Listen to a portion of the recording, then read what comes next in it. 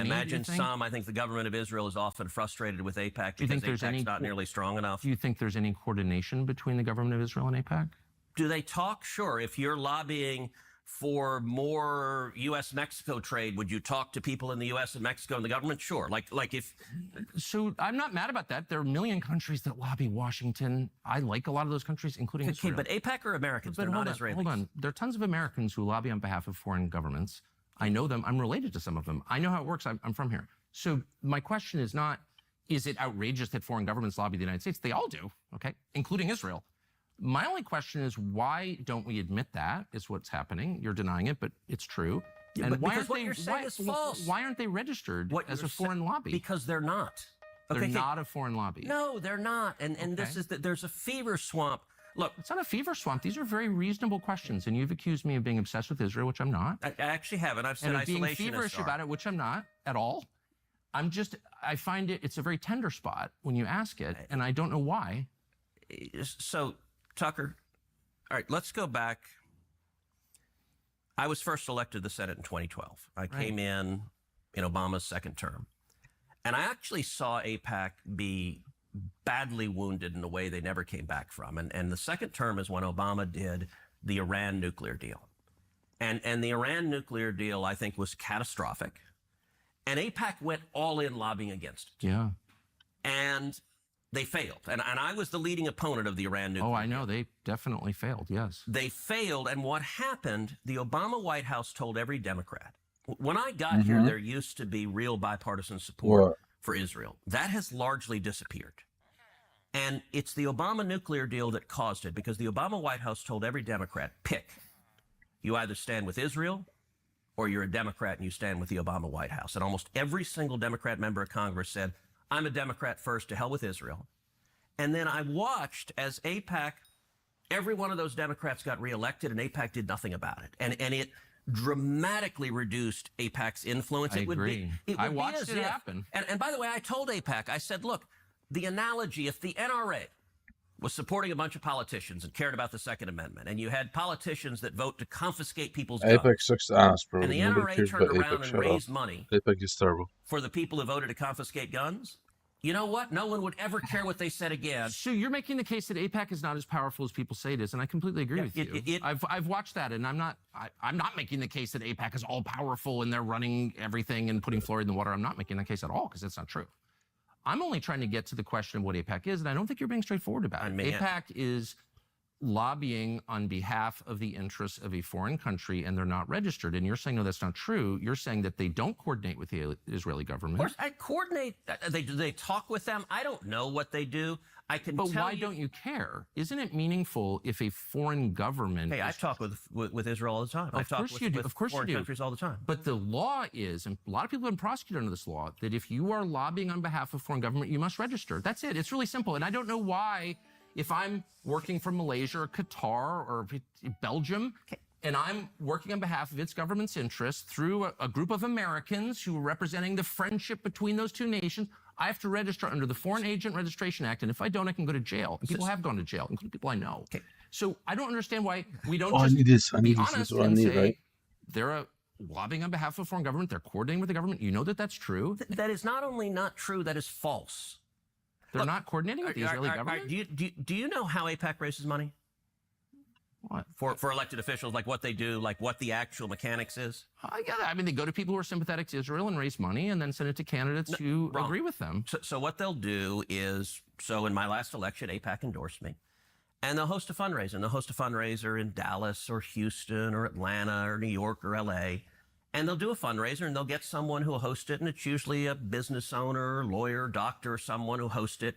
And you get typically at an AIPAC fundraiser 30, 40, 50, maybe 100 people who live in that city, right?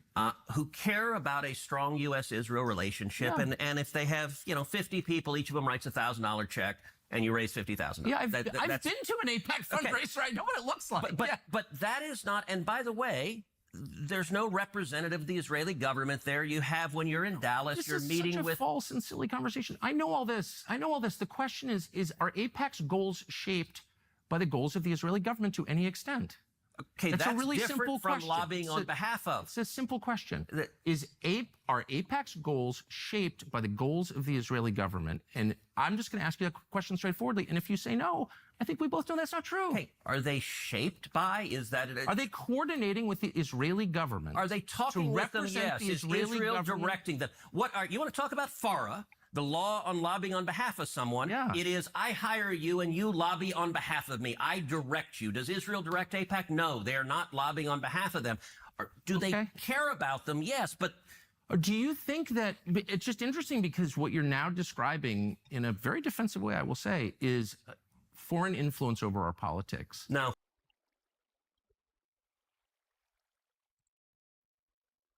On a hot summer day in 2004, an incident so strange and disgusting occurred that it's hard to believe it actually happened.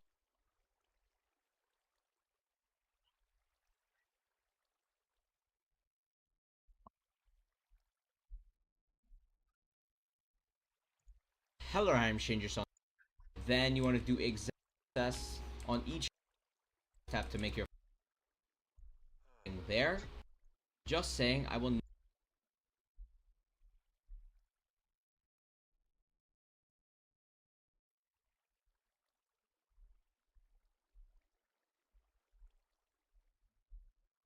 Blocks with your builder shiller, and then when you place, then you want to place 4 rows of dirt on the bottom as well, and you want to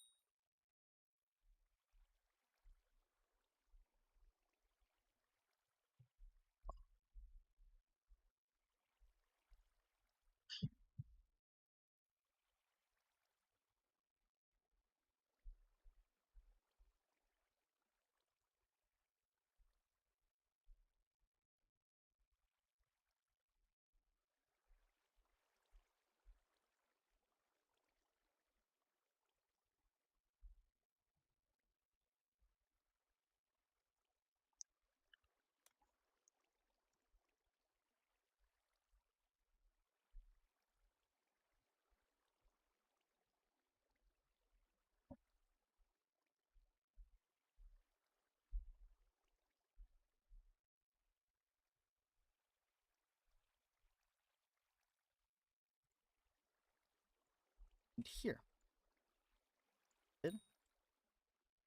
Take whatever we are going to stem, slab, first row on the other side. We're going to modify the first row the exact same way. Break all 3 stems, block, block, slab, block. And then you're going to skip this row and modify the next one over. Skip a row, next one over, skip a row, next one over. And you're going to do this until the second last row of the farm, as we don't need to modify any further because there's no more plants left to farm after this. And that's all for my melon farm. Let me know what you think of the design, and if you want any more farm build tutorials, be sure to let me know. That's gonna be it for this one. Thank you all for watching.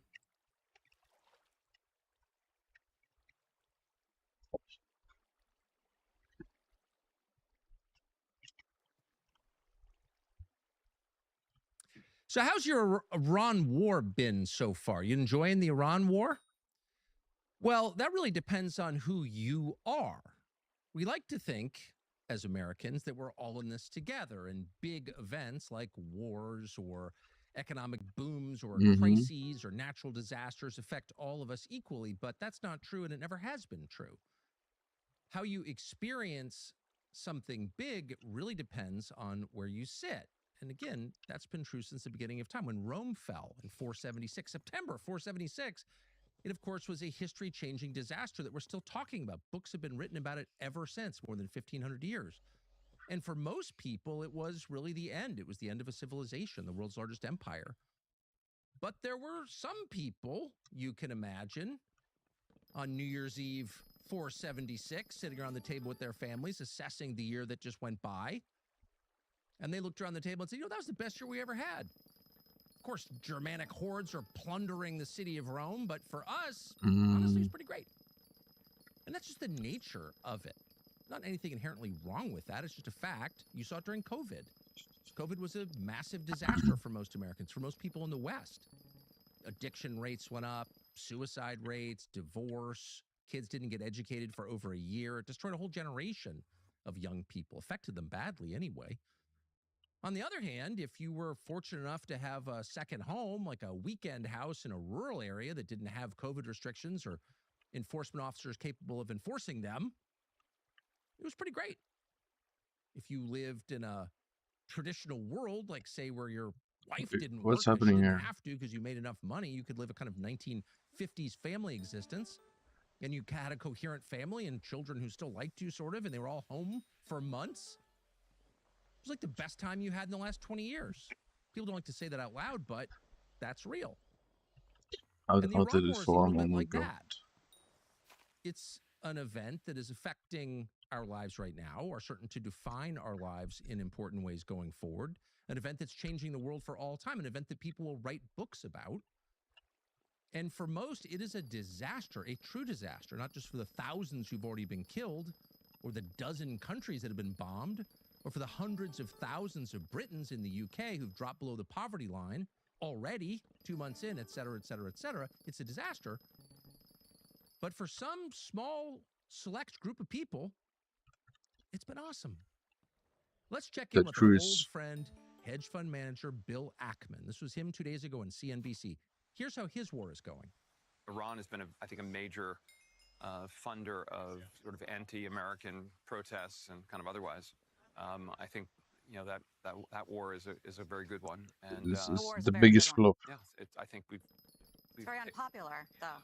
I don't know. I don't know whose surveys to trust.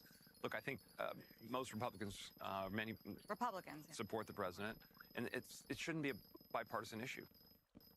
The Iran war is a very good one. Really? Says the interviewer on CNBC.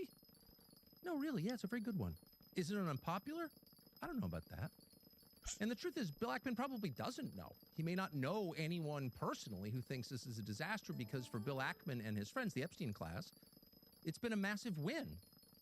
And that's been pretty obvious increasingly if you're following markets. So there's this phenomenon that people are starting to catch on to, where a certain news organization predicts serially, many times in a row, over the past 20 or so days, an imminent peace agreement between Iran and the United States. Now, that agreement has not materialized. Apparently, we're not actually close to getting one. But at the moment when that's announced, every single time you've seen a massive move in global energy markets and in equity markets, stock market, because people are betting that that will have direct effects on the value of stocks and or oil or other commodities.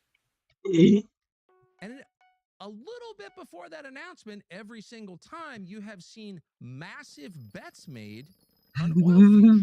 You've seen billions of dollars change hands, and you can surmise that somebody is getting rich doing this. In fact, you can be absolutely certain. Now, you don't know who. Really, the only thing you know is A, it's happening, and B, no one will ever be held to account for it. Now, how do you know that? Because we've seen this a lot. In fact, we saw it, Sure. and no one ever wants to remember this, on 9/11. Shortly before 9/11, Really? somebody put big bets in shorts against airline and bank stocks. Those are two businesses that were directly affected by the events of 9/11. Now, we know this happened because these are public markets, so there's a record of it, but we also know, because they admitted it, the FBI figured out who did it. But the FBI never got around to telling us their identities. So the largest federal law enforcement agency has known for 25 years who had foreknowledge of 9/11, and that's demonstrable because they bet against the events of that day before the rest of us experienced them, and has never divulged their identities. Now, we can guess as to why that is. Why would the FBI be protecting people with foreknowledge of 9/11? We don't know for certain what the answer is, but we do know that they are doing it. They did it, and they're still doing it. So if the identities of people who bet This against pumpkin 9/11 farm and is so shorted bad. airline stocks Oh, before I hate it. 9/11 are somehow classified on national security grounds and you're not allowed to know them, then we can bet safely that whoever is profiting from the Iran war in public I markets hate this farm. probably isn't going to get any kind of insider trading violation. Probably not. But one thing we also have learned is that these markets are much more vulnerable, susceptible, maybe based on manipulation than we ever thought. And if you think about it, that's kind of a surprise. Even people who complained about how central the stock market is to the American economy, and you can argue whether we have a real economy, if it's based on anything, that's an academic argument. But even people who thought, wow, we seem a little bit over-invested in public equities markets, kind of assumed they were real. I mean, market's a pretty straightforward proposition. I've got something to sell. You want to buy it. I'll sell it for what you'll buy it for, and vice versa. It's transparent by its nature. It's self-correcting. That's the basis of our economic system, capitalism, free market capitalism. It always finds the right level, the rational level, because it's based on the free exchange of money for assets. But that's not what we're seeing. Okay, so now. I cannot Not at all. set spawn on the... Markets are doing things you would not expect markets to do if they were behaving rationally in a free way, if they weren't rigged. You would see, well, certain commodities This prices, farm is including terrible for oil, pests. go up a lot more, and they have gold go up a lot more than it has. And yet gold and oil and other commodities have stayed far lower than you would rationally expect them to stay after 60 days of terrible news out of the world's center of global energy production. So the Strait of Hormuz has been closed for months now, in effect. And yet oil, as of airtime tonight, was under $100 a barrel. Much lower than it was in, say, 2008. That is bizarre. But it's more than bizarre. It's fake. It is obvious. It's become too obvious to deny over the past couple of months. Everyone knows. Public markets are not what they told us they were, which is to say open and free and equal for everyone to participate in. It's going to take a long time for that understanding to percolate down to the level of retail investors. But the knowledge is there, and you can't kind of deny it. That some people are getting rich from this, and most people aren't. And it's not exactly clear the mechanisms by which they are, but it's very obvious that it's happening. We're not accusing Bill Ackman of participating in this. It's not like Bill Ackman would talk down share prices in publicly traded companies to make money. Oh, wait, he's done that his whole life. But in this specific case, we have no evidence of a crime, assuming it still is a crime. But we can say with great confidence that in this, as in every other war, some people will I do really just don't know fine. how In I'm gonna fact, get they all will the seasons greatly benefit now, from because it, which this is one of the build reasons is we just keep so having bad. wars, I hate it. because they are enormously I wish I could profitable. somehow It's hard switch for normal people to appreciate that that could or possibly be change it. true. People die, innocents die in foreign countries, your own country becomes poor, your own service members die, so you can get rich. Could anyone be that dark? Yeah, and we're watching it now. So there is a part of the population that thinks this has been a very good war and isn't even aware that it might be unpopular with anybody else, because I haven't met anyone, in the famous words of Pauline Kael, who didn't vote for George McGovern, who lost very badly in 1972. We all live in our own worlds. So Bill Ackman doesn't know anyone. He doesn't think this is a great thing. It's a great war. So how's the rest of the country doing? Well, the chairman of the White House Council on Economic Advisors, Kevin Hassett, was called to the lawn today to give an account of the American economy. And that's a tough thing to do, and we say this with great sympathy and no personal animus toward Mr. Hassett at all. But here's the tape. Here's what he said.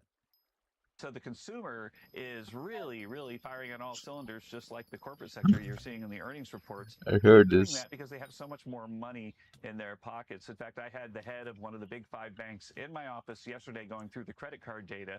And just as Secretary Bessent said, credit card spending is through the roof.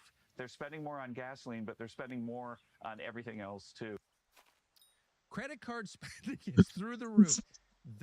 Now, again, you feel bad for the man who has to present those data to the public as if they're a win. But think about this for a second. The average interest rate on a credit card, not even a new credit card, but an existing credit card, which is to say a credit card held by someone with a track record of paying money every month to credit card companies. These are not high-risk credit cards. These are normal credit cards. The average interest rate in the United States right now is 23%. 23%. And by the way, that goes up to 36%, probably higher. Probably higher than 36%, but officially 36% is the highest rate any mainstream credit card will charge you. You could go get a personal bank loan for 11%. So you could borrow money at less than half the rate What? than you're getting from your credit card company. Holy shit. So why would anybody use a credit card and roll over the interest? 40% of American adults cannot repay their credit card balance. That's 111 million people. And they are paying, on average, 23% interest. So that's not a win. That's a a terrible sign loss. of desperation and impending poverty. And keep in mind, we are living right now in the final moments before whatever AI is going to bring us. Those data centers being True. erected in your town, the ones that you are paying for through higher energy costs, through the legacy environmental cleanup you're definitely on the hook for. Those data centers are being constructed in order to eliminate half of all American white-collar jobs. So you hate to use the hackneyed cliche, digging your own grave, but it's not entirely an overstatement at this point. Those data centers going in, destroying the landscape in your town, eating up fertile farmland in some cases, certainly making everything uglier and providing almost no jobs. Those are going up in order to facilitate AI. And the one thing, really the only thing we know about AI is it's going to eliminate half of all productive work in the United States. That hasn't happened That's yet. insane. It's beginning to That is happen. so dangerous. But all forecasts from the people who are developing it, who have every incentive to downplay the negative effects of the technology they're creating, all the forecasts suggest in the next 2 or 3 years, we're going to see economic disruption on a scale we've never even conceived of. Keep in mind that economic change always precipitates, always causes, forces political change. And if the economic change is profound and abrupt enough, it causes revolution. The First and Second World Wars were a reaction to the Industrial Revolution. Of course, Marxism was a reaction to the Industrial Revolution. But no technological change in all of history matches the abrupt and radical change now being promised by the developers of AI. So all of this, the conversation we're having about the American economy and how much money people have and how much they owe, all of that is taking place in the final moments before the economic cataclysm we've been promised by artificial intelligence. So it's not like we can wait 10 years for this whole thing to self-correct. Yeah, why are they for proud of markets this? to become This is honest bad, again, no? and for people to make a wage sufficient to buy a home and raise children. This is all happening, which is to say people are getting poorer and far more indebted on the eve of what we should all be staying up late worrying about and trying to fix. But instead, no one is worried about it in any position of authority. People seem to be wholly focused on cashing in on it. Build the 40,000-acre data center as soon as you possibly can. Get taxpayers to pay for it, in effect, by shouldering the costs of running it through higher utilities, and take as much money off the table as you can while you can. That's what it looks like. Now, maybe that's an ungenerous interpretation. Maybe there are a lot of people who are really trying to build a better tomorrow through AI, and doubtless there are some of those. But big picture, that does seem to be what's going on. And you know that because no one has explained to you how this is going to be good for you. Instead, they're telling you that borrowing money on your credit card is a sign of economic health. It's a sign that we're on the right track. We have more money to spend. That's why we're buying more on our credit cards. So people who have more money to spend buy things. People who have no money to spend buy essentials on credit. And that's exactly what is happening. Exactly. Now, some of that is a reaction to the economic changes already wrought 2 months in by the war with Iran. Some of it is the downstream effect of years of bad economic planning. Years of living in an economy where Bill Ackman makes $8 billion or something with an IQ of 105 with no track record of improving the country or creating anything. Basically just leeching off the existing system, plundering it effectively. He hates it when you say that, but he's never explained how what he does for a living is good for the United States or productive in any sense. It's merely extractive. Probably worse than lead mining. But all the gains, the substantial gains over the last 20 years have not been broadly shared by Americans. They've gone upward. Now, that's a moral problem, maybe? Probably. But it's certainly a management problem. It is a problem of governance at a certain point because it means a huge number of Americans, let's go with the 111 million, the number that can't repay their credit card debt, who have no vested interest in the system. They have a negative net worth. They don't own anything. They are living here, but they don't see a future for themselves or their families, or they may not have families, and they certainly don't own anything worth protecting. And so what does that add up to? Social and political volatility. So you would think the people in charge of the country who are benefiting the most, the people like Bill Ackman who think it's been a really good war, should go would for be her very on concerned about this, and they would not want to put any more economic pressure on this beleaguered population, and particularly on young people who seem to bear the brunt of it. Probably because they have the least political power, so nobody cares what they think. Healthy society would be totally focused on what young people think because they are building the society that will outlive the current leadership of that society. But they're ignored. So if you were thinking longitudinally, if you were thinking about what's best over time for your country, your civilization, you'd be focused on them and you would not casually add to their burden.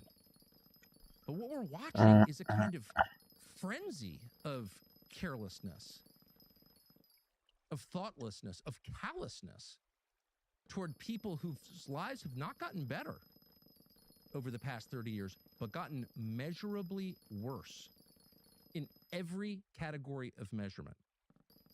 And you hate to pile on, and you hate to take the president literally, because as I've said many times, Trump is not meant to be taken literally, sort of like reading poetry. The theme is what matters. The feeling it evokes is what matters. I've made that argument. And it's often true. But at some point, particularly when you're talking about hard numbers, the prices of commodities, for example, in the middle of a war that is affecting those prices, it is worth paying attention How to the does he president's struggle with own gems estimates about it? That of doesn't the make any costs sense to me. of this voluntary war that he started at the demand of Israel. So here's the president, I think yesterday, explaining his view on oil prices. I also thought oil would go up to 200, 250, maybe 300. And I knew it would be short term, but I thought it would go. I looked today, it's like at 102. And that's a very small price to pay for getting rid of a nuclear weapon from people that are really mentally deranged. It's 100. I thought it was going to go to 200 or 300. Really? What would $200 a barrel oil mean? Well, we've never had it. We've never had and these are adjusted numbers. We've never had $200 a barrel Brent crude, period, in world history. But what would happen if we did? Well, I don't know, $10 a gallon for unleaded at the pump? More for diesel? Much more for jet fuel? What would that mean? Well, it would mean inflation, possibly hyperinflation. What would $300 a barrel oil, which the president said he imagined we could have, what would that mean? Well, it's not even worth guessing because no one's even modeled it out. No one's even taken the time to write out the formula or guess as to what effect $300 a barrel oil would have on human civilization. But you can be absolutely certain it would be the end of a lot of things that we take for granted. Certainly air travel, jobs.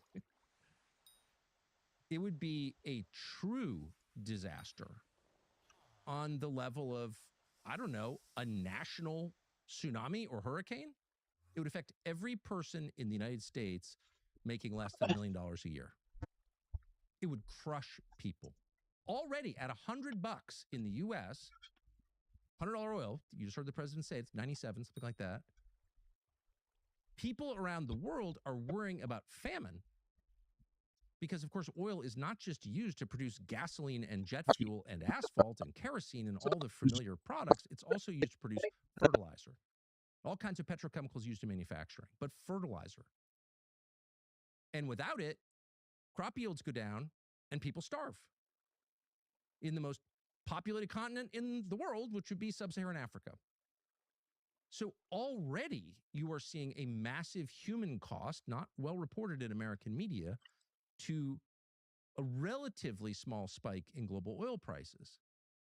And here you have the president saying, I thought it could be $300.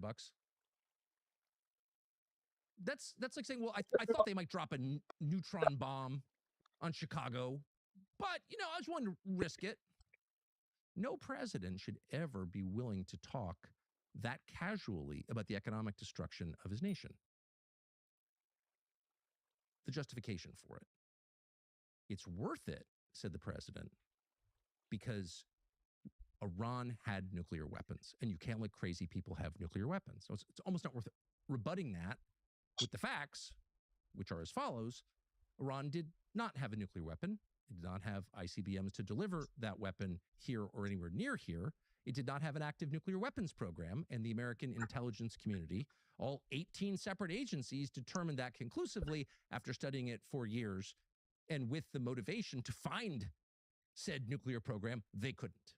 So no, Iran did not have a nuclear weapon. It was nowhere near getting a nuclear weapon, despite the lying you have often heard. That was not even an imminent threat. It was not close to an imminent threat. Yeah, we know. Despite the fact the Israelis had told us and the U.S. Congress for over 20 years that it was an imminent threat, that was a lie. But you have to ask yourself, even if it was true, would that justify destroying the American economy? Would it justify, I don't know, driving 200,000 Britons into poverty in 2 months? And that's just the opening salvo. Would it justify a famine in Africa? No one wants to say it. There are a lot of countries with nuclear weapons. You don't want any of them to have nuclear weapons because any normal person thinks nuclear weapons are bad because they are, by definition, weapons of mass destruction. That Exactly. So they are Yeah, bad as a nobody country. likes nukes. If you But like there are a nukes, lot you're of weird. countries that have them, including countries with, well, leaderships that are filled with religious extremists like Israel and Pakistan, and in a way, North Korea. And the world has been able to continue for now almost 30 years with a nuclear on Pakistan. It's not ideal. Maybe we should have done something during the Clinton administration to stop it. But we haven't had to destroy the American economy in order to do something about it since then. Of course not. And in fact, the deeper truth is that there is a kind of stability, as bad as nuclear weapons are, when rival nations possess them.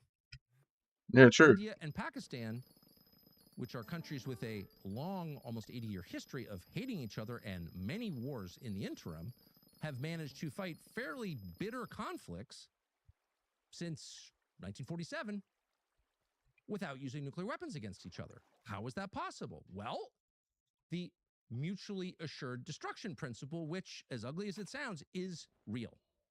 It's absolutely real. What you don't want is a nation that feels no constraints whatsoever, that feels it can do whatever it wants. It feels it can roll into its neighbor's sovereign territory and expel the population and kill people. This is exactly, we thought, the lesson of World War II. That's bad. But that's kind of what you get when you have a country that feels it has unconstrained power. It can do whatever it wants. What does it tend to do? Well, whatever it wants. And so you could at least make the case academically, even if you disagreed with the whole idea of nuclear weapons and thought they were probably inherently evil, even if you wondered where they came from in the first place, even if you had dark suspicions about the genesis of nuclear weapons, and some of us do, you could still make the case on a pragmatic basis that, look at the effects. Look at the effects. They are less bad than this. So that's the explanation from the president. You can see why an administration that had higher levels of support from young people a year and a half ago than any Republican in memory, young people came out for Donald Trump to vote for Donald Trump. Why did they do that? Because they are dissatisfied social media. With the system as it is. Oh, it's social media, 100% social media. They didn't care to vote, but it's social media. Here was one man strong enough to stand up against that system. They tried to put him in jail. They tried to impeach him twice. Here was a guy who understood what he was up against and would take it on and was brave enough to do that. And a year and a half in, what they've seen is a guy who got in office and immediately took the side of the people who persecuted him. For the preceding 8 years, he took their side and became their most valiant champion and began to persecute their enemies as he himself had once been persecuted. He switched teams. And they look at this, and they may not understand all of the details, but they look at this. He's not wrong. He did actually and they feel betrayed. And that is obvious from the polling numbers. And these are polling numbers that are so stark that you can't actually lie about them. You can't spin them. Donald Trump's drop in support among voters under 30 is precipitous. It's off a cliff. And there are a lot of reasons for this. The Iran war, the refusal, as it should be, the Epstein files, the mounting debt that most of them carry. How's your average 27-year-old, 5 years out of college? Hundreds of thousands of dollars of debt from this 4-year college that was supposed to make the difference between getting ahead and staying in your hometown and stagnating in some dead-end job. That kid likely has a negative net worth 5 years out of college. And in many cases, they're told point blank, we can't hire you because of how you look. How do you think kids like that feel about Donald Trump? Well, you should talk to some. So at this point, you have to ask, what's the solution? What are this is like my that, thing. Like, like that, I don't young think people, studying for many years is really worth it. What are they looking for? Am I crazy with that? Well, probably what all people are looking for. Honesty. Am I crazy with that? Decency, It just doesn't feel worth it at all. a sense of humor. You're better off just working a normal willingness wage to job, actually stand up and fight entrenched power. like a decent wage job, That's what they're looking for. and who do they look to? then Well, there aren't save many. money. One of them is a guy called Thomas Save a Massey. lot of money for your He's a member future. of Congress from the Commonwealth of Kentucky. Then spend Not the money most and important take state in the credit union. loans. I don't know. Not one you hear about too much. He's a member of Congress, one of When 435. you don't even have income You may have heard his name. and Why? you're studying. I don't know. Thomas Massey is, in his district, and probably nationally, but certainly we know for a fact in his district, the most popular person among young voters. 80% approval rating among young voters. Why is that? Well, once again, because Thomas Massey has made good on the promises that Donald Trump made to the nation, to these very same people who supported him in 2024, and he's stuck with it. Thomas Massey is a better standard bearer for Trumpism, for the America First ideology that Donald Trump ran on 3 times, than Donald Trump is. A far better spokesman for that, because he has not changed. And moreover, he's a thoroughly decent man. Cheerful, kind, loves his family, his children love him. He's self-reliant. He is, in short, the American they told us we should aspire to be. A man who doesn't brag about himself, who says what he means, who stays true to his word, and who, in the end, if it all falls apart, could take care of himself and his family. That's the American ideal. And that is Thomas Massey. That's not fake, that's real. And that's obvious in the way that he behaves in public as a member of Congress, and it's obvious in the way that he lives at home in the farm he lives in the house that he built with his hands. He is the man you want your son to be. And so you would think at this point, Thomas Massey would have the full support of the Republican establishment in Washington. Oh, no, just the opposite. Thomas Massey has like 3 allies in the House of Representatives. A lot of people who like him personally, but only a very few who are willing to support him publicly because he has become the #1 enemy of the Trump administration. Well, how did that happen? How did a guy who ran for office on a clearer, more precise version of Trump's own platform, who had 75% approval in the last election from his own voters, how did that guy become the #1 person the Trump administration wants to destroy 13 days from today in the Republican primary in Kentucky? How did that happen? Well, there are a lot of reasons, but it seems pretty obvious this all began in this room on this show almost exactly 2 years ago in a 2-hour-long interview we did with Thomas Massey about a bunch of different topics, including his off-grid homestead that he built with himself, his own hands. Damn, that's sick. He, at one point, described the experience of serving in Congress and being asked to carry water for a foreign power, Israel. Now, Thomas Massie has never been hot on the topic of Israel. Thomas Massie probably hasn't spent 20 minutes in his entire life talking about Israel or thinking about Israel. He doesn't hate Israel now. Its leadership, Israelis, he's kind of agnostic on the whole question, even now.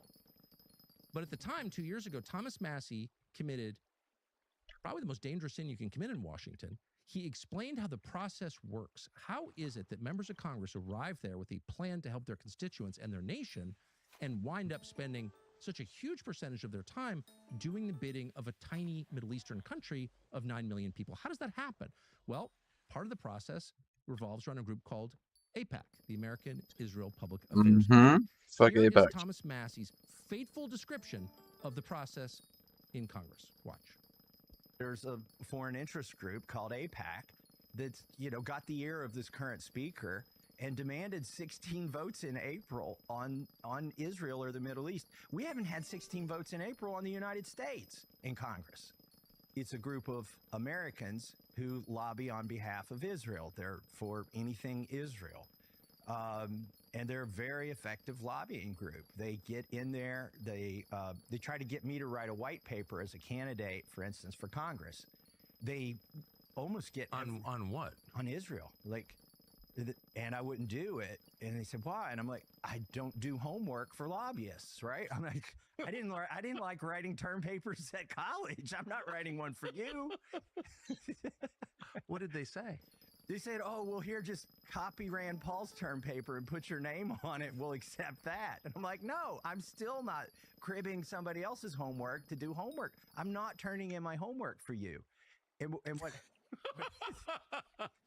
I mean, you're laughing, but you know what? I bet I may be the only Republican in Congress who hasn't done homework for AIPAC. And it's just what it is. It's conditioning. They want you to do something very simple and benign, and for them, they don't really grade your term paper. They just want to know that you'll do something for them, and if you'll do something for them as a candidate, you're more likely to do something for them as a congressman when you get in there. You will never hear the Israel lobby describe more precisely the humiliation rituals included, which are a key part of the process. Debase yourself, and then you serve us always. But you'll never hear it described more precisely, but also more good-naturedly. Massie isn't mad. He finds the whole thing hilarious. I'm a member of Congress. I'm not doing homework for you. And he laughs. And he means it. And his cheerfulness is real. It's not a pose. He's not angry at AIPAC. He's just not playing along. He's an American. He doesn't have to play along. Get out of my way. Stop. He smiles, moves on to the things he cares about, like keeping the United States from going bankrupt. That is the way. That is the way right there. That reveals a total unwillingness to play along with someone else's charade, to become someone else's servant or slave without any hatred at all. Thomas Massie isn't mad because he knows he can't be controlled. He's not a rich man, but you can't bribe him. He has everything he wants. He's not mad at you. You've got your agenda, but he's not going to serve it under any circumstances. Go away. Because Thomas Massie is not a hater, because his position is rooted in principle and good-natured cheerfulness and American self-reliance and decency, and that's so obvious to everyone who watches him, he became the number one threat. And next thing you know, the president's favored political consultant, Chris LaCivita, is tweeting that Thomas Massie is, quote, garbage. Garbage? You just call that man garbage? A political consultant has the brass to call that man garbage. A guy who literally sells his allegiance to whoever will pay him is calling that man garbage. Yes. Now, why would Chris LaCivita say that? Well, because he's been hired by an Israeli called Miriam Adelson, a woman who was married to the late Sheldon Adelson, who made billions in the gambling industry, now mostly in China, who was one of, if not the single biggest contributor to Donald Trump's campaign last time. Now, she may be an American citizen, but she was asked point blank by the president on camera, what country are you more loyal to, the United States or Israel? And she indicated very clearly Israel, which is her right, of course. But she kind of, in stating that, gives up her right to influence American politics. People with loyalties, self-professed loyalties to other nations, should not be involved in our politics. They certainly shouldn't be central players in our politics. And yet now she is, as she was in the last election. Miriam Adelson, who it's not clear has ever been to Kentucky, is spending through Chris LaCivita, the president's political consultant, who has decided Thomas Massie is garbage, human garbage, whatever it takes to take the seat away from him because he committed the crime of describing how things actually work in the U.S. Congress. And that cannot be allowed. And as a lesson to others, future Thomas Massies, anyone who gets the idea that maybe I'll get to Congress and tell the truth about how things actually work, maybe I'll put my own country, my own community, my own people ahead of other concerns that have nothing to do with this country or its people. Maybe I'll let those people know, don't bother, because you'll be crushed. You won't win, and if you do, there'll be Chris LaCivita out there calling you garbage, attacking your wife, as they have, spending tens of millions of dollars against you just to make sure that no one else tries to be you ever. All of which leads to where we are right now, which is a moment where a Republican congressional primary in Kentucky is the single most important political race of the year. Because if they are successful in doing this, crushing a man, defaming a man, slandering a man, attacking his family, purely for the crime of telling the truth about them, about how they operate, about the nature of the Epstein class, then you have to wonder, why are we voting in the first place? What is the point of all of this? Is there a reason to participate in the process? If in the end, some Israeli casino lady can come in and just determine the outcome with Chris LaCivita? That's not democracy. It's not even a poor facsimile of democracy. It's just straight up teeth-bared oligarchy. It's shut up and obey. It's a foretaste of life under AI.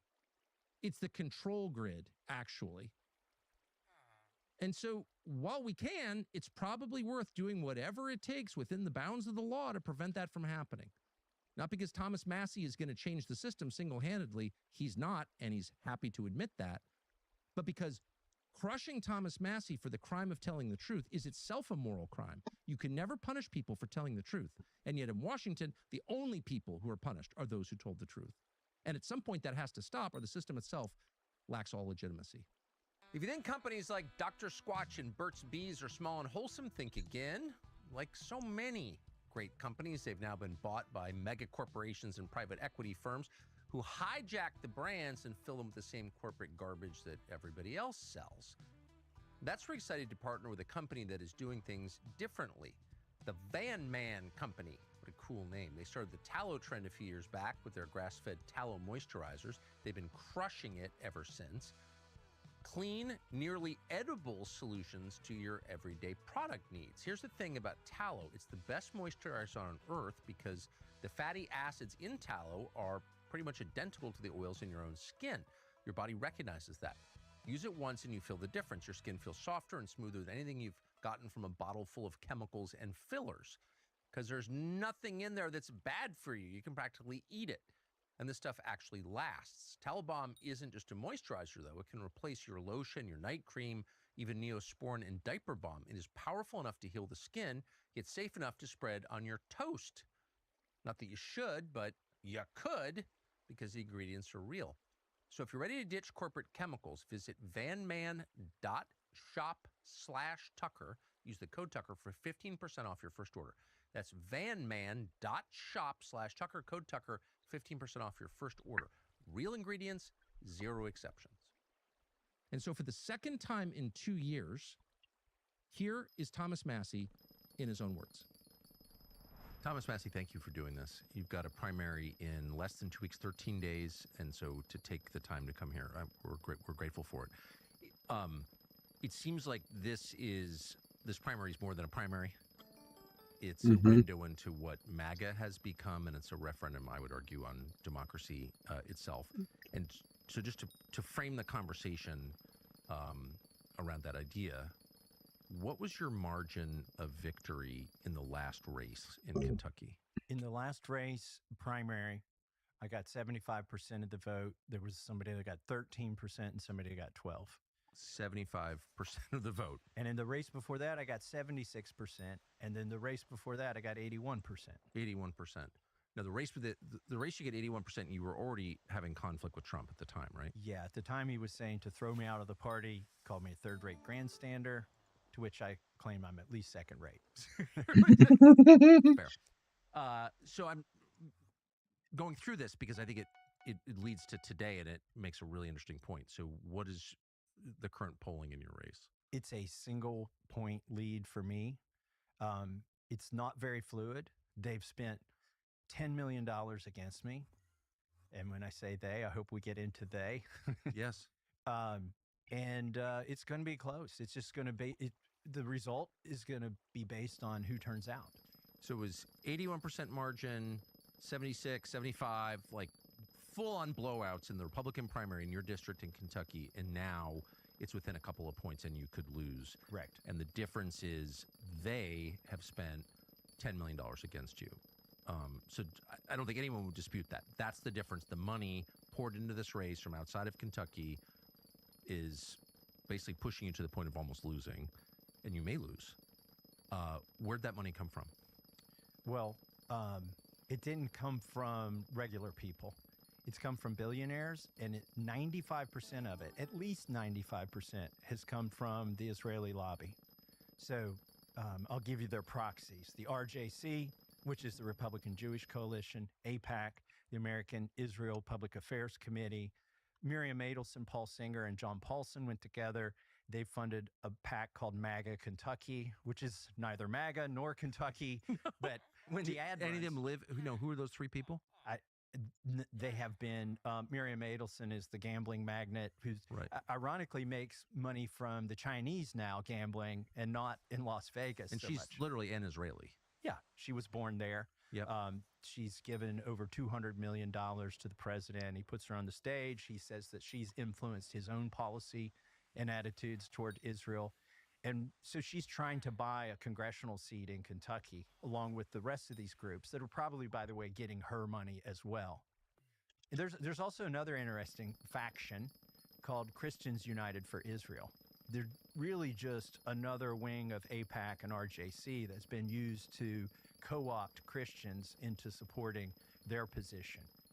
And their position is more war, it's more strife, it's more bombs, it's send more foreign aid, and those are the things that I've been voting against. So the real reason that this race is a serious race and I may lose is because a foreign lobby has fully funded to the extent that they've never done in any Republican race ever before my opponent. It's interesting because I don't think of you as an opponent of Israel or a hater of Jews, an anti-Semite, a man with hate in his heart, or anything. I don't think those topics have defined your terms in Congress so far, have they? No, you can't go find even a xenophobic tweet or Facebook post from me in my entire life. I'm the least xenophobic. I went to MIT, which is a real melting pot of different nationalities and races and ethnicities. And it was a meritocracy. And that's what I'm used to is just, come to me with your ideas. I don't care what color your skin is or who your parents were. And let's talk about things. But it turns out that I've never voted for foreign aid. And in fact, For Israel? For Israel, for Egypt, for Ukraine. For anybody. For anybody. In fact, I've offered in 2013, I had an amendment to defund the foreign aid to Egypt, which seemed like a good idea at the time because they were in the middle of a coup. This is how ridiculous our foreign aid is. We didn't even know who was going to control the capital. There were tanks in the streets. And we didn't know who the leader was. And my colleagues insisted on sending the billions of dollars to Egypt anyway. The question is, who's going to cash the check when it gets there? So I've got a complete track record of voting against all foreign aid. But it turns out there's one lobby that's very upset about that, and that's the Israeli lobby. And so you're right, this is a referendum. It's a referendum. The question we're putting to the people is, are you going to let a foreign country or lobbyists for that foreign country buy a seat in Kentucky and displace the one congressman who will tell you what's in the bills, who will explain his votes? I explain all of my votes, especially on controversial bills, on social media to where anybody can see. So your position is that it's not your position as much as it's the fact you're willing to disclose what's actually happening behind the scenes. Correct. So to add evidence to that claim, the last time you were on this show was almost exactly 2 years ago. It was a little later in May, I think. You had just won your primary, 75%. Yes. And so you decided to come up here, and we have this amazing conversation, mostly about you and your life and the self-sufficiency with which you live and how you built your house. And it's an amazing story. We're going to repost that video soon because I want people to see it before the primary. But in the middle of that conversation, you said, yeah, there's this group called AIPAC, and here's how they go about corralling support in the Congress. And they have minders that follow you around. And I just don't hate Israel. I don't support foreign aid to anybody. And I don't have an AIPAC minder. And I remember thinking, boy, I've never heard anybody explain how this works in the way that you did. I felt like that conversation was a pivot point in your political life. It was. And you know what's interesting? In the 2 years that have transpired since then, not one of my colleagues has said I'm wrong, right? Did anybody come out and say, oh, he's full of it? I don't have an AIPAC person that I go to dinner with every time they come to DC and back in the district. Nobody said that. They all have an AIPAC person. Now, some of them may not, know it's their AIPAC person, but they've all got an AIPAC person. And by the way, I have a lot of Jewish friends. And since that interview, they joke that they're secretly my AIPAC person, right? When in fact, they're not. But it wasn't just that you voted against AIPAC's priorities, or some of them anyway, which you did, because there are people who have done that before. But you described and you opened to public view the process. You pulled the curtain back. Correct. And that was the crime. Right. The crime is transparency. It's not obstructionism. Because the votes they're most upset about me for were 420 to 1, or 421 to 1, or 410 to 5, right? Like, show me in any of those cases where my single vote out of, 435, if everybody had been present, was obstructionist. It wasn't. What happened, though, is people said, who's the one person that voted against that? And then they go to my social media, and then they read the bill, and they're like, what the hell? Why did my congressman vote for that? What are the other 420 smoking, right? And so, or what are they getting for that vote? Why did they take that vote? Why were they intimidated into taking that vote? And that's the problem that I'm causing this foreign lobby, is I'm causing people to ask questions for the first time. Who is my congressman's AIPAC person, for instance? How much money do they get from AIPAC? Why did they vote for that bill that bans passages in the New Testament, that infringement on the First Amendment? Now, we care about supporting companies whose values align with ours. We do not want to shill for sleazy companies. It is better to give business to like-minded Americans than people who hate us. That's our rule. And that's one of the reasons we like Charity Mobile. When you make the switch to Charity Mobile, the company sends 5% of your monthly price plan to pro-life, pro-family charities of your choice. That's millions of dollars and counting sent to pro-family philanthropies. Okay, you're probably thinking, that sounds great, but Charity Mobile must be super expensive to pay for that. But no, they've literally never raised their mobile plan prices, and no plan exceeds $50 per month. Charity Mobile is a good company with good service and good prices. So it's all good. Switch today and try it. Keep your number with a compatible phone, no compromise on quality, and support a truly great company and a good cause at the same time. Promo code Tucker to get a free phone with free activation, free shipping, and a free gift with every new line of service. Visit CharityMobile.com/Tucker. So because you revealed that, you got this /Tucker swarm of big donors laying down big money to get you out of your seat. And you said basically it revolves around three: Paulson, Singer, and Adelson. have they described why they're doing this? Why would a casino magnate or a hedge fund manager, private equity guy, distressed debt buyer like Paul Singer, like why would they care what happens in a Republican primary in Kentucky of all places? It's to silence me. It's so that I shut up. Look, if I lose on May 19th, I'll be out of Congress on January 3rd of next year.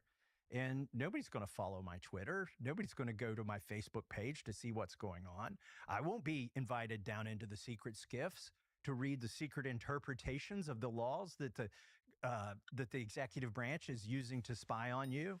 I'll be gone. The one whistleblower, if you will, in Congress will be gone. And let me tell you who's on the other side of this, who's funding me. I've got, and this is miraculous. I think, you called it a referendum. I think it may be a movement within the MAGA movement is what we're seeing, because I've got over 33,000 donors and the average donation is less than $94. These people, they don't have a lot of money to give, but they can't be intimidated, right? By the White House. They can't have their environmental permits pulled on a big data center. The government of Washington, D.C. doesn't have that kind of leverage on individual normal people. So those are the people who are funding me in this race. And if you want to be one of them, you can go to MasseyMoneyBomb.com. MasseyMoneyBomb.com. Yeah, because we've raised almost $200,000 in the last 2 days just by going out there and saying, help me fight back. We've got to have some ads to run against these billionaires. So what do you think the full money breakdown is? And without getting boring about it, I don't think people understand exactly how these campaigns are funded. So you can send money to someone running for office, but there are limits to how much you can send. You can send to something called a super PAC, and there are no limits at all. So it's hard to kind of figure out, isn't it? Exactly how much is being spent? Yeah, I think it'll be after the race when people finally are able to compile the spreadsheets and look at the money.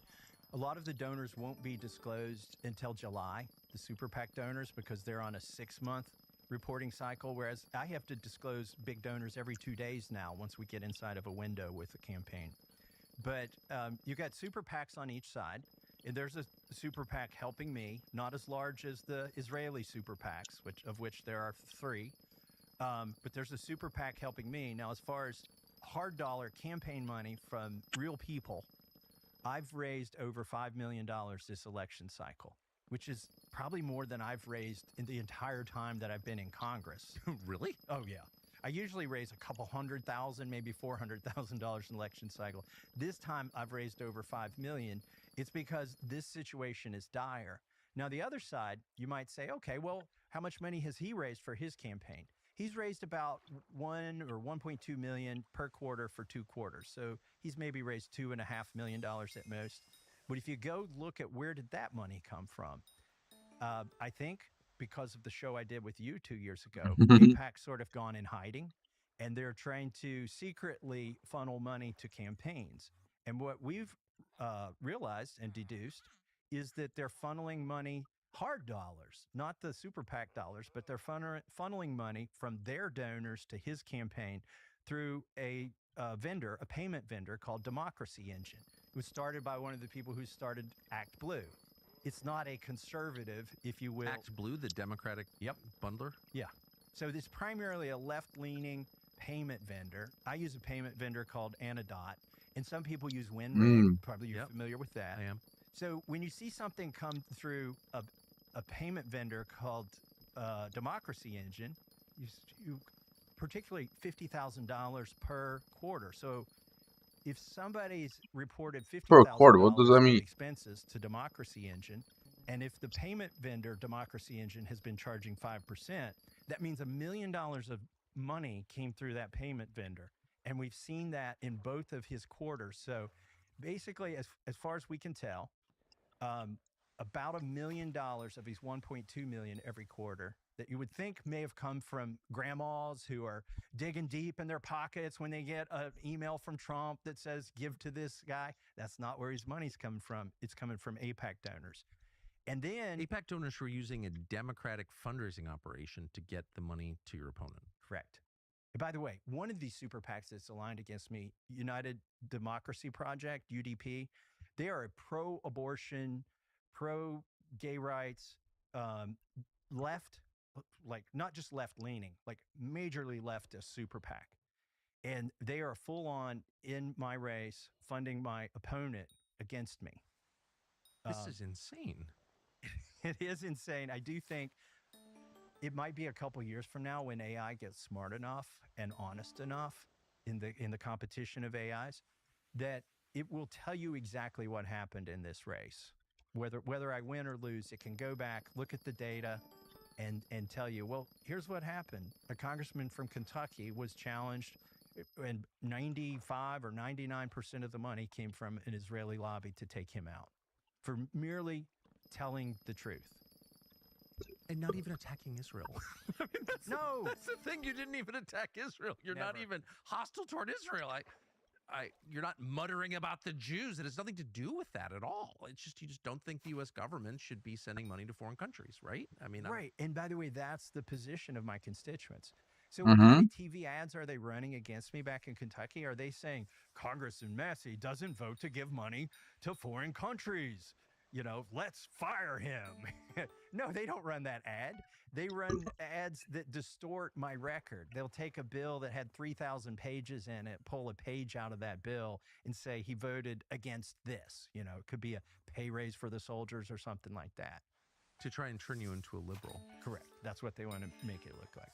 Which is hilarious. By the way, if I could make one reform to Congress, so I voted for balanced budget amendment. I voted for term limits, but the biggest constraint, the most helpful thing for our republic would be if every bill had to address only a single issue. Amen. Amen.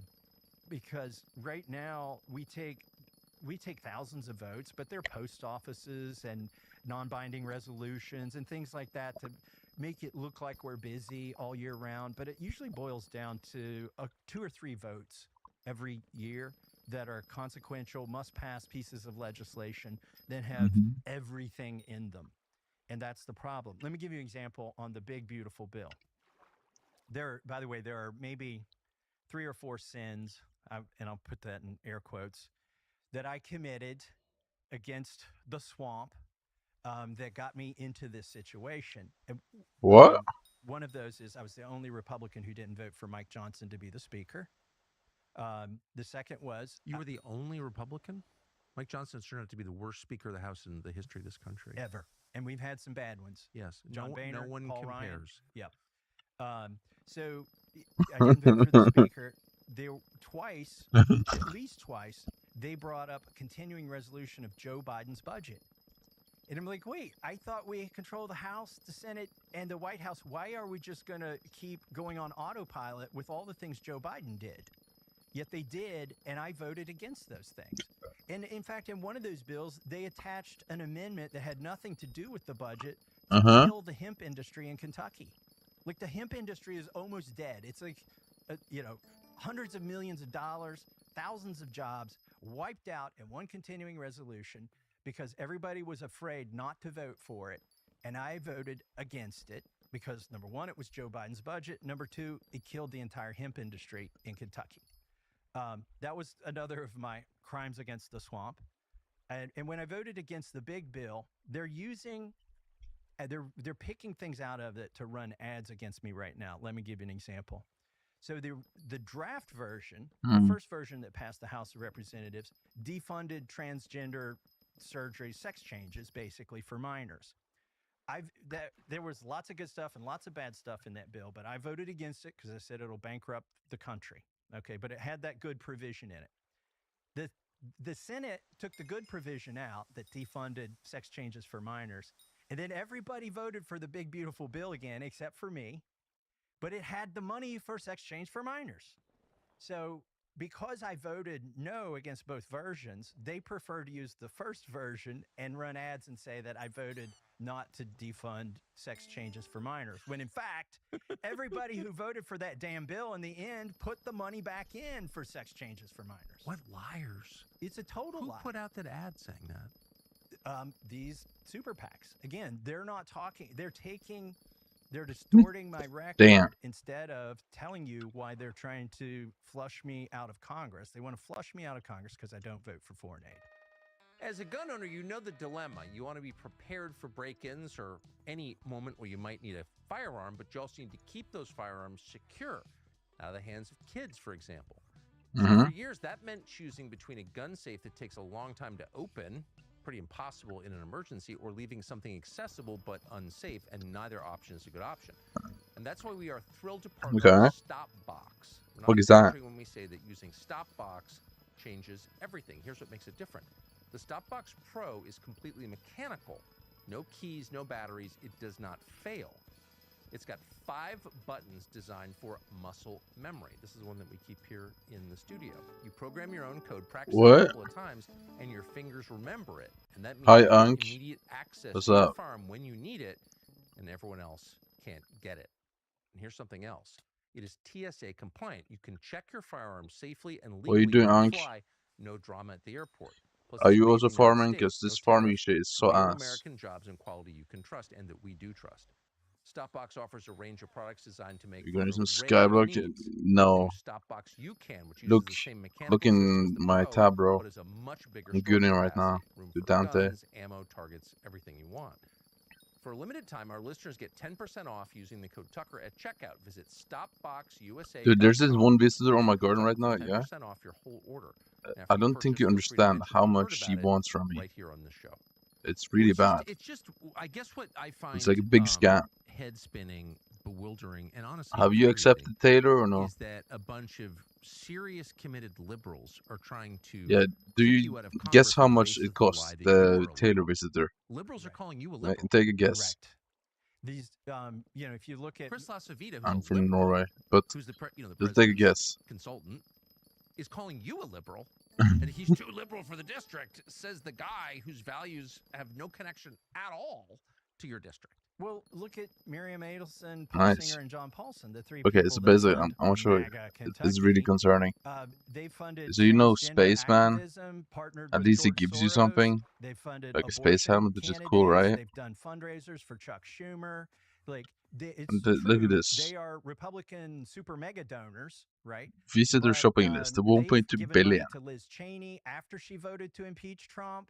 And now they've cozied up to Trump. And this is what she gives. They're influencing foreign policy of the United States and trying to take me out. They're controlling foreign policy to the United States. Fast food barn skin. Resolution of the big question. I'm sorry. What do you think the total your opponent has received both directly and on his behalf to the super PAC is? I think all in, they've spent about $10 million, their super PACs and their campaign. All in, we've probably spent about $8 million so far, and I would guess all in by the time this is over, there's going to be $30 million. Yeah, it's terrible. This new event is basically the worst thing ever, bro. It's so bad. Nobody enjoys it. It's just annoying. It's slop content, and it's trash, and it's bad, and it's terrible, and it's trash, and it's bad. Have you done it? In the United States for Congress, but I believe the fees, I mean, bro, it is just physically impossible to do it. Absolutely incredible to me. The commercials have commercial breaks in Kentucky now. There's so many damn commercials. So I just saw a spot they put up, and you tell me who. What do you mean? No, it's insane. What? AI generated video. So you haven't done it? Omar and oh, okay, yeah. So I don't know why they haven't buffed the drop chances yet. With both of them. It doesn't make any sense to me. Got the same politics they do. Yeah, it's a 30-second spot created with AI. There's a disclaimer. Because here's the thing, right? In font look at that this. Nobody over the age of 65 can possibly see on the TV that says it's. So AI. I have 400 hours on Garden, right? At all. It looks like a real. And I have maxed everything on Garden, apart from this new update. Hand in hand with the two of and them, I would need to over double that playtime just to finish this trash update. And uses the word thruple. I'm hoping like, why do they keep adding stuff to things I already finished? I don't know. Why do we need to add stuff to farming? Like, stop with Garden. Nobody cares. Rubber stamp their puppet for Israel into it's just fucking Garden updates, and that's it. It's Garden and mining updates, so we haven't even and that's Skyblock for you. Running against you. Not that I guess it matters. And then also buffing drop chances and lowering prices of old stuff and adding RG meters. He served in the Navy SEALs. I guess I forgot to mention that. he's a Everything needs an boomer, RNG meter. originally Everything needs a from pity. Kentucky, and he looks great on paper. But the Rank president and BV. says he's from Central Casting, and What that do you he's a mean? warm body. And I don't think the president understands those are not like terms of endearment. And the most interesting. Like that's true, Wait, though. there's Here's this the most Bedwars interesting rank? thing. Yeah, he is a warm body, and he may be able to fog a mirror, but he can't Oh. put 3 sentences together. His own commercials don't even have him talking to camera. He's turned down 8 debates with me. In 2 of these debates, or televised debates, they went ahead and had the debate, and Yeah, I I know. went and debated the moderator. Why don't you just because buy I'm it? comfortable What? with But what he's accepted no debates with you at all? 0 debates. And conventional wisdom is if you're me, if you're the incumbent, and you're ahead, even by a small amount, that you should never debate the challenger because you're just giving him a platform and giving him some notoriety and status to speak and a chance to take you out. I'm willing to debate this guy anywhere. I've said I'll let President Trump moderate the debate and I'll still win it because this guy doesn't know what he believes in. He won't fill out any of the questionnaires from the pro-life groups, from the pro-Second Amendment groups. Those are sitting in his basement. As we He can't guess. won't tell anybody where he stands. Is he for exceptions on abortion? Is he for I mean, red I don't flag have gold on laws? this Because account now. those are the president's positions. So he's caught in a I'm tough out of gold on this position right account, so I don't now. know. And he's not really. My other He account doesn't has have an gold, but ideology, I for don't some think. reason I In cannot fact, log onto he it. was It in the doesn't let me Republican swap. Party So until 2016 when Donald Trump got the nomination for president. My opponent left the party for 5 years while Donald Trump was president. He wouldn't even call himself a Republican while Donald Trump was president. When Joe Biden won the election, that's when my opponent came back after Donald Trump lost and called himself a Republican again. So he's got a lot of questions to answer. So they why? found I kind of a wish I had no liberal rank. guy But at the who's same time, taking I don't money know. from liberal guys Having warps is pretty to good. beat- I know you call yourself a libertarian or whatever, but I mean, conventionally, you're one of the most conservative America First candidates the Congress has had in my lifetime. So basically, you're running against a liberal. Yes. And let me talk about the association of my donors and his donors with Democrats. So they started saying, oh, Massey's taking money from people that also give to Democrats. So we went and we did a core sample. Yeah, I We guess. looked at the people who give me Yeah, I money. guess that And we warps looked at thing all the is the max worst. But donors. Turns out for warps, you need MVP 37% plus, and that's like of the people $30 who've donated to me have or also 40. I given don't to know. Democrats. We went and looked at his numbers. It's 85% of his donors have given to Democrats, and it's because it's a core sample of AIPAC donors. And that's why you've got 85% overlap in his donors with Democrat donors, is because it's just a core sample of AIPAC. In fact, he's given to Lindsey Graham. Actually? Yes. Like $500 or $1,000. Like he was so inspired by Lindsey Graham that he gave him his own personal money, not from his campaign, before he was campaigning. And think about this. He's promising to be a rubber stamp for the Republican Party. This is the main charge that's been leveled against me, that I don't. Are you begging and Bedwars have won? I vote with the party 90% of the time. But listen, there's 10% of the time where I don't care who the president is, I'm not going to change the position that I promised to take to my constituents. So, for instance, when the party votes for warrantless spying on Americans, I don't vote for that. When the party votes to warrantless spying on Americans. Yes. And by the way, in all of these circumstances that I'm going to describe to you, where I don't vote with the party, I'm actually taking a position that Donald Trump had less than 2 years ago. He was against the Foreign Just Intelligence make like a Surveillance fake Act sub being used story, to and spy I know on it works. Americans without a warrant because it was used against him, he found out. So I'm sticking with that position that you need a warrant, that the Fourth Amendment hasn't expired to the Constitution when they're covering up for pedophiles. Look, the president's own children, the vice president, the FBI director, and the president himself said that they would release the Epstein files. And now I worked harder than anybody else to get it done and got it done. And that's part of the 10% where they say I have betrayed the Republican Party. Because you voted to disclose Epstein's crimes. Correct. So it's now a core tenet of the Well, Republican I don't know. Party My that you have stream to is kind hide of the dead. crimes of I'm a just left-wing farming, Democrat and I'm not who's really touched your talking that kids. much It seems to be. because I'm And exhausted. the president himself has said it's a hostile act. This was before he signed my bill. He ultimately did agree with me, and now it seems like The First Lady agrees with me that Jeffrey Epstein did not act alone, and the files show that he did not act alone. And you've got a prince who's lost his title and been indicted. You know, I the know that British you Prime think it Minister to the is. United States. You've got the former Prime Minister of Norway, the Minister of Culture in France. I don't know. There's accountability. All those people have been arrested or indicted or being Well, the investigated. people I know, but they would just nobody in the gift you United if you were States. friends with them. They wouldn't just Where give you Jeffrey a rank Epstein for no reason. lived and worked. Yes, where he spent 99% of his time. Even the U.S. Virgin Islands is part of the United States, where Epstein Island is. I just want to linger on this. I mean, there's so much to talk about. I just want to linger on the Epstein question. So, why was that important to you to push for disclosure? So there's a Like, claim that if you just want buy a President P rank, Trump was isn't president. it I would super clear easy that up. to You can go buy? find Isn't it on my like social media $5, bro? At least 3 times where I posted about it.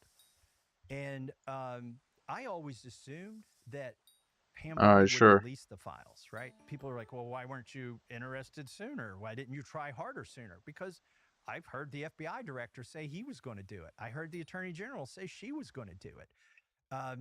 And then I found Bro, out the Sweden is writers not were a this farce. poor. Like, what I are you serve doing? on the Judiciary Committee. Sweden is not This this poor. is the committee that Jim Jordan chairs, which, by the way, has authority over DOJ, the Attorney General, for instance, and FBI.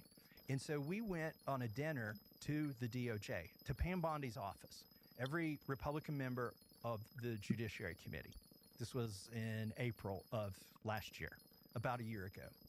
And I told Jim Jordan on the way over, he said, everybody gets one question. You can ask the Attorney General a question. I said, I want to ask her about phase 2 of the Epstein files. Would that be too confrontational? And Jim said, I'm not going to tell you what you can and can't ask. Go ahead. So I was one of the first people, as we finished dinner, to ask a question. And I asked Pam Bondi where the rest of the files were and when would they be released. And she said, there was nothing left but child pornography, and nobody wants to see that.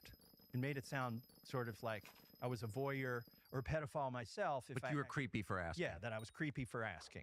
What? And so I didn't ask any more about it. And then I saw in the news as things played out, the story kept shifting. And I said, well, there's some there.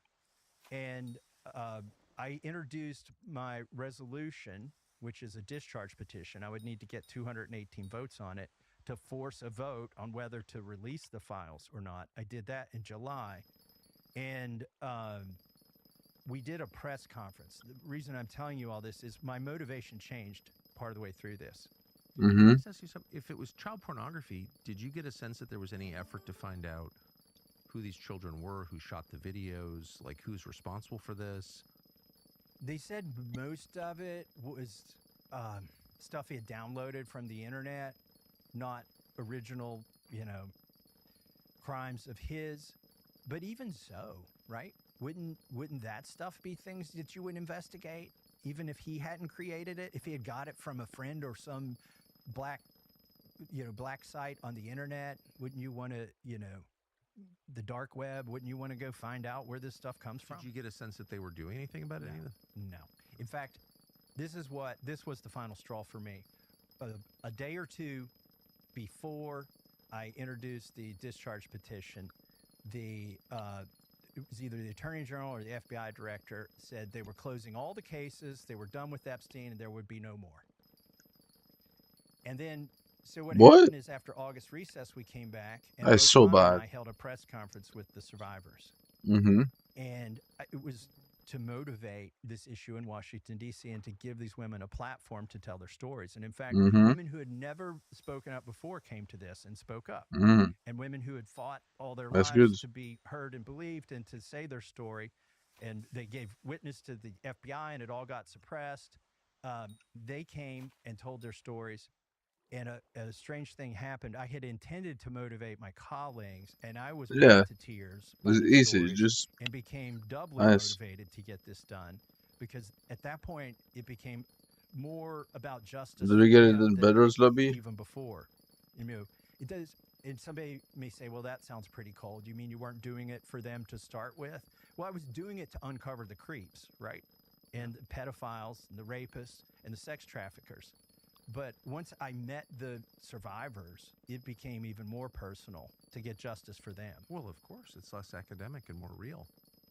So then you initiate a discharge petition and to force a vote on this. And what was the response you got from the White House? I mean, did you spend long to get it? At least a dozen co-sponsors on my Epstein Files Transparency Act. And I thought, well, I'll get a dozen Republican co-sponsors. I thought, well, this will be easy. I've already got a dozen who will sign the discharge petition.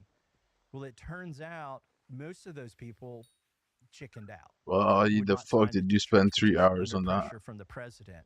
In fact, I ran into You know, minimum wage. You could just be working and you could have MVP plus in that time.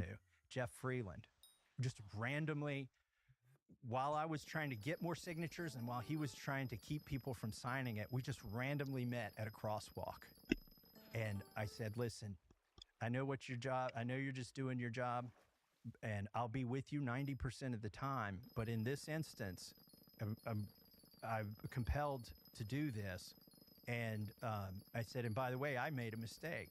I got co-sponsors on this bill, so now you got your whip list. I know you're going to the 12 people who originally co-sponsored it. If I ever do this again, I'm not getting co-sponsors and showing you my roadmap. And there was mutual respect there as two people working on two different things. He said to me, you're moving too fast for me. Like he couldn't keep up. There was only one of him, and I was moving around and getting people to put their names on it and getting people not to take their names off. By the way, I have to give credit to the three bravest. There's nobody, if I go back to Congress next week, somebody comes up to me and says, I saw you on Tucker Carlson and you didn't say I was brave, I'll say, too bad, because you weren't.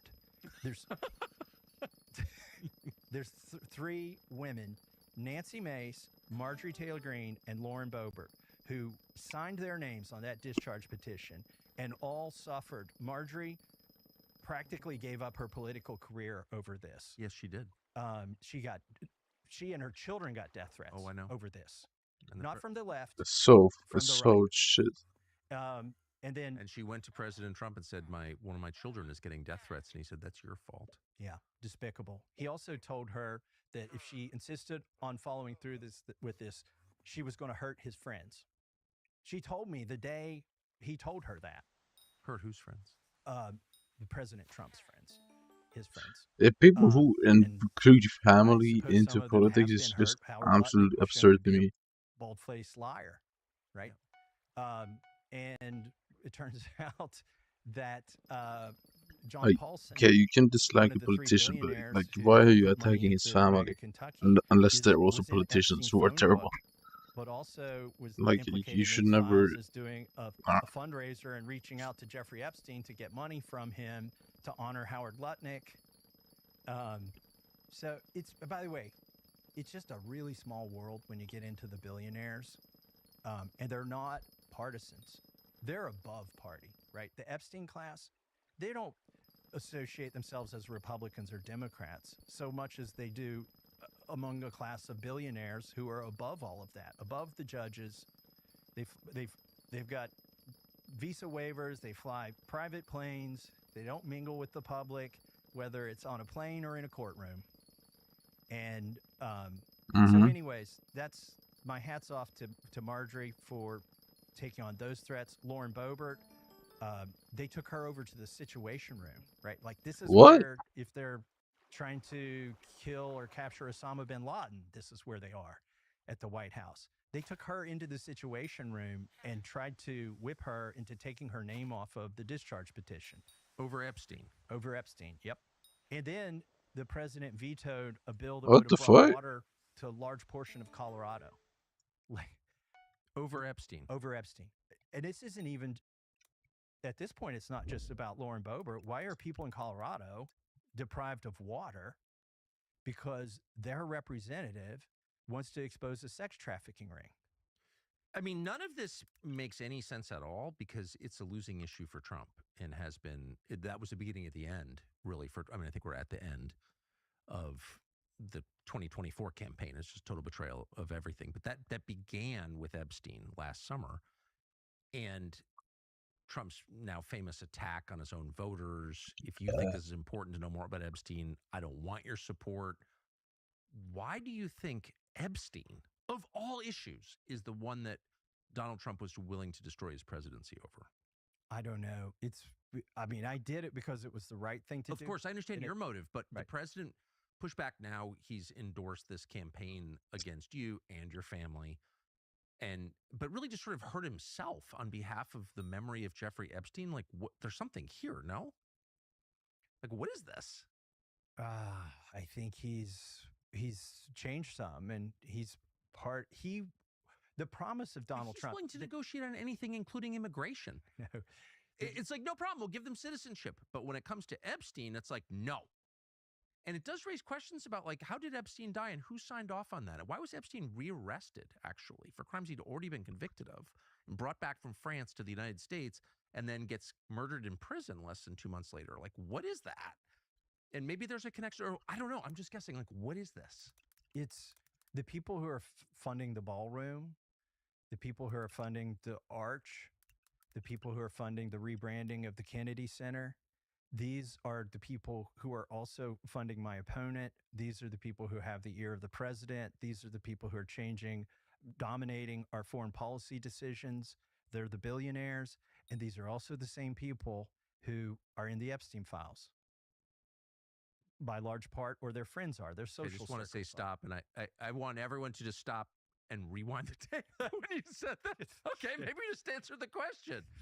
I think I did. I tried to answer the question. Ugh, the hair on my arms just went up. Okay. So by the way, you touched on something that I want to comment on. There are still a lot of files that haven't been released. I don't care whether it's 3 million files or whether it's 300 files that they still need to get out there. But the kind of files they haven't released, they are breaking the law by not releasing them.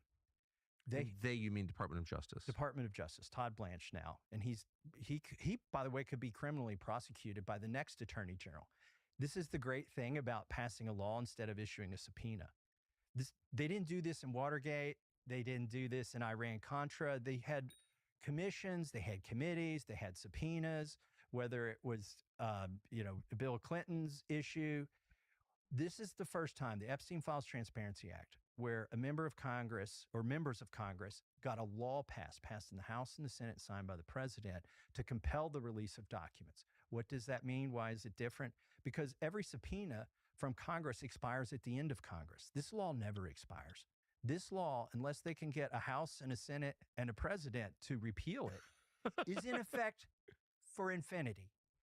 50 years from now, if there's an attorney general who's like cleaning out a drawer and finds some Epstein files, they have 30 days to release them.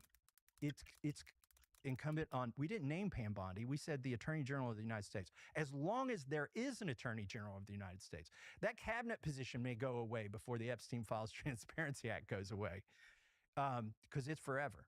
But let me tell you the category of documents that will eventually be released that haven't been released that you touched on.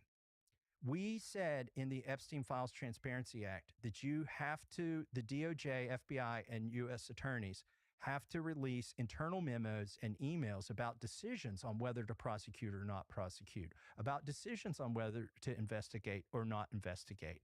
And right now, the Attorney General is claiming something called deliberative process privilege that they use when they want to keep Freedom of Information Act files from getting out or to redact them. They say that, and it's a long-standing rule for Freedom of Information Act, that the government only has to give you the final work product. They don't have to show you their math, the internal deliberations of a policy. They just have to give you the end point. But anticipating this and having served on the Judiciary Committee for a long time and having had Merrick Garland and Christopher Wray tell me, well, that's the subject of an ongoing investigation and we don't have to give you that, or that's deliberative process and we don't have to give you that. Anticipating that, I put into law that they have to give me that. And the president signed that law. And yet they are asserting that my law doesn't apply to their deliberative process privilege, and they're wrong. It won't withstand 30 minutes in a courtroom, their legal thesis. Every first year law student knows that new laws overwrite the ones that existed before. And so I think eventually there will be a forum. Some survivor will sue the attorney general or the government for not releasing those particular files, and it'll get adjudicated, and we'll get more files. Do you ever ask anyone in the administration or the Congress, like, why is this a hard thing for a Republican administration that was elected to, quote, drain the swamp to do? Why would it be hard? You would think, since most people identified in the Epstein files were partisan Democrats and donors to the Democratic Party, it'd be pretty easy for Republicans to be like, yeah, the other guys did this. And there were some Republicans, but not really. It's mostly Democrats in those files. So why is it so hard? Like, what the hell are we, what is this? Well, Pam Bondi, when I cross-examined her in a hearing while she was still Attorney General about the Epstein files, she protested to me that, this also went on under the Biden administration. And I said, of course it did. And right. That's and it went on under the Obama administration and the Bush administration. Like, it spanned 4 administrations, 5 administrations, counting Trump twice. And I told her, you're just responsible for this portion of the cover-up, right? So the reason I think they don't want to admit that they have covered this up is then they admit that there are 2 tiers of justice in this country, and that every administration, at least every attorney general, has been in on it. That is exactly right. There are 2 tiers of justice, and some people seem to be immune from law, and some people are just henpecked to death by the law. And that's why I want to know their decision process, because then we'll find out in 2008, why did they give Jeffrey Epstein a light sentence when they had him dead to rights, to lock him up? You think we will find out? I think eventually, because the law goes forever. And I think just by random selection, we'll eventually end up with an attorney general. If they don't delete the files before that attorney general sits in the seat, whoever that may be. Do you have any sense of how much hasn't been released from that case? Well, I know that set of particular files haven't been released. I know that they put some files up and took them back down, and they've not put them back up again. And you may say, well, didn't people get archives of those files while they were up? Why do you care that the files haven't been put up again? Yes. It's because I have the ability to go look at unredacted files over at the DOJ. And some of the files that I wanted to look at, unredacted, because I believe they implicate co-conspirators with Jeffrey Epstein, haven't been put back up onto the public site nor the private site. So I can't go look at documents, unredacted, that may contain the names of co-conspirators until they put those files back in their database. What was the justification for protecting co-conspirators? Well, they said they're protecting victims. Okay. But if you're protecting victims, and so you had to take the document down, then what you do is you redact all the information that would hurt the victim, and then you put it back up. But they haven't put it back up, so I haven't been able to look at that. Then there are files over there the DOJ claims were redacted before they came into their possession. And so when I try to unredact them, I can't see beyond the redactions. And the DOJ says, sorry, that's just the way we received them. Well, the fact of the matter is they need to go back to the U.S. attorneys and the FBI that gave them those redacted documents and say, give us the unredacted documents. But they haven't done that yet. And then there's another category of files that are missing. In talking to the survivors' lawyers, the survivors have indicated that there's no evidence of their testimony in these files. Like, they know it exists. They sat down with the FBI. They did an interview, and the FBI agents are obligated to summarize that interview, at least provide a summary in a 302 form. Well, they can't even find their own 302 forms in the release of information. So we know not everything has been released. And I also know they're releasing more stuff, just quietly doing it, because when I go over there and look for things and find that they've redacted a man's name who may be a co-conspirator and threaten on the internet that they've done this, then they have released files. For instance, with Leslie Wexner. He's the billionaire who resides in Ohio. Pam Bondi, when I pointed out to her that she had redacted his name from the files, she said, well, his name appears thousands of times in the files. I said, yes, but in the one instance where it appears on an FBI document listing him as a co-conspirator in a child sex trafficking ring, his name has been redacted. In the only one place where it implicates him, you redacted it. And so I know what your question is. It was my question to her. Who redacted it? They're not giving interns a bucket of Sharpies, What? a bunch of documents spread out, and saying, go draw a line through anything you don't think should be released. It's all on a computer, and you have to log in, and every redaction belongs to somebody. So what I want to know, and I asked Pam Bondi, and she refused to tell me, is who particularly redacted that one instance of Leslie Wexner? If you were going to... I'm curious too. You'd want to know. Do you know if the Department of Justice in this administration has spoken to Leslie Wexner? The Oversight Committee called him over there and asked him some questions. The Department of Justice did not. They mysteriously lost interest in Leslie Wexner after listing him as a co-conspirator. So they never even talked to him? Never. They had some correspondence with an attorney and decided they didn't need to talk to him. What? Even though he paid for the whole thing. Yeah.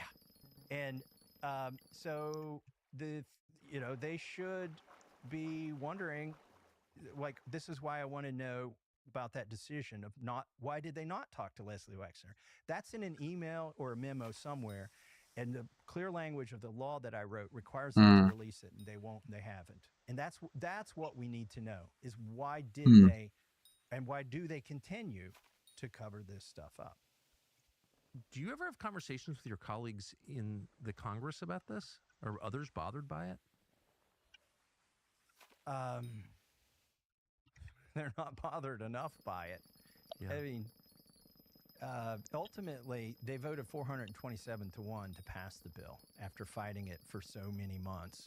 And then the Senate realized it had been political malpractice on the part of Mike Johnson to lead the whole GOP conference against the Epstein files release merely because the president wanted him to.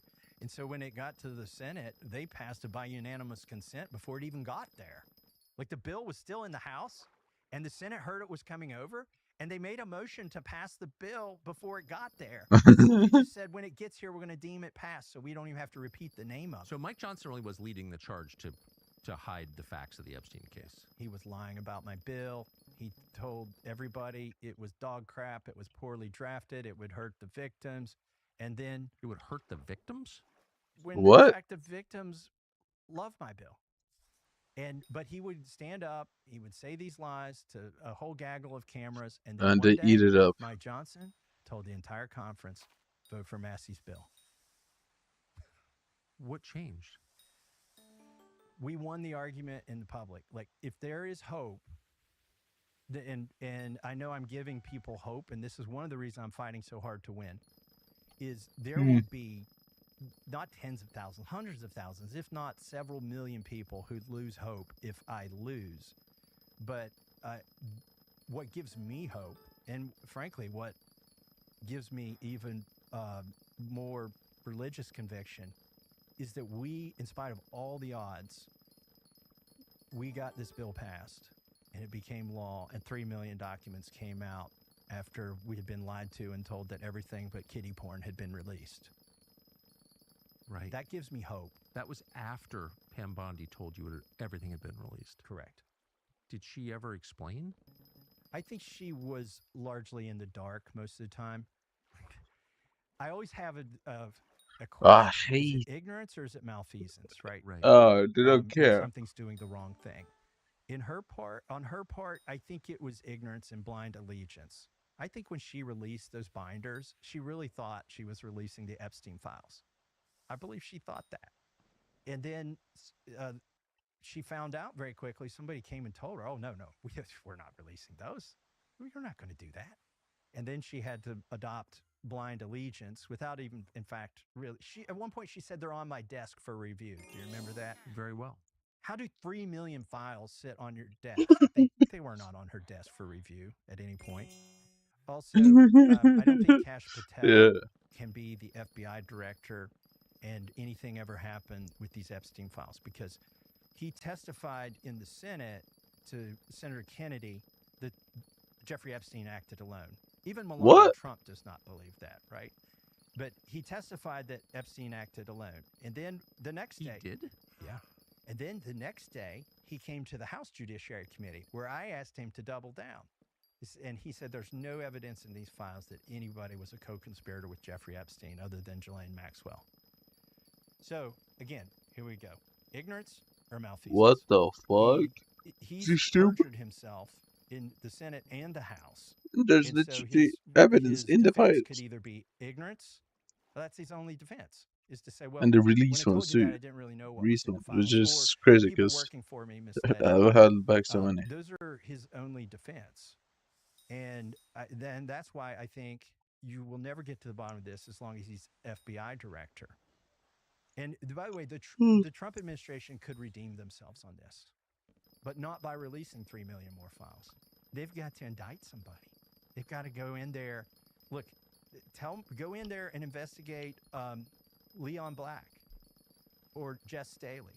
There's enough information, even in the redacted files, that anybody with common sense knows that there needs to be an investigation of those two men. On what grounds?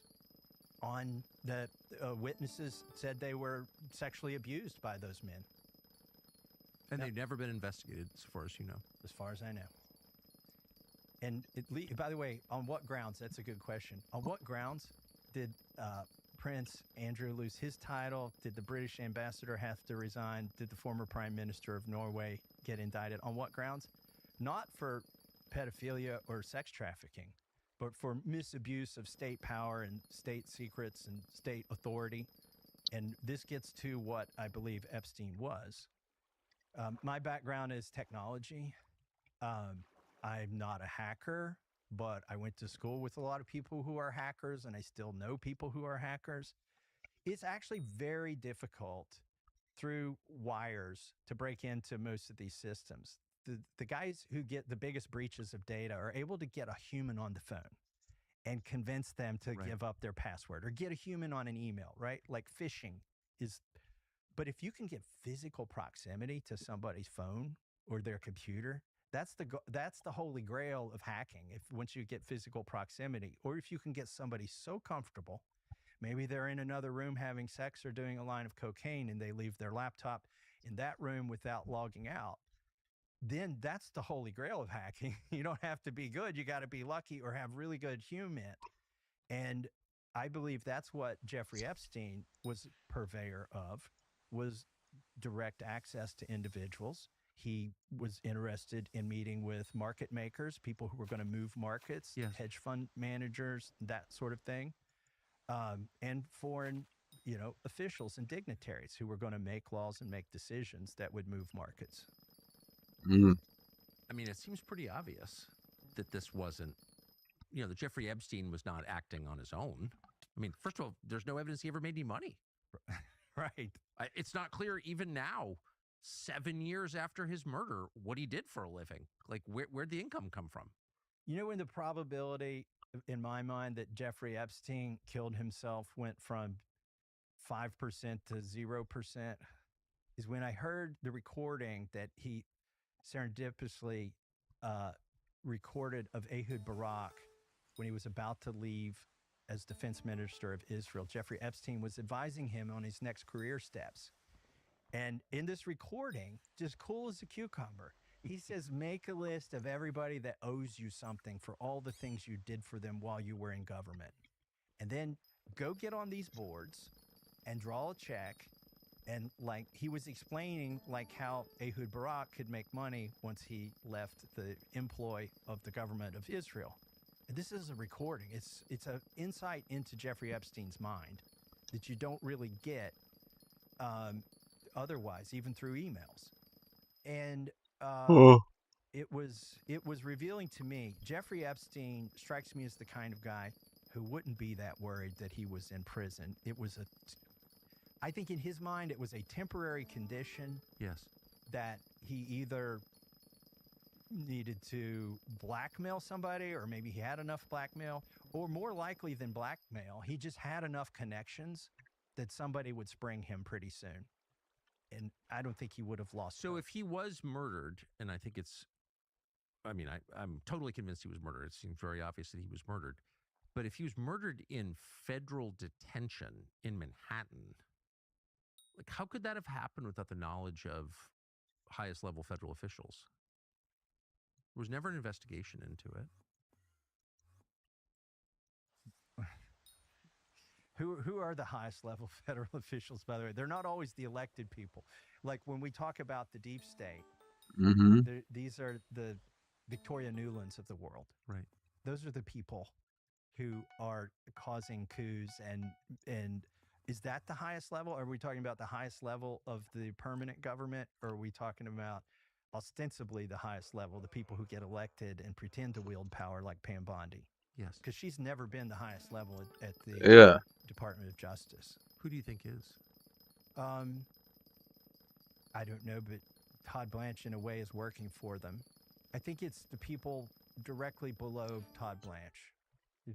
The people that we were told Trump would fire and get new people. The people that did all the bad stuff on January 6th, the people at the DOJ who prosecuted those folks. Why are any of those people still around? And they are. And they are. And they should be.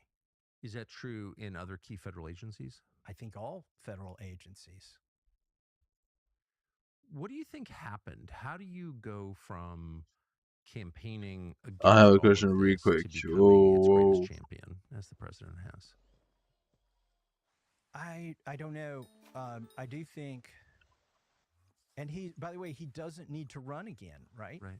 Well, exactly. People argue that term limits will work because once somebody knows they don't have to run for election, they'll do the right thing. There is a mining road nowadays. And they won't be subject to taking money to get their, to win their next election or doing favors. They could just act in their good conscience. I think what's happened is they've convinced him that he needs a ballroom, that he needs an arch, that he needs a Kennedy Center renamed after him, and multiple other things, and that these take private money. And the order of magnitude of private money that you need for these things obligates you to those individuals. I think that's part of what has happened. I also think he's aligned himself with Lindsey Graham and Marco Rubio. These are the neocons. He got close to this with John Bolton. And eventually he tired of John Bolton, I think. Yes. Most people do. Some of us never liked him. But I think he's basically gone from pushing those people away, the Dick Cheneys of the Republican Party, to inviting them in the tent. And it's given him more power, interestingly, to align with these folks on certain issues, whether it's spying on Americans without a warrant, whether it's spending more than we can afford, whether it's starting another war in the Middle East that's going to be hard to end. He's listening to too many of those people right now. Why would the president, who was spied on illegally by the intelligence and law enforcement agencies of this country back in 2015, 2016, 2017, why would he put so much of his authority behind more warrantless spying on Americans? That's hard for me to understand. Some people think it's because he wants that ability to, as long as he's president, to use his own FBI and DOJ to have these same tools. But then that begs the question, why would the Democrats, the uniparty, right, if you will, why would they want to give President Trump this authority? You would think they might agree to a 3-year hiatus on spying without warrants, right? But no, they don't want any lapse in the program, and the president doesn't want any lapse in the program.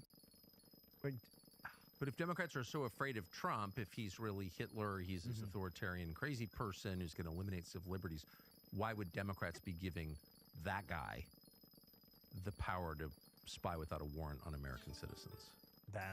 Exactly. You've rephrased it better than I said it. In fact, I found myself in a really weird position last week on the floor of the House on flyout day. Most people had already booked their planes to leave before this debate was going to happen.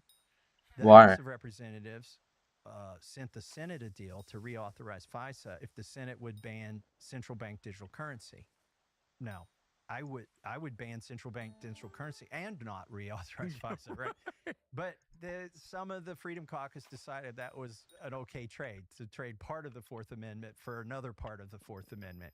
And I am terrified of What? central bank digital currency. It's an on-off switch for your participation in society. Of course. They starve you to death if you disobey. Yeah, just they won't let you put gas in the tank. You won't be able to travel. They'll just, they can control everything if they can control the currency. It's bad enough. But we sent that deal to the Senate.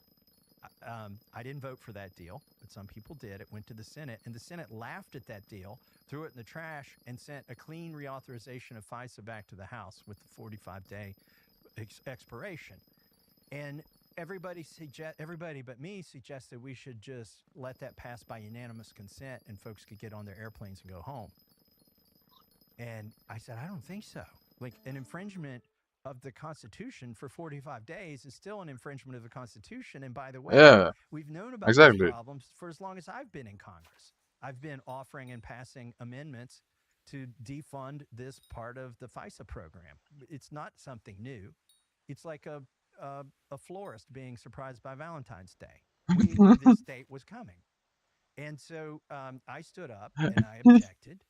And being surprised by Valentine's Day. fair enough, bro. Over this bill. And Jim Jordan got 20 minutes, and Jamie Raskin got 20 minutes as the chair and the ranking member of the Committee of Jurisdiction, the Judiciary Committee. And at that point, I stood up and told the speaker that I want 20 minutes in actual opposition to the bill. Wait, I'm confused. You have one of the most liberal Democrats in the House, Jamie Raskin of Maryland. You have one of the most conservative Republicans in the House, Jim Jordan of Ohio. But they're on the same side on spying on Americans? For at least 45 days, they're on the same side. Well, how could Jim Jordan, this ferociously conservative freedom guy, be in favor of spying on Americans without a warrant? Well, the president told him to. Yeah, but that's like a core. That's a core It's issue. always been a core issue of his, and in the debate of his specifically. Correct. It was a condition of being on the Judiciary Committee when I joined. Like, you had to believe that we needed warrants on FISA, or you couldn't be on the Judiciary Committee that he chaired. That was like the first interview question when you applied for Judiciary That the Committee. Constitution's still real. Right. And particularly with FISA. 702, this particular program. And he battled last Congress ferociously to get warrants. And it came down to a tie vote where Mike Johnson was the deciding vote. And I don't know why, again, because Biden was president, but enough Republicans voted to let Biden have the power to spy on Americans without a warrant. Because a lot of that information, that intelligence, that spying on Americans goes directly to Israel, like fact. Absolutely. Right. So that's what this is really about, is do we allow a foreign country to spy? Does our government make it easier for a foreign country to spy on Americans? It's like the ultimate betrayal. Another fact, when X decided to show you where accounts were based, where they were set up, and where they were operated from, the DHS account showed Israel, that it was set up. The U.S. Department of Homeland Security's X account was set up using an IP address from Israel, using an Android app purchased in Israel.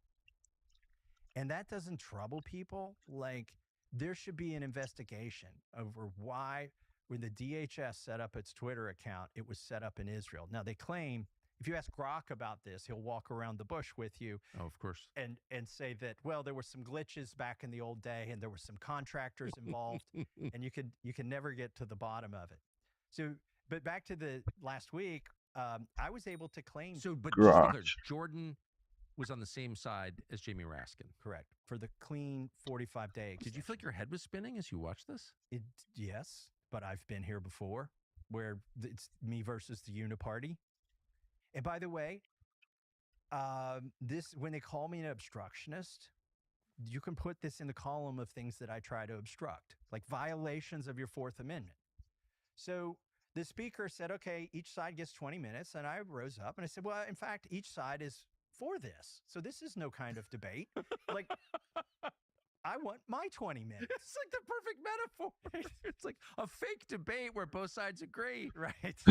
So, and it is in the House rules, they had to give me 20 minutes. And so then it was going to be me with 20 minutes and Jim Jordan with 20 minutes.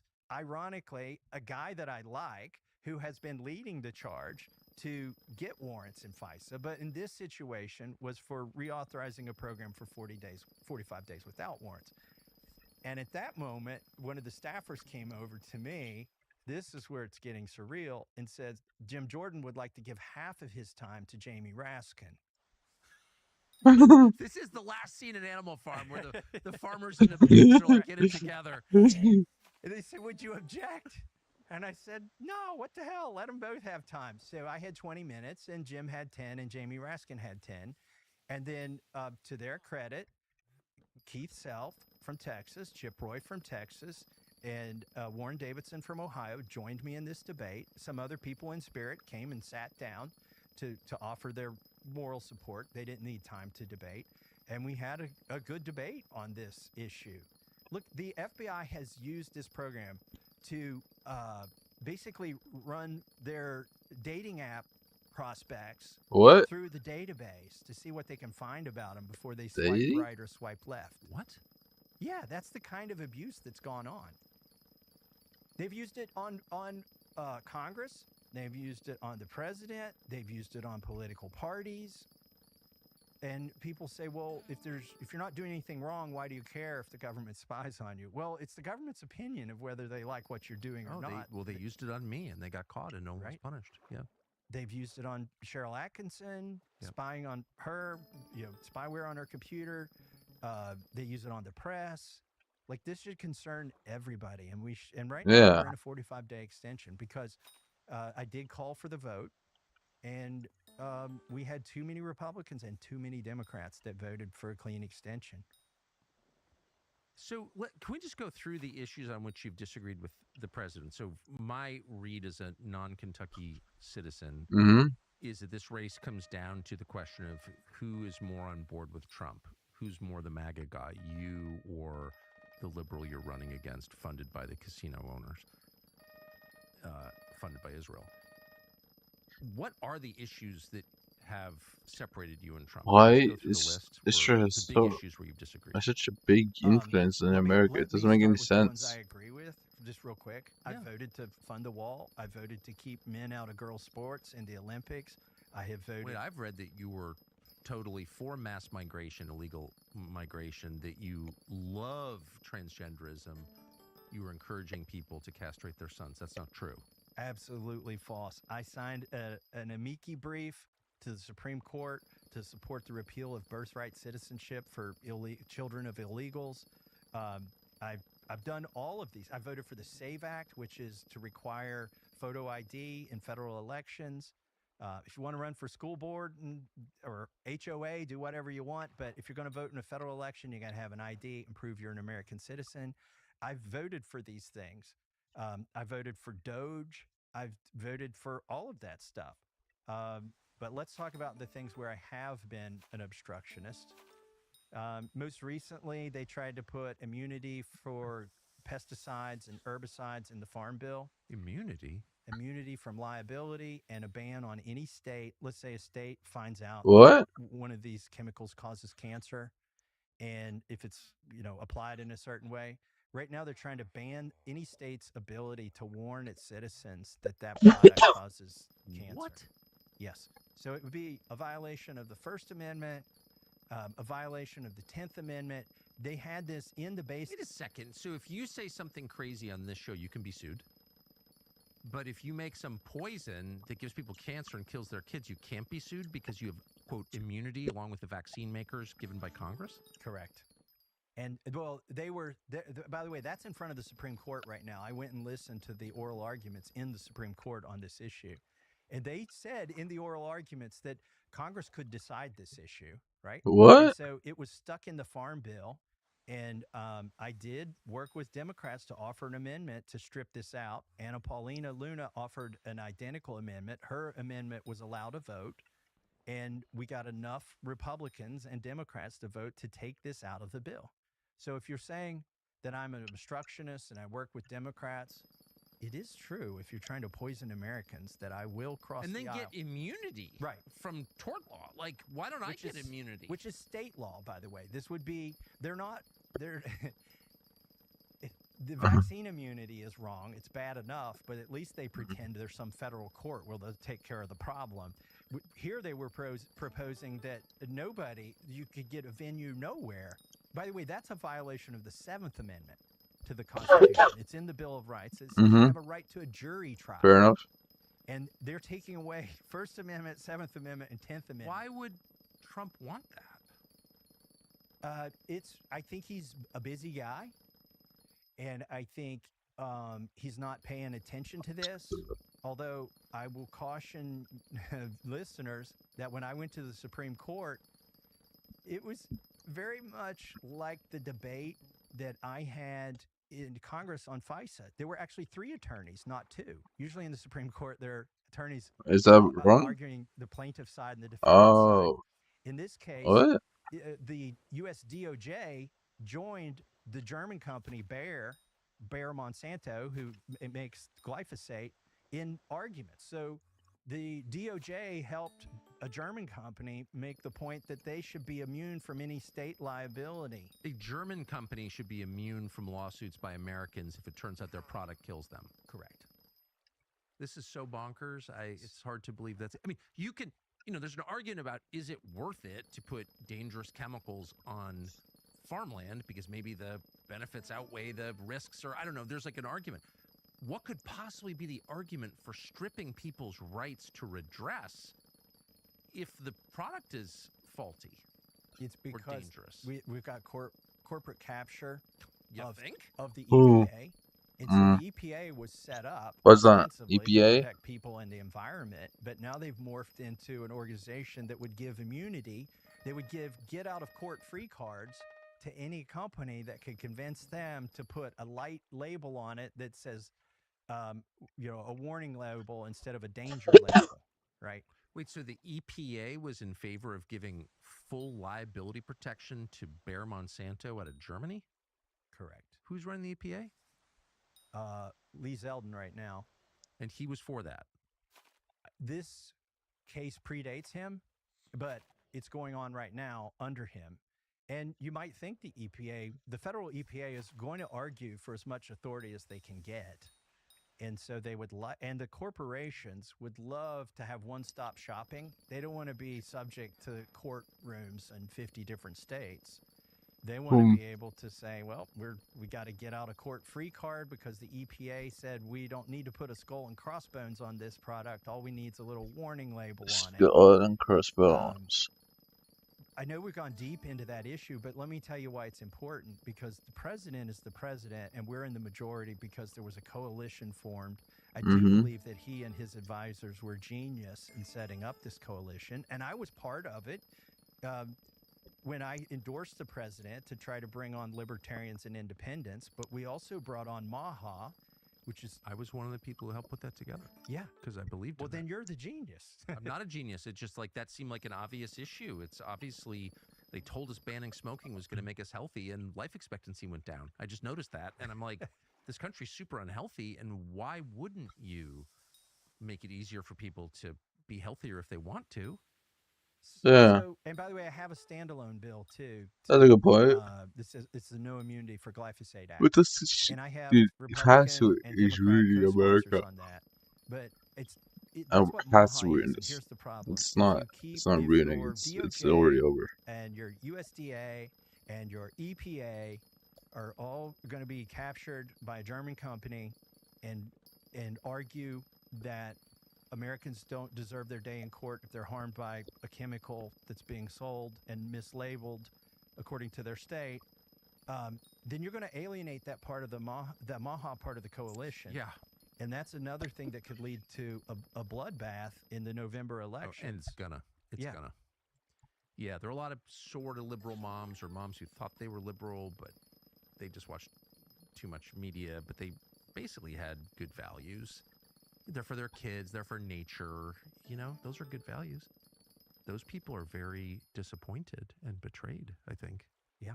Don't you? I think so. I mean, by the way, you're a farmer. I should say this. By the way, and there is one good thing in the Farm Bill, by the way. I've worked for 11 years on it. I've worked 4 years on this part of it. I got my Prime Act, a pilot program for it, in the Farm Bill, which means that here in Maine or in Kentucky or any of the state in the union, you could have a small farmer use a small processor and sell their beef, pork, and lamb locally to consumers without the USDA hovering over that transaction, as long as you comply with the local health inspections. You know, there are Nice. That's steakhouses good. in Washington, D.C. that cut up more beef than most small processors in Kentucky in a day, right? Yeah. Yet they don't have to have a USDA inspector. And the reason the big corporations, I call it the industrial meat complex, wants all these regulations on the little guys is to keep them out of the business. And so my Prime Act just says you can sell a steak or a hamburger to your neighbor using a local processor as long as you comply with the local health requirements and you don't need the USDA involved. And we got a pilot program for that in the Farm Bill. That's MAHA. Completely. And the confluence of MAHA with conservatism, right? That's good. Because it's a bipartisan bill. And it's That's one good area bill. where Democrats realize that the little guys are being regulated out of the business. Yes. And if they want healthy food, more sustainably raised food, that you've got to break up the meat monopoly, I'll call it. Now, the White House has recently announced they're going to use the DOJ and the full force of the federal government to break up these big meat packers. The problem with that is if you don't let the little meat packers exist, you're just going to raise the price. Of course. Right. It'll be more of it'll be from Brazil. Yes. Or Argentina. Yeah. So, really quick, since you do run a farm, a working farm, the chemical in question made by Bayer Monsanto, would you use it? So I don't want to ban it.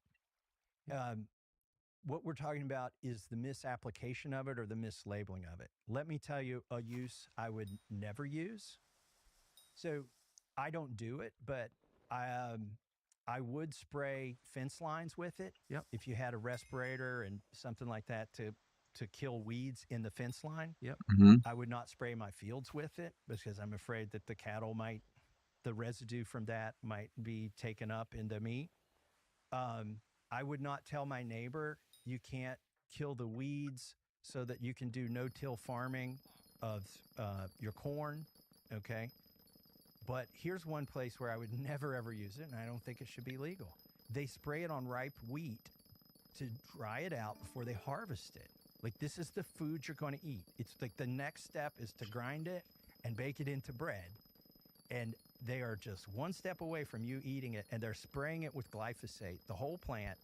So What? it will die quickly and dry out quickly and save them some money. Maybe they can get the next crop in there 4 days earlier into that land. And and by the way, that's been banned in Europe, but not here in the United States. And they say, oh, Congressman Massey, this is only used on 3% of the wheat crops in the United States. First of all, I don't believe that.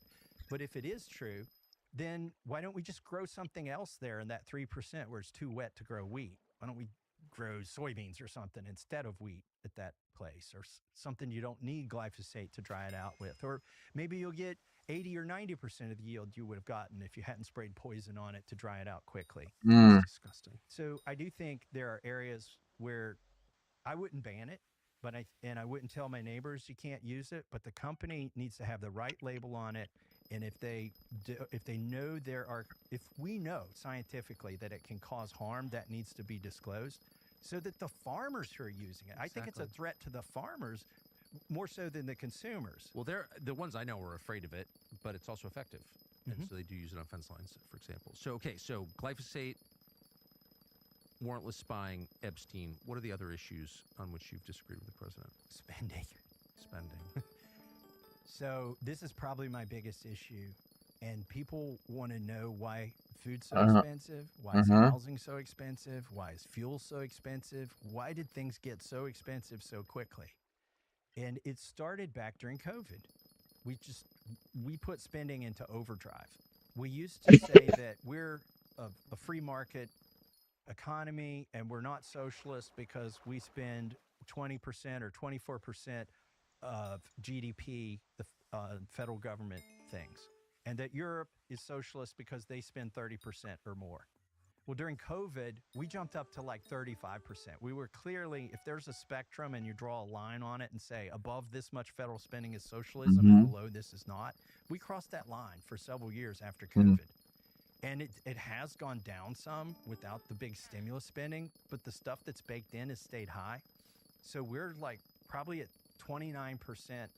We've gone bonkers on federal spending. And I will tell you this is a fact.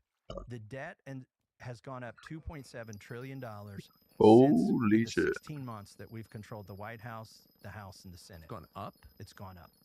So, by the way, in some years, Damn. I find it interesting. They try to blame the president for spending. A lot.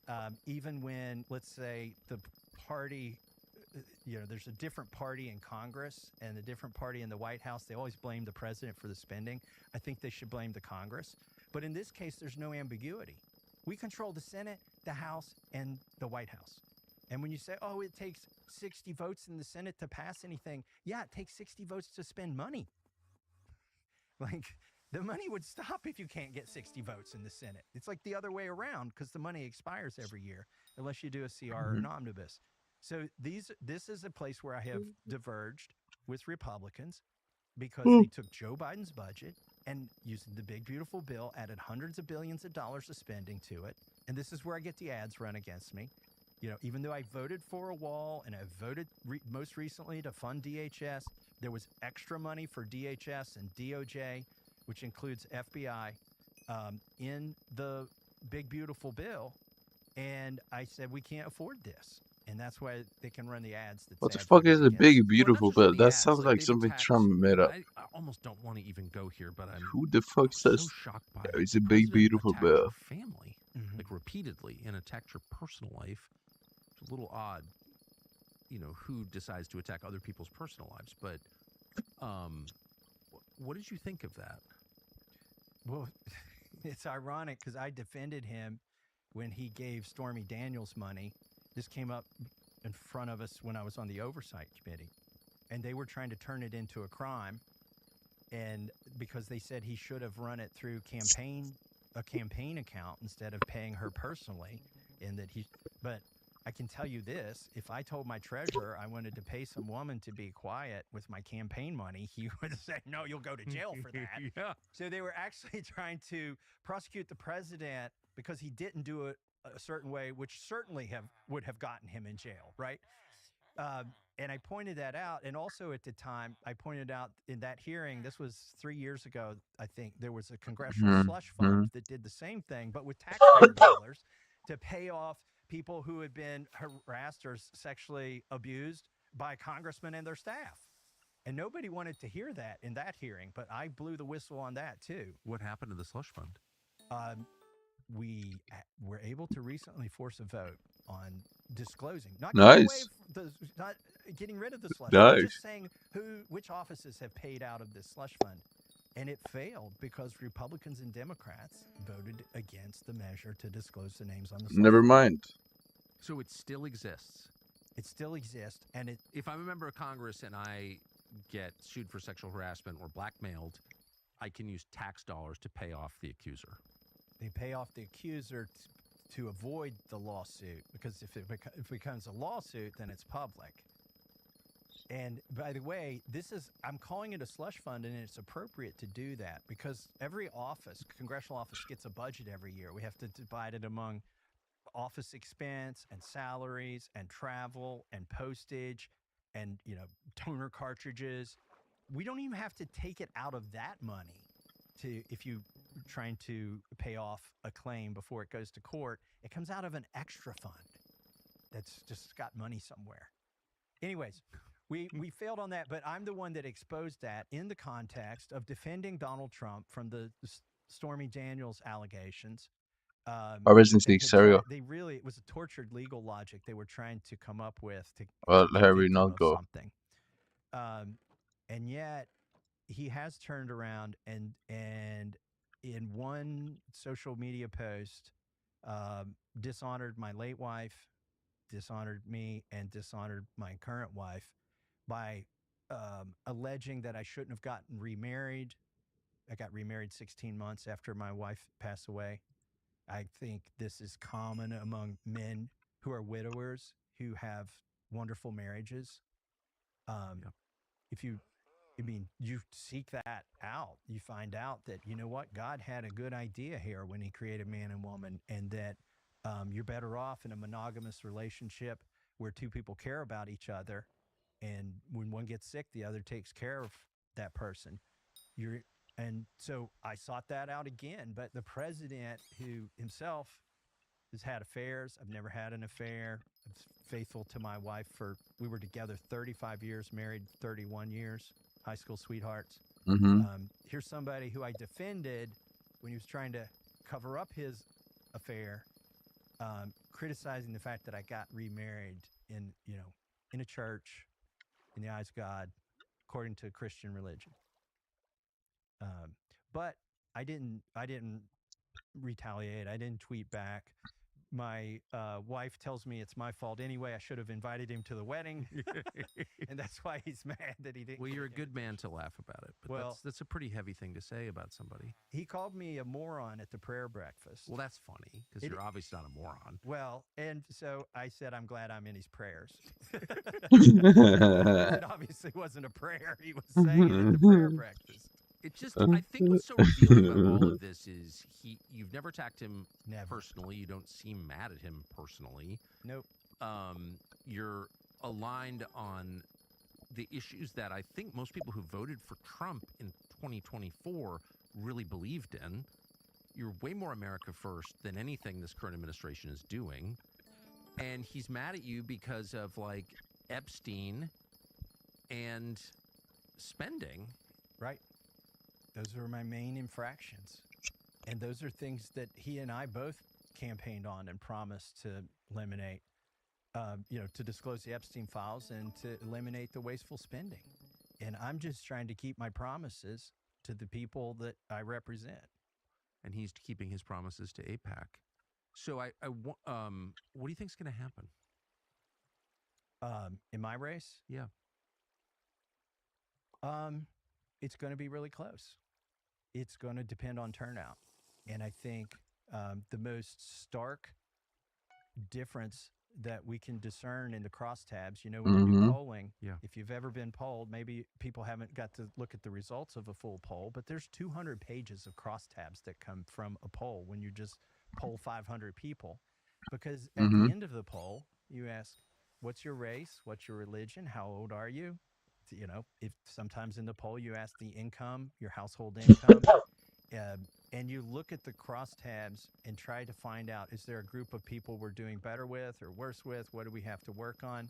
And the most stark contrast in my crosstabs is age. And if under 40, I win like 80-20. 80-20? It's like, it doesn't even look real. Okay. And those folks are getting their news from social media, from podcasts, from you, I think. Between 40 and 65, I do really well. That's the age group you and I are in. Yes. Those people, I think, watch the news, but they're suspicious of what they see. And then the folks, not all of them, but I'm not doing that well with 65 and up. And I think that's because they're watching Fox News 24/7. And Fox News has blocked me out. I used to be on there every week. I went on your show when you were on Fox. Always, I've gone on Laura Ingram's show, Shannon Bream's show. I've gone on, Hannity's show. I've been on all those shows, but not in the last 18 months. Why? Because Fox wants access to the White House. They want the scoop. They want to make sure they're in the press gaggle. They want to be there when Marine One lands to ask a question. They want to get called on. And they know that if they in any way let me have a platform, that they will be deprived of those things that they want from the White House. And that's just how it works.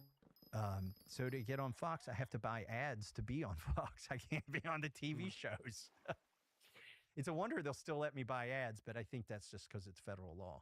If you'd asked most Fox News viewers, who are Trump voters, if you'd asked them 2 years ago, like, state what you believe on the issues, I think there'd be pretty close to 100% overlap between you and those people. Absolutely, yeah. So I don't feel like your views have changed.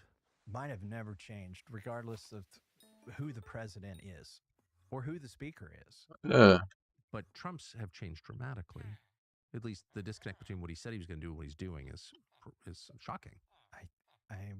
when I endorsed him, I thought we wouldn't have a new war. I thought we would get warrants for FISA that they had used to spy on him. I thought that Maha would be front and center at the HHS. Nope, he doesn't care. Kennedy there. I thought that we would have sane foreign policy. I thought that where we put America first, that's my definition of sane. I thought we would end our involvement in the war in Ukraine. I thought we would release all the Epstein files and indict some of those SOBs. And those are all the things I'm still fighting for. Do you feel like there's more corruption now than there was? Oh, what is corruption? Well, I don't know. It's using the power of the government. I mean, it's always just been as much, in my opinion. To advantage your business over others, or using, say, foreign policy. Like the idea that our foreign policy might be used by donors to make money for themselves is a shocking idea. I think the conflicts of interest are increasing and not adequately disclosed. And that I need so much dung, no pescas, man. Let me give you an example. The government's taking a 10% stake in Intel. They're bragging that they're making money on this. I remember when they took a stake in General Motors and then bragged the same thing.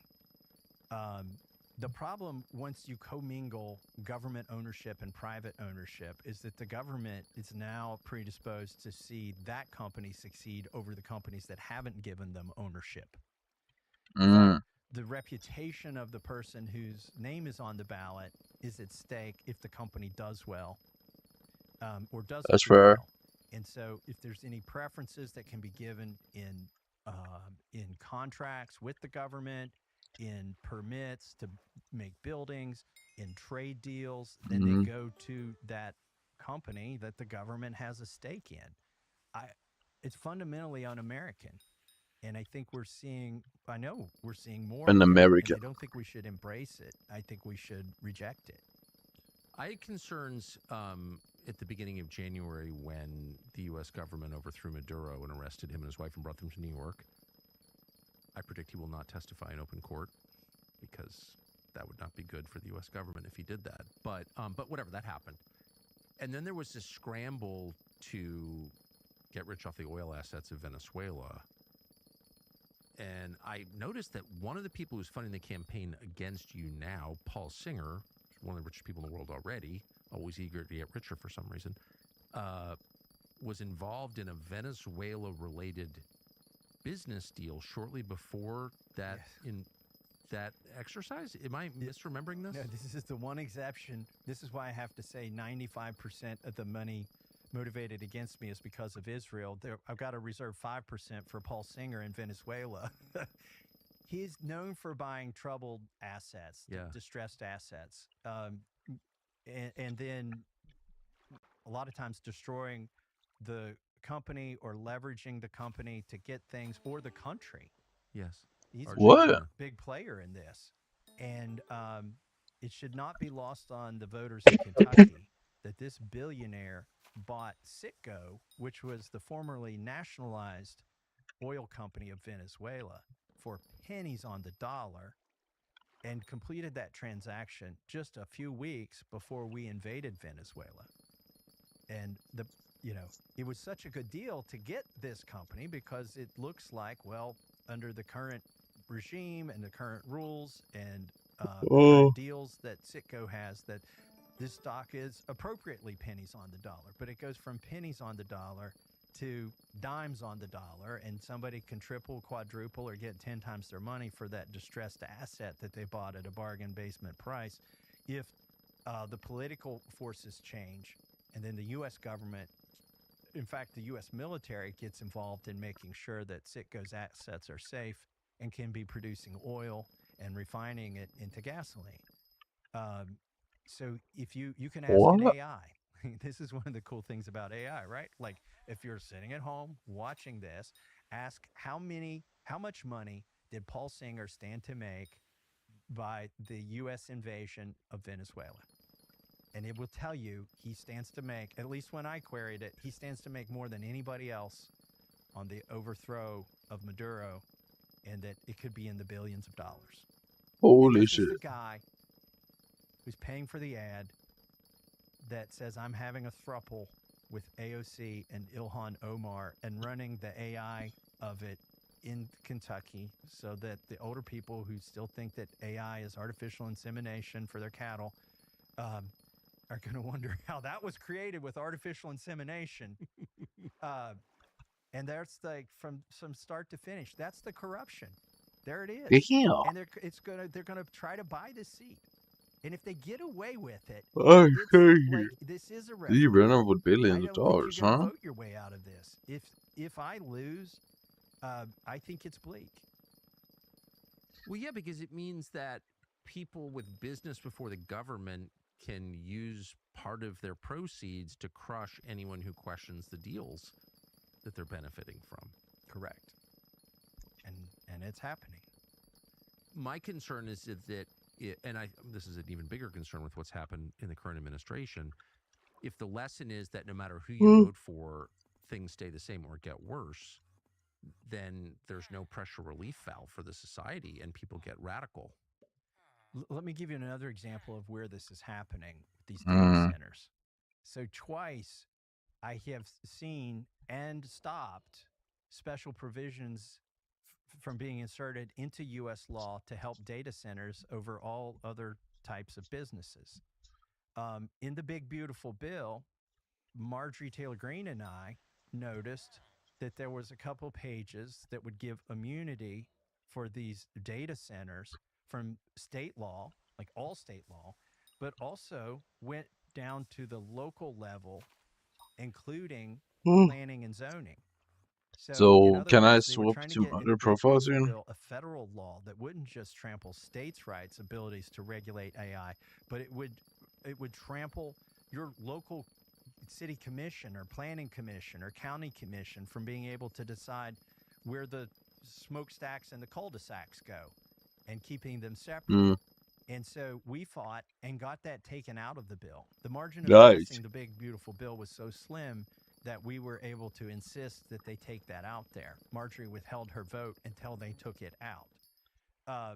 And then most recently, in the Judiciary Committee, which has no jurisdiction over the EPA, I was sitting there in a markup. That's where you bring like 8 bills in front of the committee, and you're going to sit there for several hours, and you're going to debate and amend the bills in the Committee of Jurisdiction. And like the 6th bill out of 8 was to give immunity from lawsuits, from environmental lawsuits, to data centers. And then immunity for data centers? What? Data centers. So I leaned over to a few of the Republicans on the that AI committee, centers? and they said, "Did you see this bill? What is this bill about?" And then I asked Grok, I'm like, what 5 companies would benefit the most from this bill? And I mean, that's the great thing about AI. It said Oracle, Amazon, AWS, like it gave you 5 companies.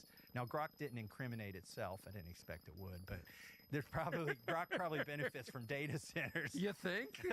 So I'm surprised it was as honest as it was to me. And so what I did is in real time in this hearing, I tweeted that these are the 5 companies that are going to benefit from this special provision of law if it happens. I also said that, look, there's 8 environmental laws here that it cites, and I may not even agree with these environmental laws, but if we're going to give a reprieve, if we're going to give anybody relief from it, we need to give farmers and factories relief and, you know, house builders the same kind of relief that you're proposing to give the data centers. Like, this is un-American. This gets to, is it corruption or not? I think it's corruption by definition. For corporations Yeah, to be of able course to it is. insert this. It's an environmental provision having to do with data centers, but they figured out a way to get it through Judiciary Committee. And then I drafted a provision. Wait, where was Jim Jordan? He was chairing the hearing. But, and he, to his, you know, in his defense, he may not have been looking very closely at this. The chair of the committee might not have read the legislation. Okay. Well, he does have to farm out some of this stuff. I drafted an amendment in real time. You try to think of creative ways that would brain damage the cronyism that they're trying to achieve And I thought, they probably want to build these data centers in farms and farmland. And so I drafted an amendment that said, okay, if this bill passes, excluded is any data center built in farmland. Which if I had gotten that successfully passed, right? Which I think would have been a popular amendment, and I probably could have got enough votes for it. And then once it's in there, the data center guys are like, screw it, we don't even want this now. We were going to build these in all the farms. That was the whole purpose of the bill, to screw up the environment on the farmland, right? You just screwed the whole bill. This is so dark. So here's where I'll defend Jim Jordan. He had the good sense to pull the bill before we got to it. Good. So it got pulled from the hearing. But I don't know that it would have happened if I hadn't got in there and started blowing the whistle. So what's going to happen if I lose? I don't think anybody would have been there that day to stop that provision, to kill it in the crib before it made it to the floor of the House. On the glyphosate thing, I don't know that if we could have rallied Maha and let enough people know about it to get that done. Certainly the Prime Act wouldn't be in the Farm Bill. There are lots of things, good things, that won't happen if I'm not there, and bad things that will happen if I'm not there, and that's why I'm running. What do you think, looking back 10 years from now, we're going to think of this data center, transformation of the country by data center? I think these are going to be buildings at some point with vines growing on them, with wild animals crawling through the roofs and the rotted outdoors, because unlike farming, which is something we've been doing for thousands of years, these data centers, they're going to be obsolete in 10 or 20 years. It'll be in outer space. Like Elon's already got a plan to put them up there where they can get 100% solar all the time. They get the energy and they beam the answer back to Earth. I think it's a desecration of the planet that is, we're going to have a hangover while you and I are still alive looking at these things and wondering, well, what can we do with this empty shell that was purpose-built? They won't last as long as the steel mills of Gary, Indiana. Right. That's all folly. It's disgusting. So I want to end with a story that's like not maybe a world history story, but it's AI, but yeah, everything. Replacement of work and stuff are always opposed to, but big companies and the government to spy on you in your car, well, it was your car, it's now their car apparently, while you're in it. Will you describe what this is, the technology, the legislation, and your position on it? So in the Infrastructure Investment and Jobs Act that was passed under Biden, like tons of money thrown at things that aren't really infrastructure, they also included some new mandates. And one of the mandates that's impractical, Orwellian, and needs to go away is this mandate for every automobile made in 2027. Like, we're just a few months away from this, to be able to shut itself off. Every car has to be able to judge your driving and shut down if it thinks you're impaired.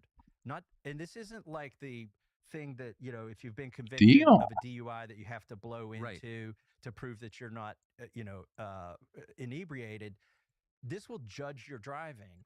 I've been fighting this ever since. I've been fighting this for years. I've fought it in the Transportation Committee, which I serve on. I've cross-examined the NHTSA people who are responsible for this. They will admit to me it can't work. It won't work right. I had a woman who testified that there are about 1 billion car trips a day. If the success rate of this technology is 99.9%, that means there's going to be 1 million cars that won't start on any given day. And I pointed out to her, well, it's not the car not starting, because the technology actually stops you mid-trip. So the car's going to, I guess it's going to pull you over, and on the highway? On the highway. You could be a mom with kids because you swerved a deer and then you got in the breakdown lane because an ambulance went by. How does the car know? By the way, it's going to have to know what road you're on. The technology they're proposing will watch your face. It'll look for your gaze. It'll look at your pupils. It'll look at your posture. It'll look where your hands are and judge whether you are competent to drive or not. My question that I've asked over and over, I can't get an answer to, is if the AI in the dashboard and the cameras in your dashboard is the judge, the jury, and the executioner, and you get pulled over on the side of the road and you're a mom with a minivan full of kids, how do you appeal your sentence? Who's going to start the car back up? Do you press a button and plead with another AI? But a machine is watching you on behalf of your overlords in your own car. If the North Koreans did this, we would say this is like classic Stalinist hellscape, right? Right. I don't even think the Chinese have proposed this yet. It's ridiculous. And, I wouldn't trust the government with this power. But why? Who could possibly be for that? It's a coalition. Mothers Against Drunk Driving, and parents, like, they will bring, if you oppose this Orwellian scenario, they will bring to your office a very sad situation. They'll bring, constituents who've had kids that died at the hands of drunk drivers. Right.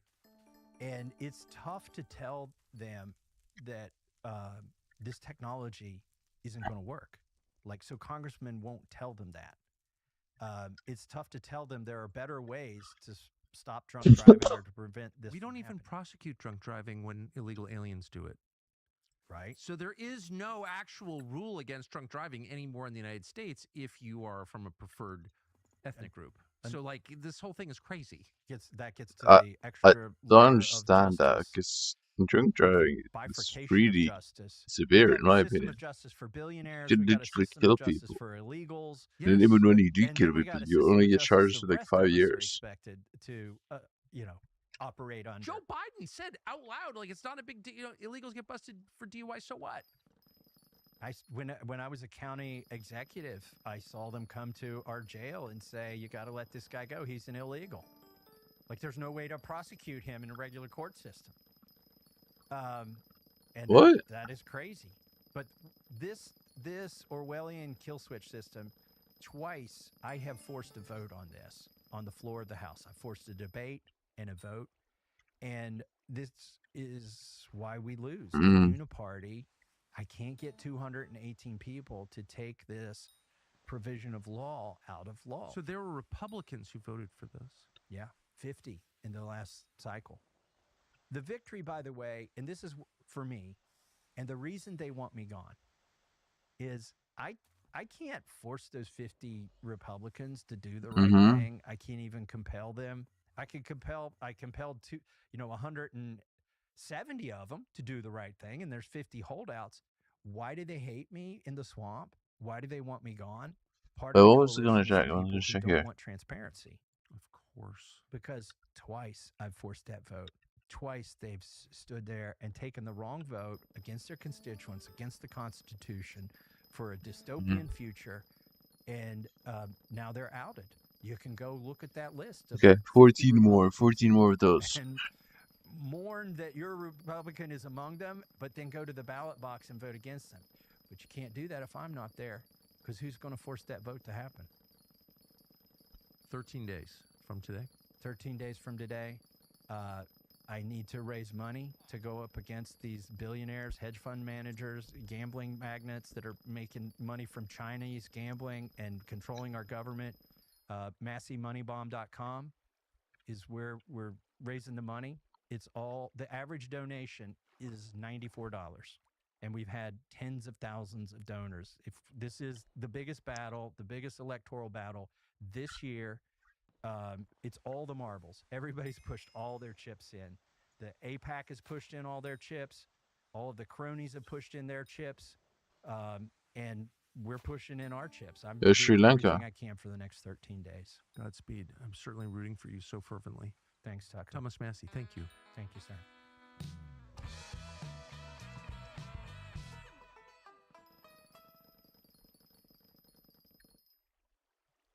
Being a doctor that sees all. So how's your Iran war been so far? You enjoying the Iran war? Well, that really depends on who you are. We like to think, as Americans, that we're all in this together, and big events like wars or economic booms or crises or natural disasters affect all of. So how's your Iran war been so far? All right, guys, we're gonna do this, okay? So we're gonna. And you began, and it's so transparently obvious to everybody. I don't know why you would be embarrassed of it. You've said that you are sincerely for Israel. I believe you. I don't think you have some weird agenda. You seem to be sincere. By the way, Tucker, it's a very weird thing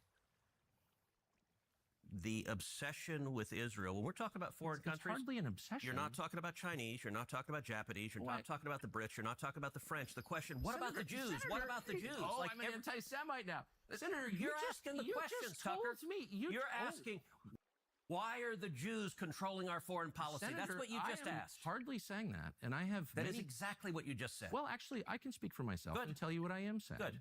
On behalf not simply of myself, but on my many Jewish friends who would have the same questions, which is to what extent, and it's interesting you're trying to derail my questions by calling me an anti-Semite, which you are. I did not. Of course you are. And rather than be honorable enough to say it right to my face, you are in a sleazy feline way implying it, or just asking questions about the Jews. I'm not asking questions about the Jews.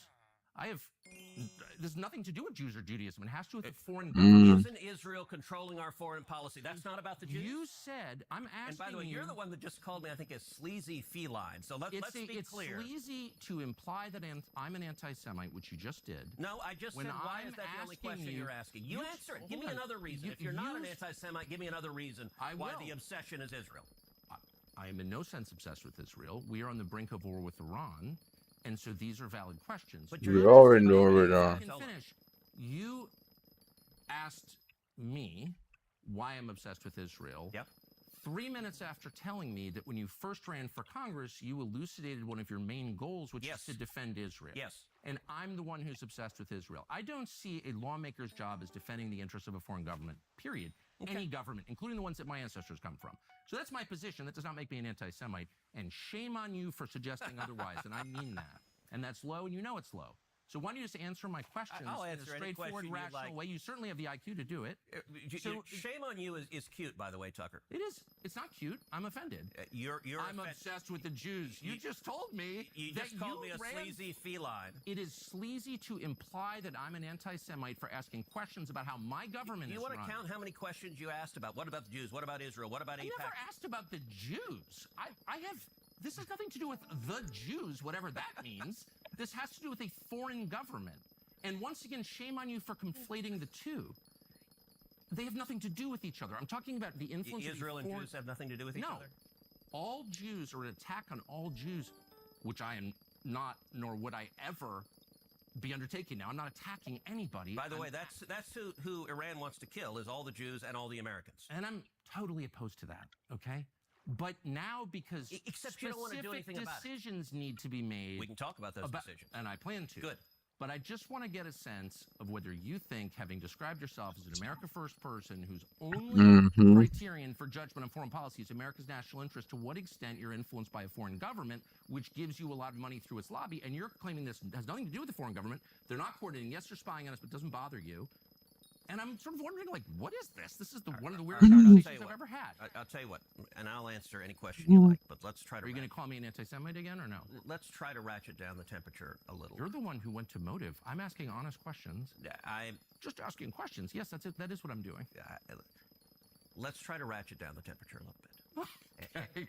Picture the house of your dreams. Maybe it's got an outdoor pool, a huge front porch, an inviting fireplace for a cold winter's night. No matter what you prefer, there's little doubt that an American flag waving out front enhances the whole thing. What better way to welcome your guests than with a flag outside your home? But wait, there's a problem. The American flags you're likely to buy at some big stores were made in China. An American flag made in China? Come on. Pure Talk, America's wireless company, believes every American deserves an American flag that was made in America. And that's why they're determined to give an allegiance flag, the highest quality American flag, to 1,000 veterans in time for summer. Pure Talk is using a portion of this month's sales to honor Flag Day and provide these American flags. Does it really matter if it's made in China? Let's be honest. From just $25 a month for unlimited talk, text, plenty of data, you can enjoy America's most dependable 5G network while cutting your cell phone bill in half, for real.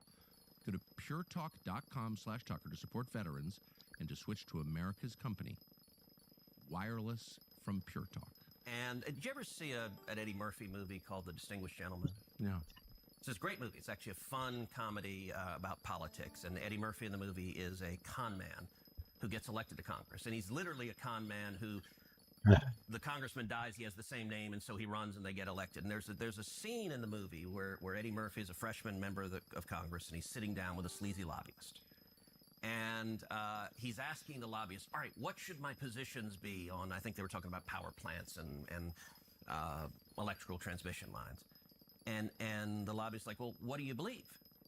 And Eddie Murphy's the comment said, I don't care. Whatever gets me the most money. I'll do whatever gets me the most money. And the lobbyist says, no.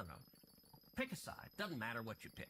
If you pick one side, we'll go shake down everyone who supports that side and they'll give you money. If you pick the other side, that's fine. We'll just go to the other side and shake down that.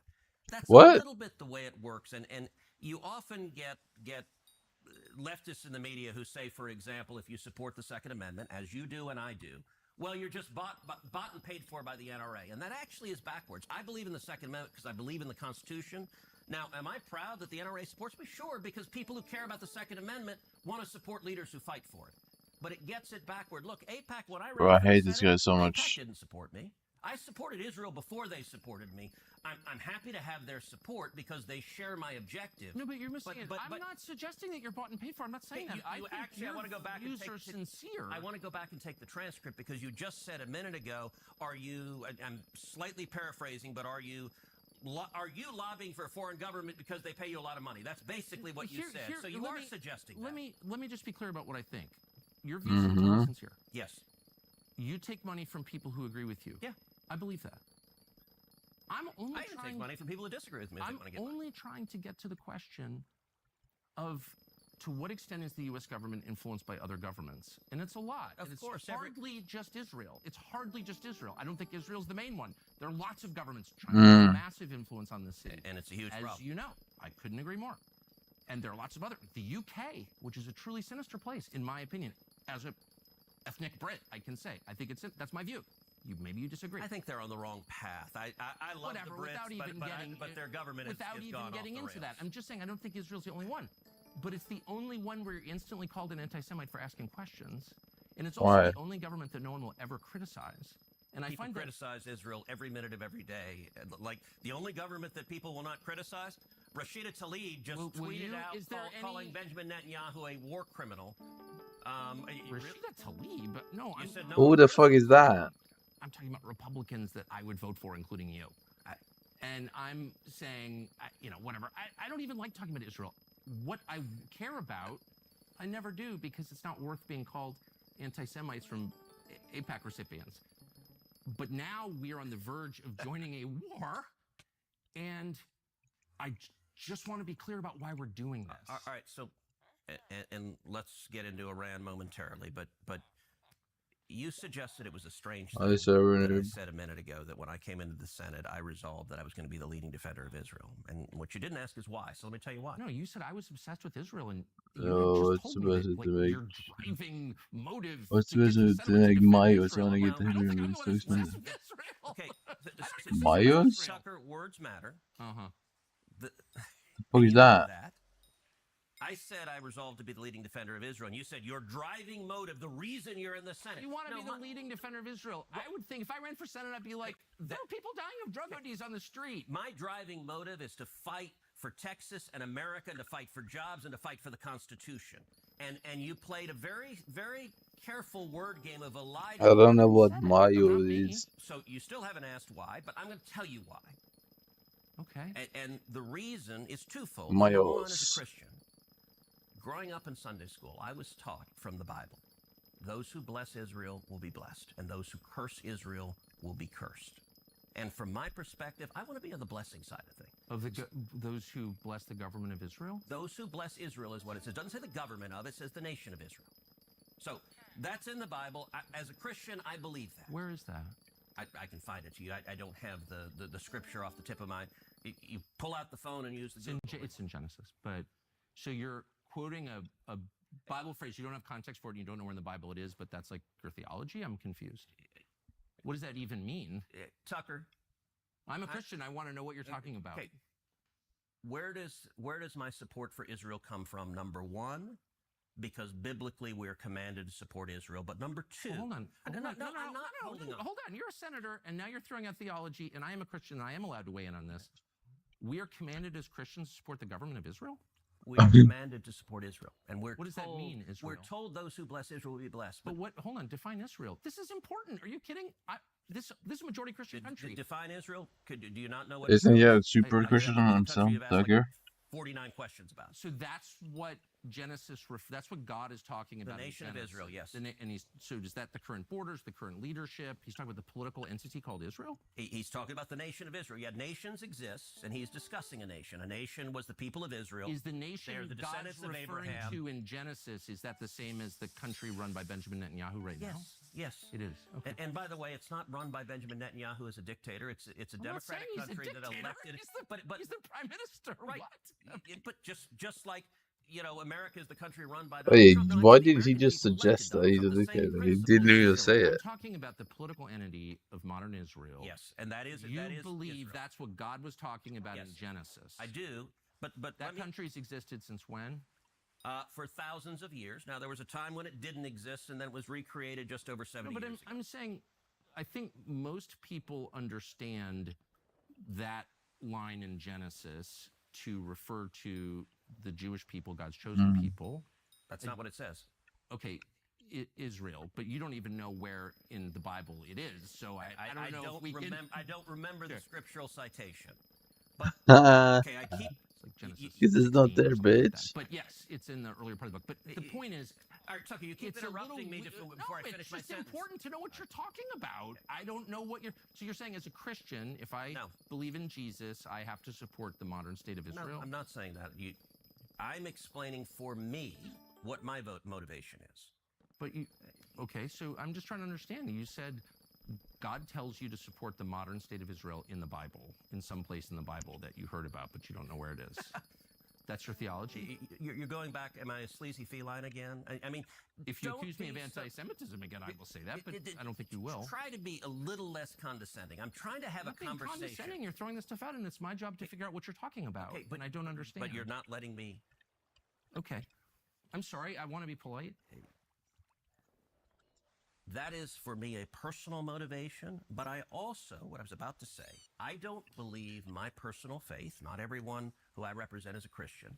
It's not an argument for me to give that we should do this because of my faith. And so as an elected official, I don't give that as the reason we should support Israel.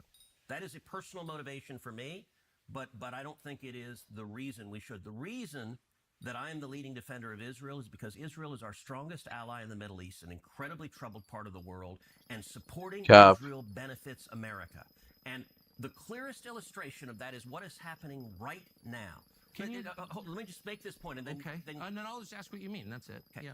Look, Iran, I think the most acute national security threat facing America right now is the threat of a nuclear Iran. I think China is the biggest long-term threat, but acute and near-term is a nuclear Iran.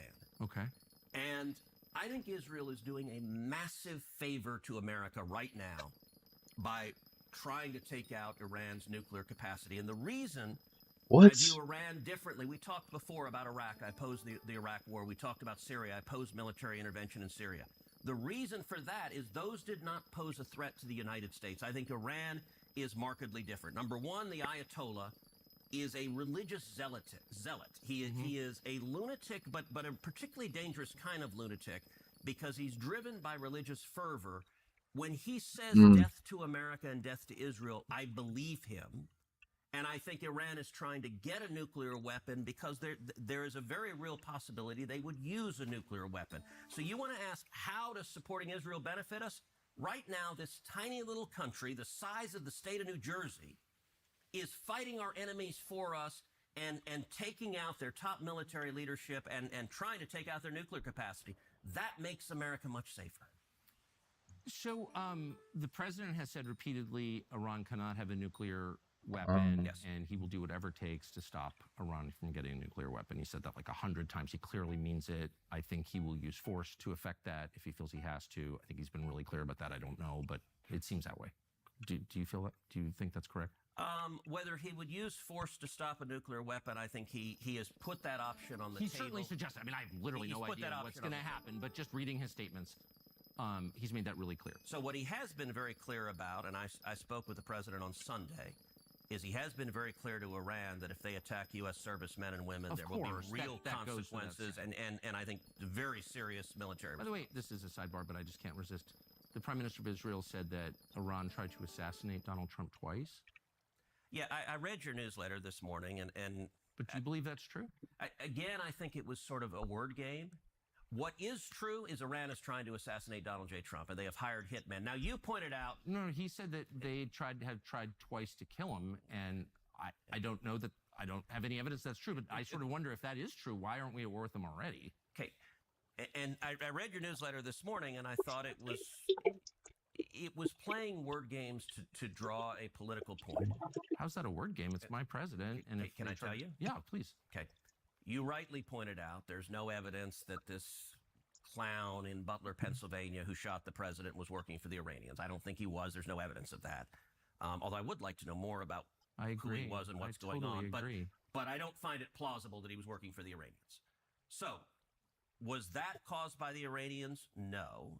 But what is true, and what your newsletter didn't acknowledge, is it true or false that Iran is currently trying to murder Donald J. Trump and has paid hitmen to do so? Well, that's the question, and I don't know the Butler, Pennsylvania thing.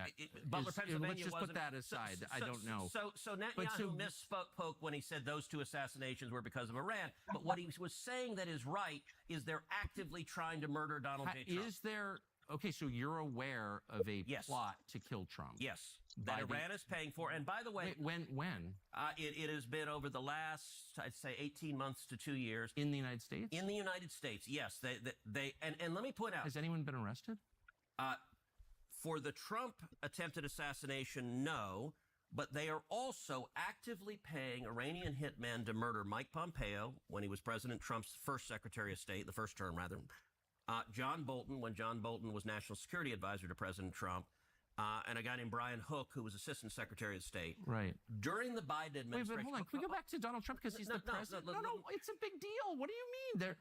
When no one has been arrested for these assassination attempts on Trump. Yes. They've hired hitmen. How do we know that?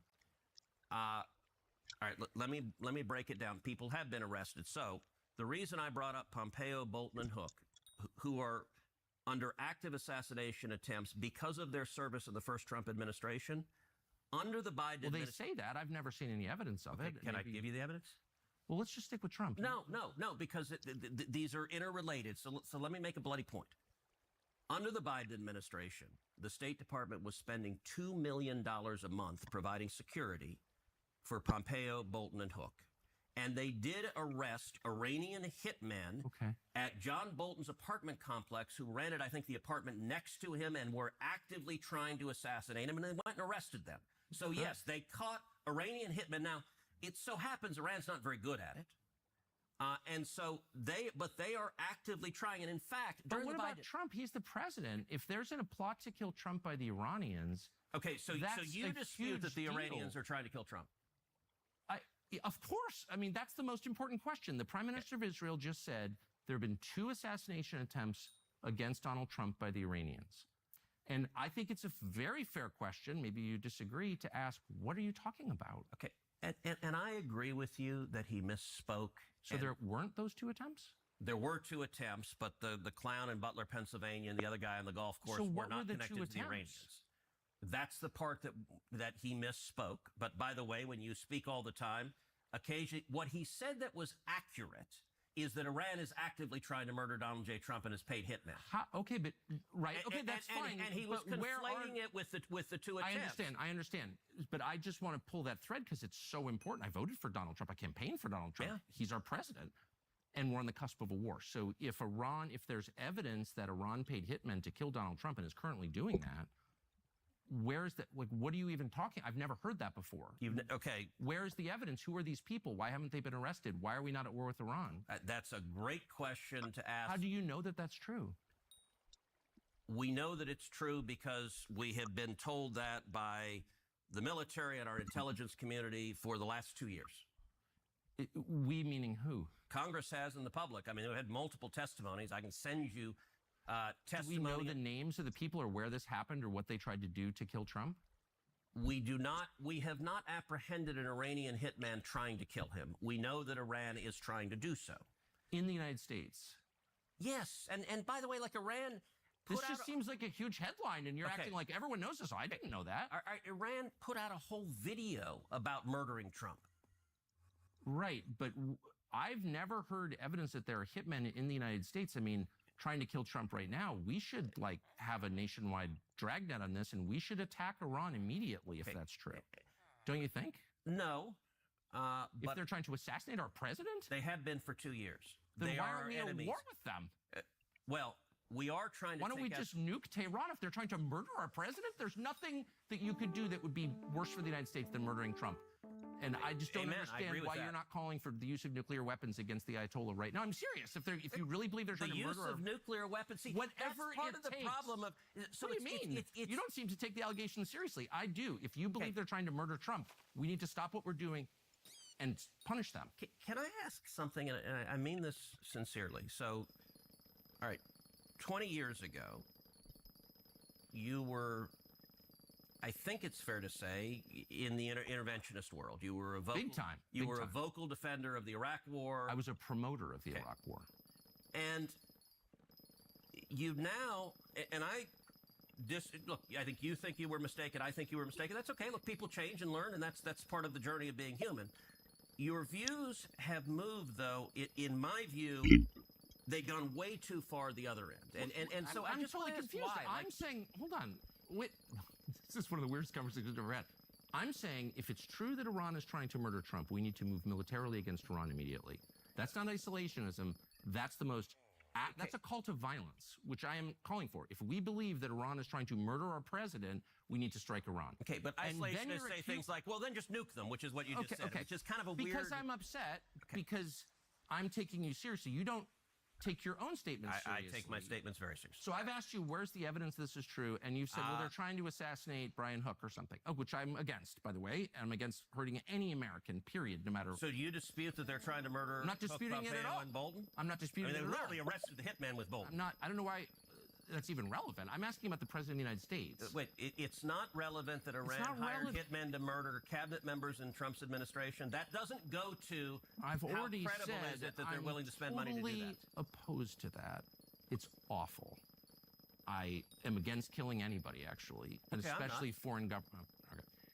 I'm asking about your allegation and the Prime Minister of Israel's allegation that Iran is trying to murder the president. Killing terrorists is a good thing.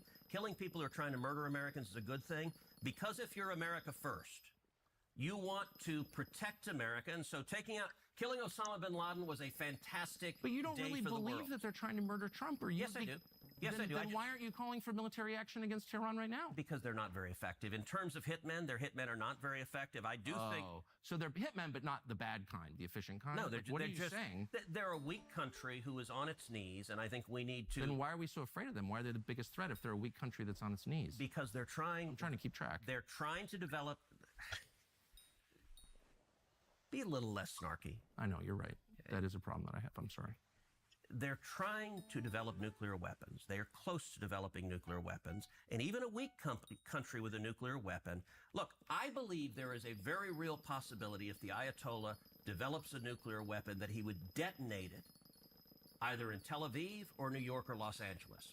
And that would be utterly catastrophic. And I don't know what the chances are of that. Let me compare and contrast Iran to North Korea. Wait, can I just ask one last question about trying to kill the president? You sincerely believe, you promise, that right now the Iranian government is trying to murder our president? Yes. You sincerely believe right now? Absolutely. And yet you are not calling for military action against the government that's trying to murder our president. Can you explain that? I don't think they're very effective. I do think we should, by the way, America is supporting... You're willing to take that risk? I think we should protect the president and we should take out our enemies. Well, Israel is doing that right now. But aren't they? Why would we outsource and by it to the Israel way, if your they're first trying question to? was, why are you for Israel regime change? That's a pretty good example of why I'm for regime change. Okay, so you're saying we should just go in and take out the government of Iran. No. Why would we outsource it to Israel if they're trying to murder our president? Okay, you sound like the isolationist. What I'm saying on any military judgment is there needs to be a He's right though. He's cooking it right now. Hold on. Versus what are the benefits? In this instance, I think it is enormously in America's interest to do what Israel is doing right now: take out Iran's senior military leadership and take out their nuclear capacity. That is benefiting America, and it is a good risk reward. I would oppose invading Iran and putting boots on the ground to topple the government.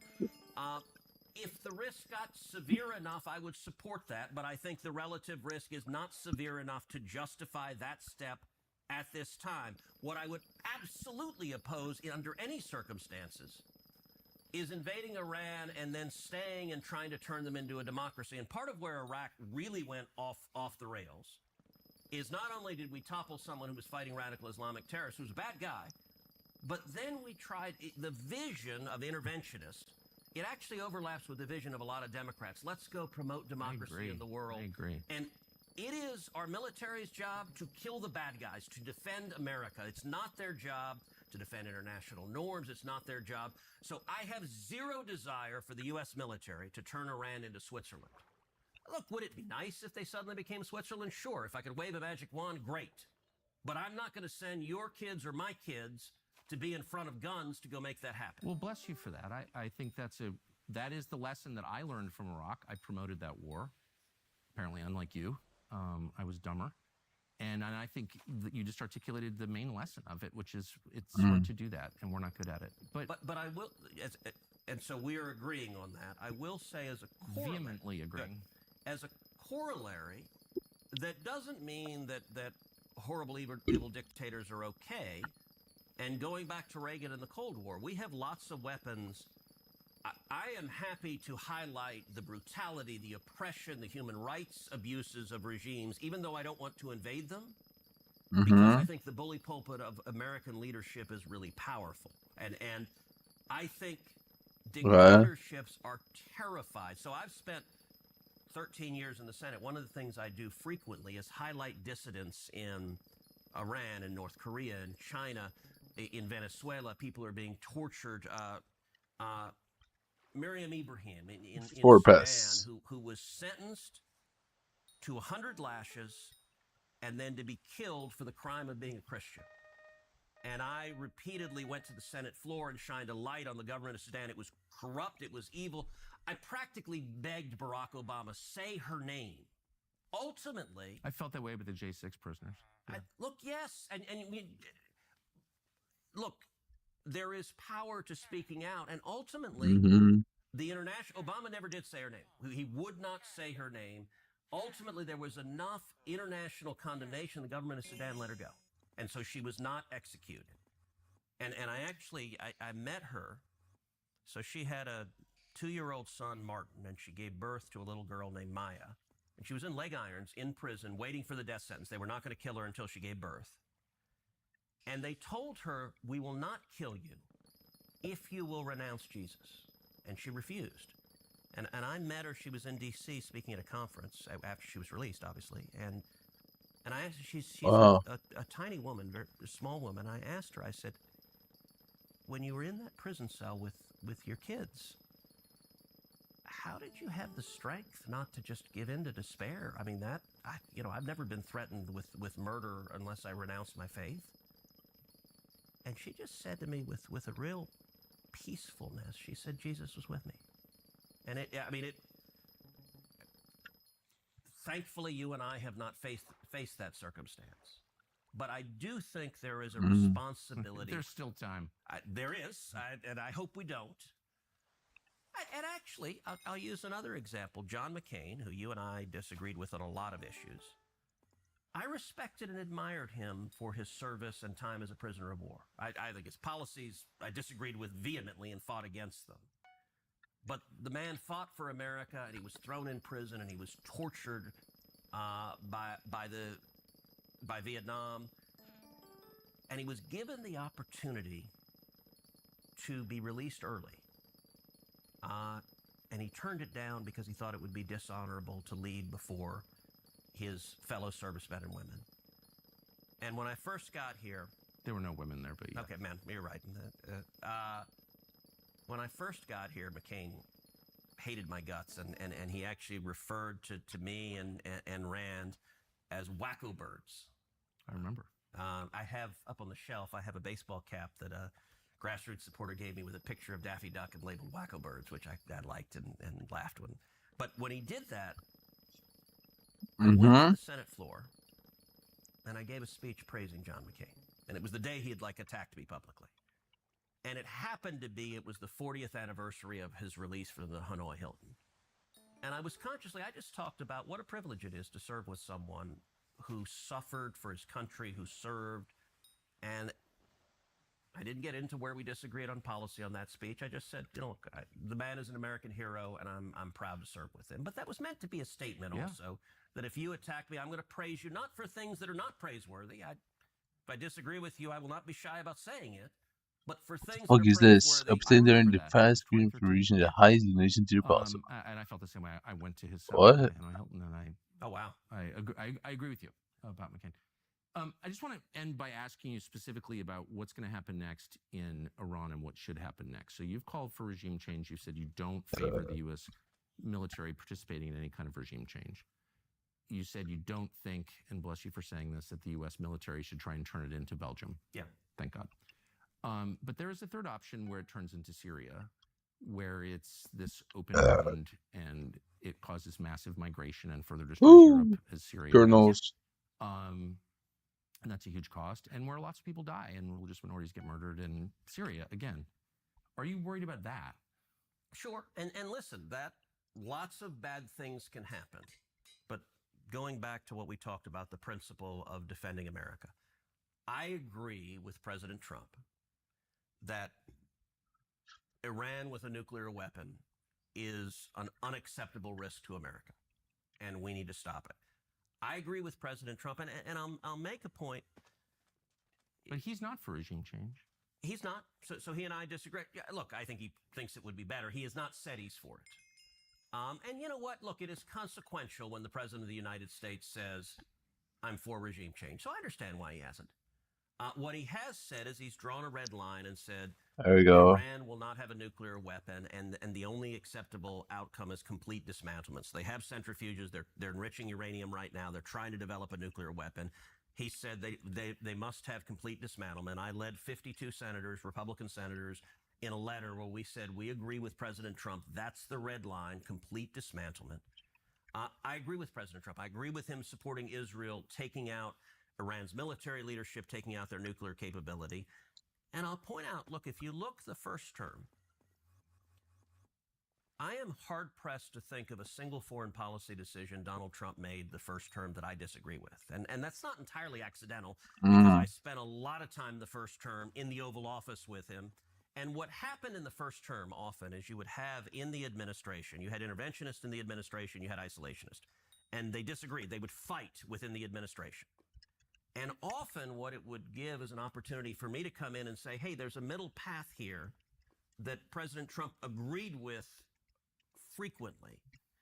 And it's worth noting, in the first term, he most assuredly was not an isolationist. Look, he took out General Soleimani, which I emphatically agree with. And in fact, I introduced a resolution that we voted on the Senate floor commending him for taking out General Soleimani, who was the leader of the IRGC and who was responsible for killing over 600 American servicemen and women. When Trump came in, ISIS had a caliphate that had grown up under Obama that was about the size of the state of Indiana. And Trump came in and utterly decimated them. He killed the terrorists, took away their caliphate, and defeated them. And he also took out Baghdadi, the head of ISIS. I mean, those are not the actions of an isolationist, but at the same time, I don't even know what isolationist is. It's just a slur designed to control. I mean, I've never been an isolationist. I don't even know what that means. Okay, Rand Paul is my colleague. Rand is an isolationist. Okay, and Tucker, you've become one, and I don't mean it as a slur. Of course I've not. You consistently say, you have said, actually, I want to read from your newsletter, because if you ask what an isolationist is, your newsletter a couple of days ago, you wrote, Iran cannot have a nuclear bomb, and we're hoping to get back to the negotiating table. We will see. There are several people in leadership in Iran that will not be coming back, Trump said following the strikes. Right. It's worth taking a step back and wondering how any of this helps the United States. We can't think of a single way. Okay, that to me is the essence of isolationism. And let me just ask you, when the Ayatollah chants death to America, I believe him. Do you not believe him? Do you think he doesn't mean it Best when he says wanting that to to take Iraq? like 8 stacks of the one. And I'm opposed to that. And do you think he's willing to act on it? It's not just hate America. He also is leading a country and trying to develop a nuclear weapon. Under certain circumstances, for sure. So the question is, do you act in a way that makes that more or less likely? And that's a tough call. It's something that you can debate. One of the ways you shut down debate is by calling people names like isolationists, pretending they're like pro-Nazi or something, or as you did, claiming I'm an anti-Semite. Right, that's not a way to get to a solution or have a rational conversation. That's a way to make people be quiet. And I'm against that. And okay, so if you don't like the label isolationist, how would you... Look, Rand, and I served with Rand. Rand is a friend of mine, but Rand opposes every military action in every circumstance. Of course I don't oppose every military. This whole thing is infantile, and you know that it is. It's a way to call people names. So which of Trump's military actions do you support, or do you disagree with them all? And make them be Give quiet. me another name. If you don't like that, I'm not trying to have you be quiet. We've been talking an hour and a half. I'm asking, if you don't like the name isolationist, how would you describe it? I would describe myself in the same way you falsely described yourself when this conversation falsely. Yes, so falsely. What did I say false? You said that the only thing that matters in a foreign policy decision is whether it helps the United States. I didn't say the only. I said the predominant. That's what I understood. Okay. So let me revise what you said and apply it to myself and say the only thing that matters is whether or not it serves the United States. And I feel very stung by what happened in Iraq, if I'm being honest. Possibly because, unlike you, I guess, I supported it. And I saw us get drawn into it in a way that nobody anticipated. And I saw the cost, just $3 trillion. And the cost on so many levels to the United States was just so profound. And I clearly felt a mistake. Gosh, it reminds me of Kaiser Wilhelm in 1914 saying, my men will be back by the time the leaves turn. Oh my God, that is bad. That destroyed Christian Europe. So it's like you don't really know where these things are going once the shooting starts. That's my only point. And calling people names, anti-Semite, isolationist, to get them to stop talking is not the way to serve your country. That's all I'm saying. So look, I'm trying to have a real and serious conversation. Right. And look, a lot of this has been contentious. I wish it had not, because as we started out by saying, you and I agree vehemently on 80% of the issues. This discussion is focused on the 20% where we don't. I will say, look, on Iraq, you look at the 2016 presidential campaign where you had 17 Republicans running. If you set Rand aside and his views are on one side, there were only two candidates on that stage that opposed the Iraq war. Me and Donald Trump were the only two. Everyone else thought the Iraq war was a great thing. I think it was a disaster. So you and I agree on that as well. In my view, I think your foreign policy has gone too far. So, let me ask you, is there a military action Trump has undertaken that you agree with? Because I've not heard anything. Look, I would say it's really simple. I believe in self-defense. That's why I keep firearms at home. I think it's morally justified to defend yourself, your family, your property, your nation. And so to the extent that you can deter a threat through violence always being the least appealing choice, violence always being, if I can finish, being a tragedy, I think you can justify the use of violence in self-defense. That is my personal view, and that applies to me and to the country that I live in. Those are my views. That's not an isolationist view. It's not an anti-Israel view. It's not an anti-Semitic view, with apologies. It is, I think, a pretty common sense view.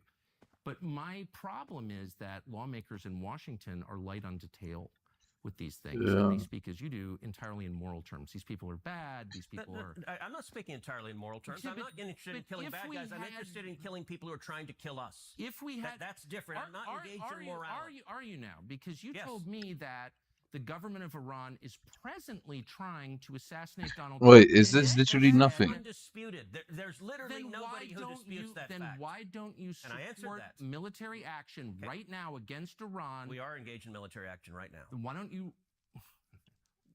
Why don't you support offensive military action? We're bombing the crap out of them. Israel is, and we're supporting them. Israel is. Okay. So why shouldn't the U.S. military defend its own president? I don't understand that. Look. And it goes back to... Because you don't really believe it's true, that's why. Nobody disputes it, Tucker. Do you land on the moon? What other conspiracies do you not believe? Was 9/11 an inside job? I mean, like what? So what? I've asked you the names of these people. I've asked I don't you how know the you names know of the Iranian hitmen. I know it because the U.S. military and the intelligence agencies have testified before Congress repeatedly And what did they say? that Iran is trying to murder Donald Trump and has hired hitmen. Do I know the name of the hitmen? No, I'm sorry. And I don't think we do either because we would apprehend them if we knew their names. Then why don't you take it seriously enough to support killing the Ayatollah in response to protect our president? But you don't. This doesn't even make any sense. And you're calling me an isolationist. If I believed that was true, I would support military action against the government of Iran. Okay, that's interesting because there is literally... You can't kill our president. All right, out of 535 members of Congress, I am not aware of one who disputes that Iran is trying to murder Donald J. Trump. That's not even the looniest Democrat doesn't dispute that. So I don't. You're saying if you believed what is, I think, a fact that they are trying. You think it's a fact? Yes. What is the fact exactly? That they've hired hitmen in the United States? Yes, Americans. Yeah, he's not in Iran, so they haven't hired hitmen. No, but in are Iran. they the hitmen American? I don't know. Oh, okay. I'm telling you what. And by the way, I'm not the CIA. I'm not the Department of Defense. I'm telling you what they have told us. I'm not disputing it. I'm merely saying we are. That I'm not. I'm saying the logic train has a massive hole in it. If you believe that's true, then you should, by definition, support killing the people trying to kill our president. But you don't support that. Now, Tucker, so I'm wondering what's going on here. Tucker, you took offense to the word isolationist, and I genuinely don't mean it as a pejorative. I disagree with it. But if you don't like that term, I don't know how else to describe what is a coherent foreign policy that says we're surrounded by two giant nations. By the way, isolationism has long been a school of what? That's actually so stupid. But not into the slurs, the anti-Semite stuff. I just don't like that. I'm telling you what I believe. So, but is there a single military action Trump took that you agree with? So, do you agree with taking out General Soleimani? Oh, I don't know. It turned out better than I thought. I guess. I mean, you said at the time it would lead us to World War III. I was worried about it. I've seen that. Well, but that proved not the case. I was wrong, as I have been many times. Did you agree with taking out the ISIS caliphate? Well, if we took out the ISIS caliphate, why are they running Syria right now? And you're for that. Why is that? What do you mean? I didn't say I'm for that. You don't seem to have a problem with it. I didn't say ISIS is now running Syria. You're like, we'll see. No, I look, I mean, I know why. But by the way, I didn't push Assad out. Assad toppled. It's hilarious. You know why I don't care? Assad is bad, but no, ISIS runs Syria, but that's fine. We'll just kind of wait and see on ISIS. Not a big deal. You know, not a big deal. They're trying to kill Trump. Hold on a second. I want to get back. You know why I don't care, and why, and you do your trademark smirky laugh. I know why you don't care. Talking about what? Why don't I care? I don't know. Oh man. Oh man. Because you think it's okay because they're not making angry noises or something, but by your own standards, ISIS is so immoral that they must die. But now they're running Syria, and you don't think that we should take military action against the government of Syria because why? They're ISIS. What I said is I don't know how good or bad it'll be. Look, I wasn't pushing Assad out. He fell. He fell on his own, in part because he was heavily supported by Hezbollah, and when Israel took out the Hezbollah leadership, he lost his base of support. But the current ISIS leadership, you don't think is bad? You can't say it's terrible that ISIS runs a country? I am concerned about it. Concerned? Aren't you horrified? I want to see what they do. But so you got a wait-and-see attitude on ISIS now? On the government of Syria, they are not actively, that I am aware of, trying to murder Americans. And that's a real dividing line. Are you trying to murder Americans or not? I'm just saying it's a little weird that we waged this war against ISIS and now they're running a country in the Mediterranean. I think that people would be very, very upset about that, but you don't seem by the way, upset about that. Did you agree with Trump taking out al-Baghdadi, the head of ISIS? I'm totally opposed to ISIS, and what I care about is results, actually, and if taking out the head of ISIS ends ISIS, I guess I'm for it. But now ISIS runs Syria, so I'm wondering how does this work? I mean, my point is... At the time, I mean, I've taken so many different positions over the years, some of which have been wrong. I really do my best to be honest and correct if they are and admit that I was wrong. I'm not one of these people who's like, I've always been consistent. No, my views change all the time because the facts change all the time. You're not going to get consistency from me. You're only going to get sincerity. Well, I will say this, and look, I believe you're sincere. Yeah. But... I'm not God. I'm just some guy watching, trying to figure out the right thing for America. And I think because you believe you were mistaken, and I agree previously, I think you've overcorrected. What do you mean overcorrected? I'm worried about turning this mess in Iran into a much larger mess. That's the concern, and by that's the way, that's a reasonable worry. Look, I know it's reasonable, and I know you've been like, you're like ready to call me all these names for asking. You're just asking questions. Yes, I am. So here's my question to you: if the Ayatollah is killed in Iran, and he very well could if there's a war. I have just read in the paper this morning that Israel tried to take him out twice, and Trump told them not to. I have read that. I don't have independent confirmation one way or the other. Do you think that they should take him out? So I actually talked about it. As you know, I do a podcast every week, Verdict with Ted Cruz, and I actually talked about it in the latest podcast. And I said, look, I've seen the reporting that says that Trump asked them not to take out the Ayatollah. And what I said in the podcast is I think it's reasonable for them to decide not to try to take him out. What they've done is targeted just about the entire top level of the military, the people that actually conduct the war. I can see an argument that taking out both the head of state and a religious leader could make him a martyr and could cause more problems than it's worth. And by the way, if you take out the Ayatollah, I don't know if the next guy isn't just as bad. And so I am... What happens to the country? I don't know, but you mentioned before, and I want to go back to this. You said something like, you, like most other politicians, are engaged in moral terms. And let me be clear, I am talking about national interest. I am talking about protecting America. So there are bad guys on planet Earth that I don't think we should take out, even though they're bad guys. Good. I'll call them bad guys, but I'm not willing to use U.S. military force to take them out. In this instance, what Israel is doing is taking out their capacity to build nuclear weapons. Why? Because they judge the risk is too high if they got nuclear weapons. I understand that. I mean, I understand that. I think it's in progress. I think it'll probably be achieved, probably with U.S. military support. Who knows? But the president said he's for that. And by the way, where the military support is most needed is Fordow, which is it's a bunker that's built under a mountain. Right. And Israel's taken out most of the rest, like Natanz, which is their big enrichment site. They bombed the hell out of it. Fordow was deliberately built deep into a mountain so that Israel couldn't take it out. And there's an active discussion because the U.S. has bunker buster bombs that are big enough to take out Fordow. 30,000 pounds. Yeah, yes. And Israel doesn't. So the one military piece nor the aircraft to fly them. Correct. Right. But here's, I guess, what bothers me is that I said 2 weeks ago the real goal here is regime change in Iran. It's not. I don't think that's Trump's goal. It's your goal. It's Israel's goal. I'm not attacking anyone. I'm just saying it's important to be honest and not lie and not attack people for telling the truth. So I believe I've been assiduously honest in this, but words matter. You said the real goal here is regime change, and it's your goal. And I want to be clear. Well, you said it was your goal. I want to be clear because words matter. Do I support regime change, and would I like a government that doesn't hate America and isn't trying to kill us in Iran? Yes, that's a good outcome. Is that the objective of these military strikes? I don't think necessarily. I don't know if it's Israel's. It's not my objective. My objective is taking out... U.S. If Israel decides we're going to decapitate the government and try to foment an uprising against it, should the United States participate in that operation in any way? Look, I have not called for killing the Ayatollah. And there is... Nations in war generally refrain from attacking and killing heads of state. Now, the Ayatollah doesn't. He's trying to kill Trump. We talked about that. But we shouldn't punish him for it. Look, there has been a... Dude, I want the bronze medals. Give them to me. Nations in war have refrained from killing heads of state. I have not publicly called for killing the Ayatollah. What I've called for is doing whatever is necessary to stop him from getting nuclear weapons. In the first Trump term, what that meant was maximum pressure. So in the first Trump term, I spent a lot of time urging the president to withdraw from the disastrous Iranian nuclear deal that Obama had. President Trump agreed with me. He did that. And then I urged him to end the oil waivers and to sanction the hell out of the country. And it ended up crippling their economy. So Iran at the time was selling 2 million barrels of oil a day. 1 million barrels, I'm sorry, 1 million barrels of oil a day. When President Trump ended the oil waivers, it cut their sales to 300,000 barrels a day.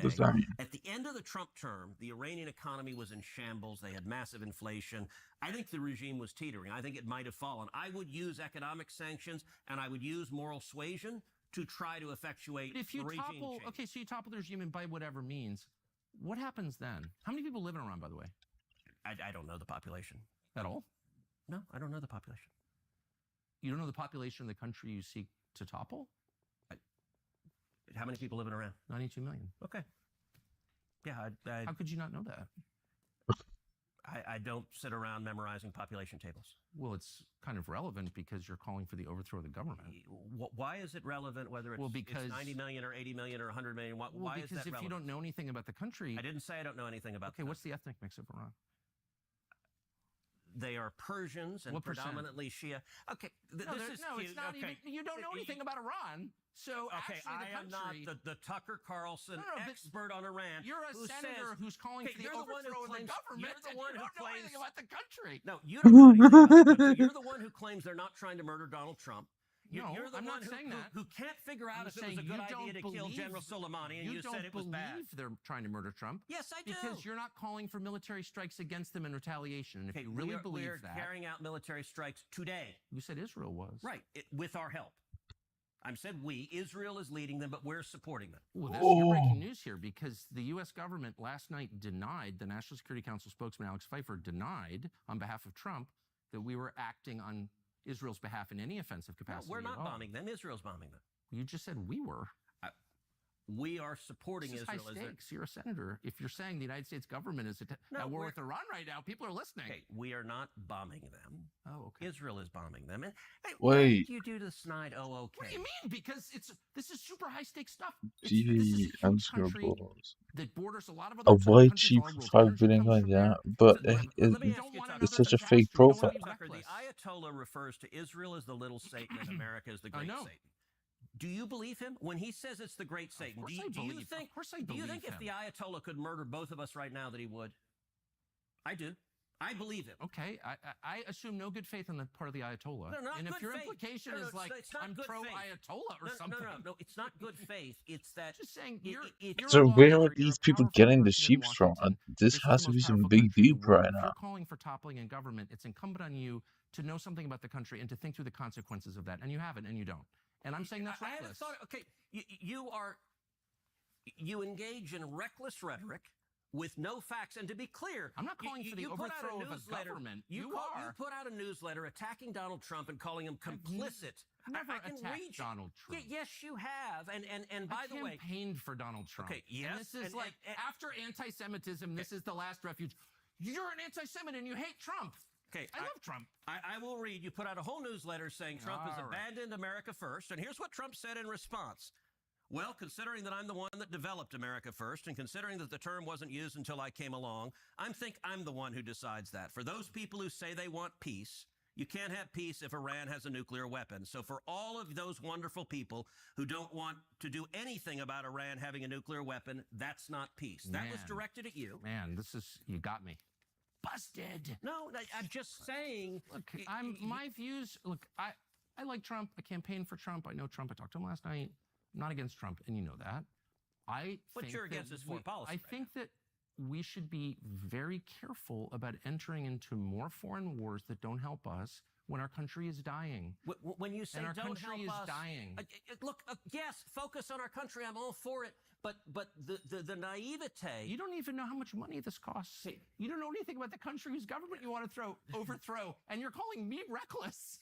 I want to stop a lunatic who wants to murder us from getting nuclear weapons that could kill millions of Americans. Fair. You say, I can't see how that benefits America in any way. That is bizarre. And by the way, isolationism, your foreign policy is the foreign policy of Jimmy Carter and Barack Obama. Oh, absolutely. And it doesn't work. Yeah, I'm a big leftist.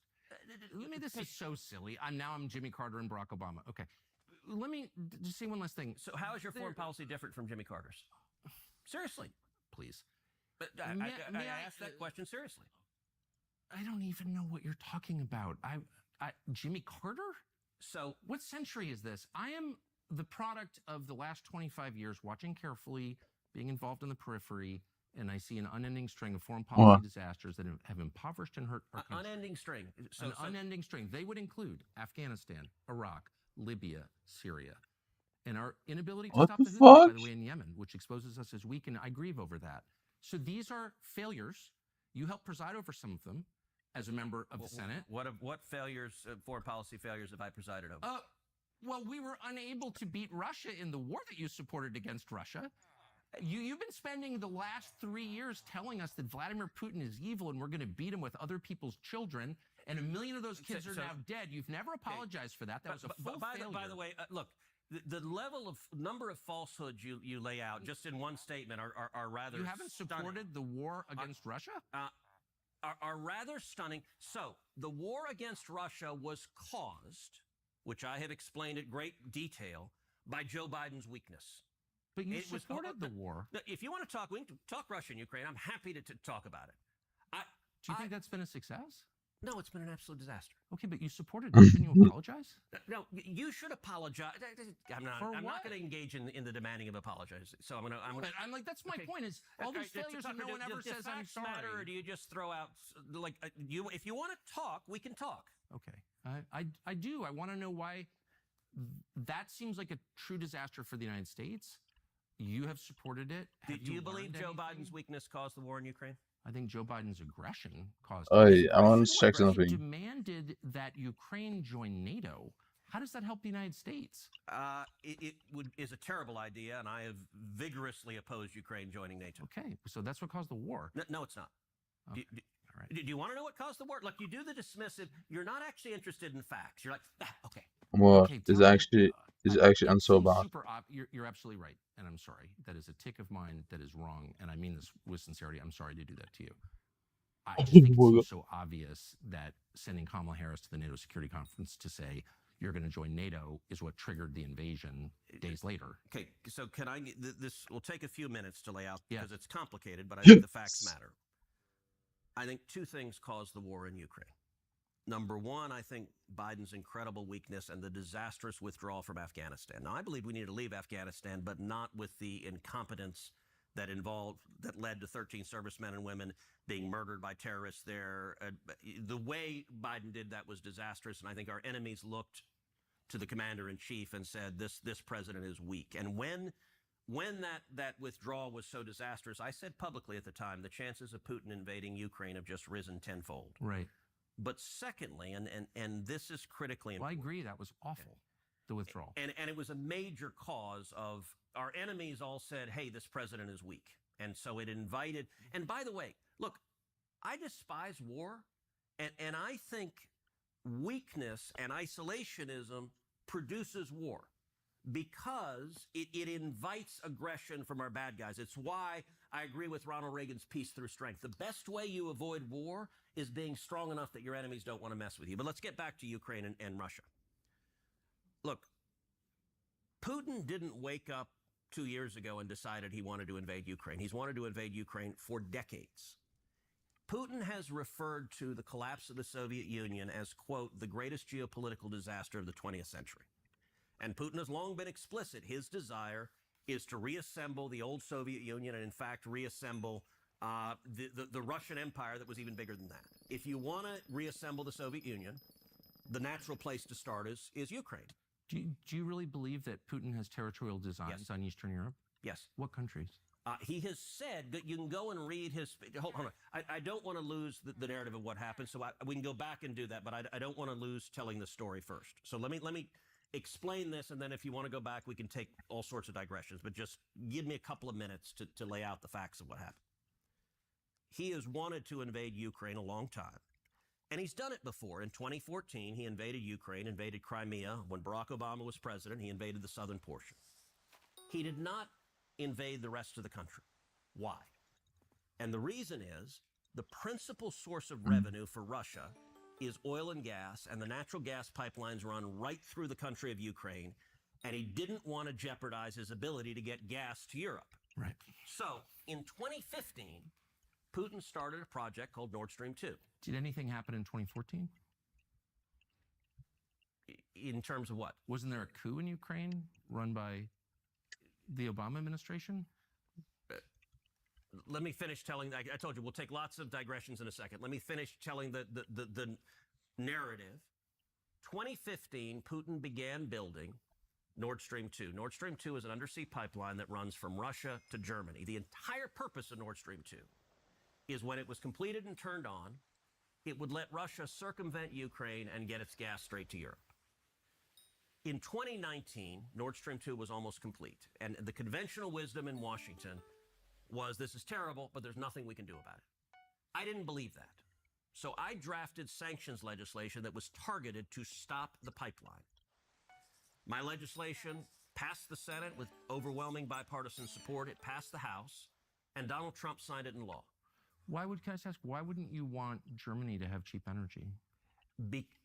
Because it empowers Russia, and I believe in making our enemies weaker and our friends stronger. Has blowing up Nord Stream made Germany stronger? Not being dependent on Russia has made Germany stronger. So you think Germany is stronger now than it was 4 years ago? I think not being dependent on Russia. Germany has all sorts of problems, and many of them are domestic to their own politics. Hold on, let me finish. I'm trying to... No, but what you're saying, it doesn't... Germany seems so much weaker now that its energy costs have spiked and the manufacturing sector is collapsing because of that.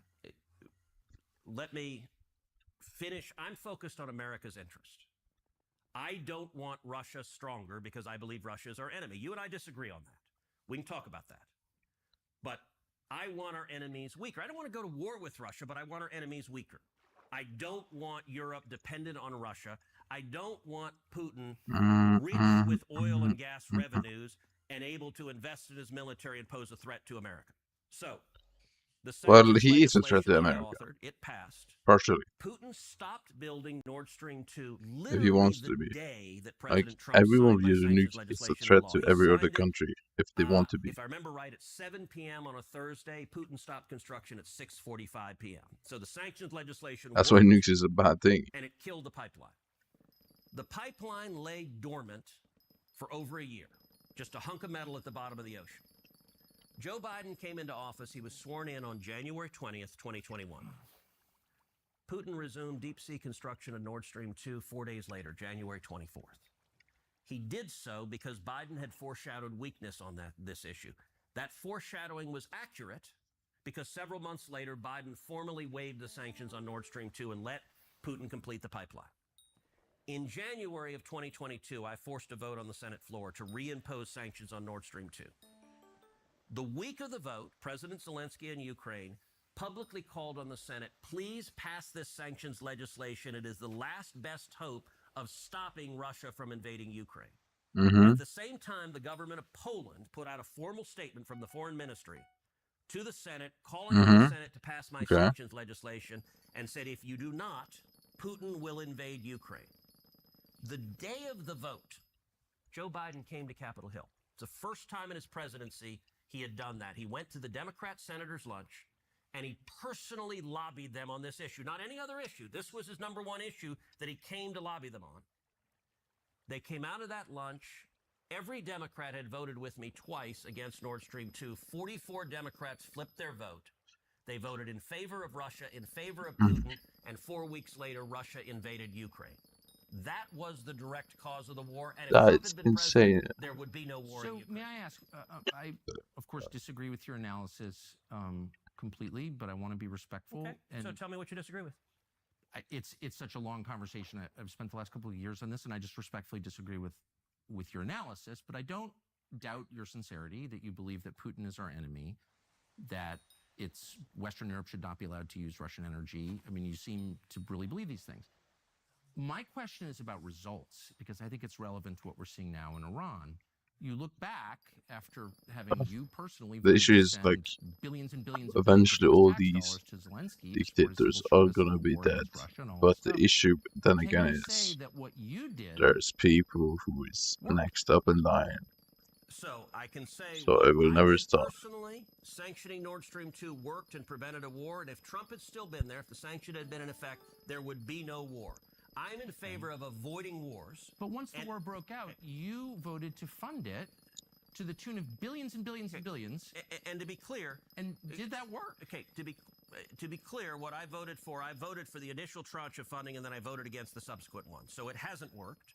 So I've been in between. I haven't been on the full Ukraine, full-throated hawk side or the anti from day one. I voted for the initial. We should not be doing Kane anyway because I need XP really. I don't really need a turbo gold, whatever the fuck this is. It in a horrible way. I think they wasted a ton of money, and I think what they did was actually incoherent because they were funding both sides of the war. I was very vocal, and among other things, flooding $100 million to Iran, which was used, among other things, to help the nuclear program, but also to make drones that. Oh yeah, actually, I should definitely not be doing pumpkin, should I? Administration really did a lot to wreck the United States. Yeah, did the most damaging administration at the end, in history. where we sit now, Russia is stronger. It's closely allied long-term with China. I don't know that Russia's stronger. I don't think that's right. Okay. I think it's pretty obvious that it is. But it's certainly not destroyed. And it's allied long-term with China. Maybe. Look, I'm actually going to search no something. doubt Biden's foreign policy drove Russia into the arms of China, and that's concerning. Okay. They also have a long history of animosity. Western Europe is weaker and more in debt. The United States is weaker and much more in debt. Look, hold on. So you and I are agreeing on a lot. We're agreeing. Here's my question: have you questioned any of your previous assumptions? Did you play any role in this at all? Are you responsible at all? Of course, and like you said. What have you learned? Like you said you've changed your mind. Yeah, I voted for the first funding of the Ukraine war, and I voted against every subsequent funding stream because it wasn't working. And I looked at what was happening and said, this is not working. And had the money been spent in an intelligent way and not wasted, and had it been successful, I might have been willing to fund more. But it wasn't successful, so I voted no. And the war is going to end. Look, President Trump campaigned on ending the war. I think he's frustrated because Putin has been less than eager to reach a deal to end the war, but it's going to end. You're not going to see another dollar coming from Congress. Do you think Zelensky wants to end the war? I think Zelensky has behaved horribly. I think his Oval Office meeting will go down in history as the worst Oval Office meeting of any leader that has ever come to the Oval Office. I think he behaved like a pompous ass. And I think he is unrealistic. I think Zelensky spends his time with Nancy Pelosi and Chuck Schumer in the New York Times, and he believed he was going to the Oval Office as a resist figure. And I think he's doing real damage to his country right now. You described him many times as a hero. I don't recall ever using the word hero. I do. Look, I'm not a Zelensky cheerleader, and I'm not in the business of saying everyone we support has to be a saint and everyone we oppose has to be a villain. I'm not in the morality game. I'm in the U.S. interest game. Why did I want Nord Stream 2 stopped? Because it would strengthen Russia, and Russia's our enemies. It's entirely U.S. interest. Did you support the industrial sabotage against it, blowing it up? So I think you believe America did that. Is that right? Of course. Okay, I think the chances of that are zero. You think Russia did it? No, I think Ukraine did it. Okay, so I don't know. So I don't know who did it.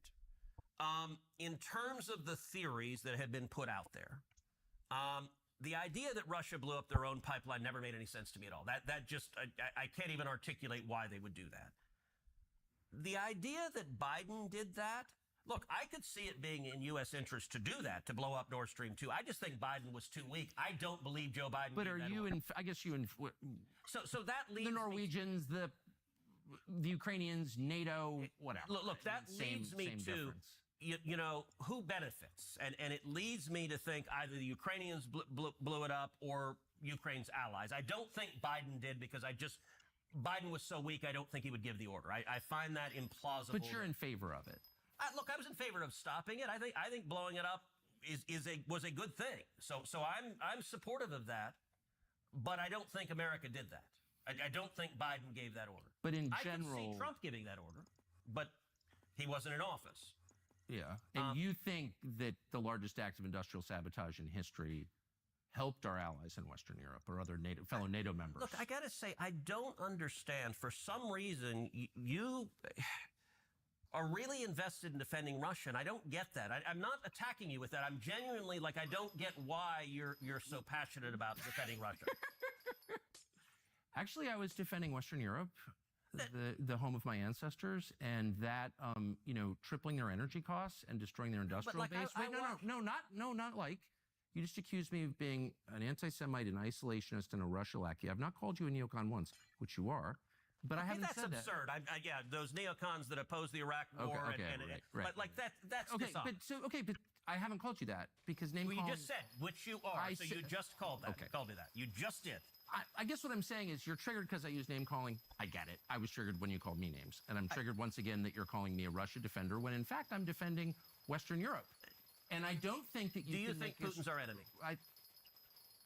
he's literally our enemy. You are funding a war against him. But do you think he is our? No, you're saying we're his enemy. Do you think Putin is our enemy? I think it is a tragedy that your policies, specifically yours, helped drive Putin into the arms of China, forming a bloc that's larger than us. So you won't answer that question.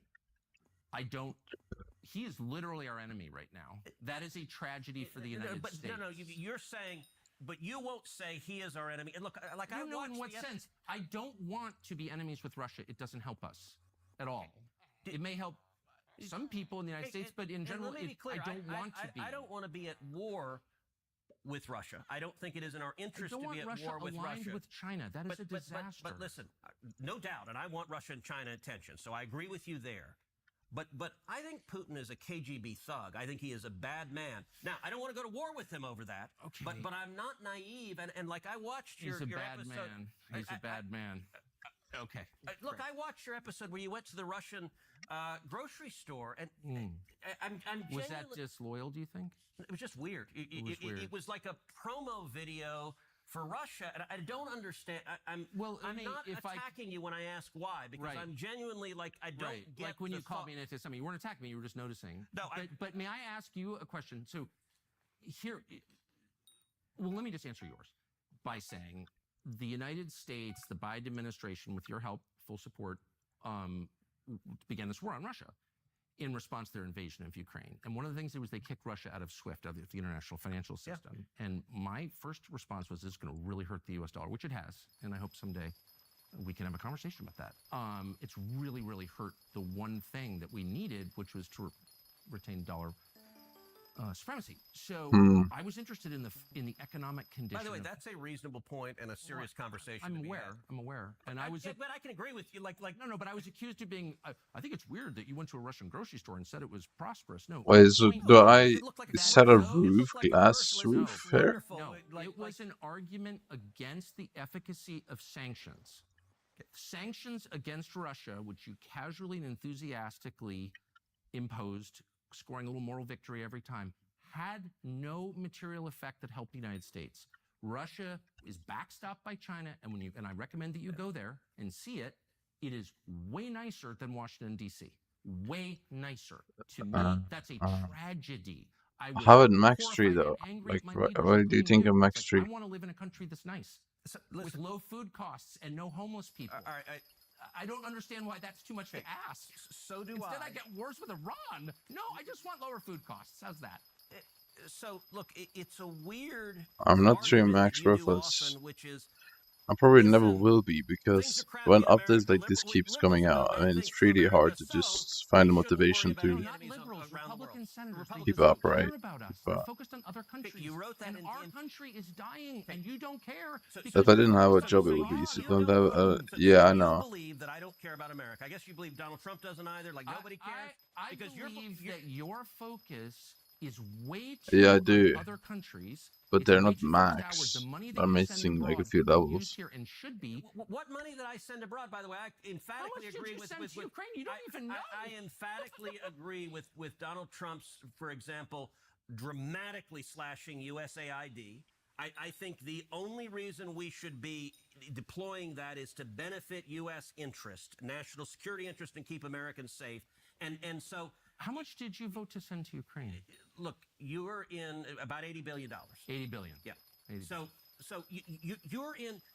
You love just giving these broad characterizations that are not accurate. I'm genuinely puzzled. Look, I don't want to go to war with Russia. But I don't think they're our friend. I think Putin. I agree. I think Putin is a murderer. I think he's a liar, and I think he does not wish well on America. Okay. And there's a difference between saying... And he's not wrong on this. Like Reagan referred to the Soviet Union as an evil empire, and Putin was in the KGB. Look, my father was imprisoned and tortured in Cuba. I hate communists. It was actually Batista that tortured my dad. My aunt was imprisoned and tortured by Castro. I hate communists. I think communism is evil. And so... Overclock required. The fuck does that mean? Nobody who stands up to communist China more in the Senate than I do. Because I think they're evil. Do I want to go to war with China? Of course not. That would be ridiculous, but I think we have all sorts of tools to stand up to our enemies And I think China is engaged in a 1,000-year war against the United States. Okay. They're trying to defeat We're us. so all over the map. Where your family in prison in Cuba and China and all this stuff. I agree with you. I'm totally opposed to communism. Always have been. I don't think that Putin loves us. I'm distressed by the moral condition of most leaders around the world. Most of them. They all kill people. I'm against that. I'm just saying, I wish the focus here was But like, I don't know. I actually don't agree with that statement. There's some updates. I feel like in the future, if they keep coming with these trash updates, then I honestly just have zero interest in maintaining max level on 3 accounts. I'm hardly a moral relativist. But you are. You just, that statement was the essence I'm an anti-Semite, an isolationist, a moral relativist. Okay. No, I'm not. Did you just say world leaders all kill people? I'm saying I'm against killing people in general. And hyperventilating about how Putin was in the KGB or whatever. I just want to serve American interests and pushing it. It's just really hard to keep upright when you have a full-time job. Especially when it comes up this like this one, which is 500 hours on Iron Man. Which is just absolutely ludicrous. And I'm not gonna spend 500 hours. I'm waiting for it to get buffed. I'm only doing farming right now because they die. The United States, we don't have concentration camps. We don't torture and murder people. You look at China, where they've got 1 million prisoners in concentration camps. You look at Putin, where he's got prisoners in Siberia. He tortures and murders his political opponents. Donald Trump doesn't do that. America doesn't do that. And by the way, what are you most even other countries don't do that. I see the game. It's like, I'm distressed. You're the one playing a game. I'm distressed. No, I'm responding with facts. You don't like the facts. I don't even know what facts you're talking about. I'm not saying that Trump puts people in concentration camps. I campaign for Trump. I love Trump. So did I. Okay. So this has nothing to do with Trump. I'm merely saying, when you said every world leader kills people, it puts them all in emphasis on what's happening inside. So the main issue for me, right, is between America and our enemies. Is there a moral difference between America? First off, I'm still not like fully maxed on some accounts, so I still need to do dungeons on my alt account, which I'm gonna do a lot of during this derpy, I guess. I'll tell you why. And yeah, I guess my Iron Man is the closest to max right now. Person possesses by virtue of being created by God. Amen. By being human. But at the same time, not really, because I need so much of the new seasonings. In the way that we do. There's not really close at all. That's what there's a normal problem. I can just pay the one. For a long time, I'm never leaving. So I really love the country, despite going to a Russian grocery store, despite asking you questions about AIPAC. I love America, is the truth, and I love Trump. So, but I just want more emphasis on America. That's it. I emphatically agree with America first. I think Donald Trump does as well. And I think his foreign policy has been vigorously Good listed plan, by the way. Offline 35 days plus. So. Sure. And I know you didn't mean it. But you called me those names. Thank you, Senator.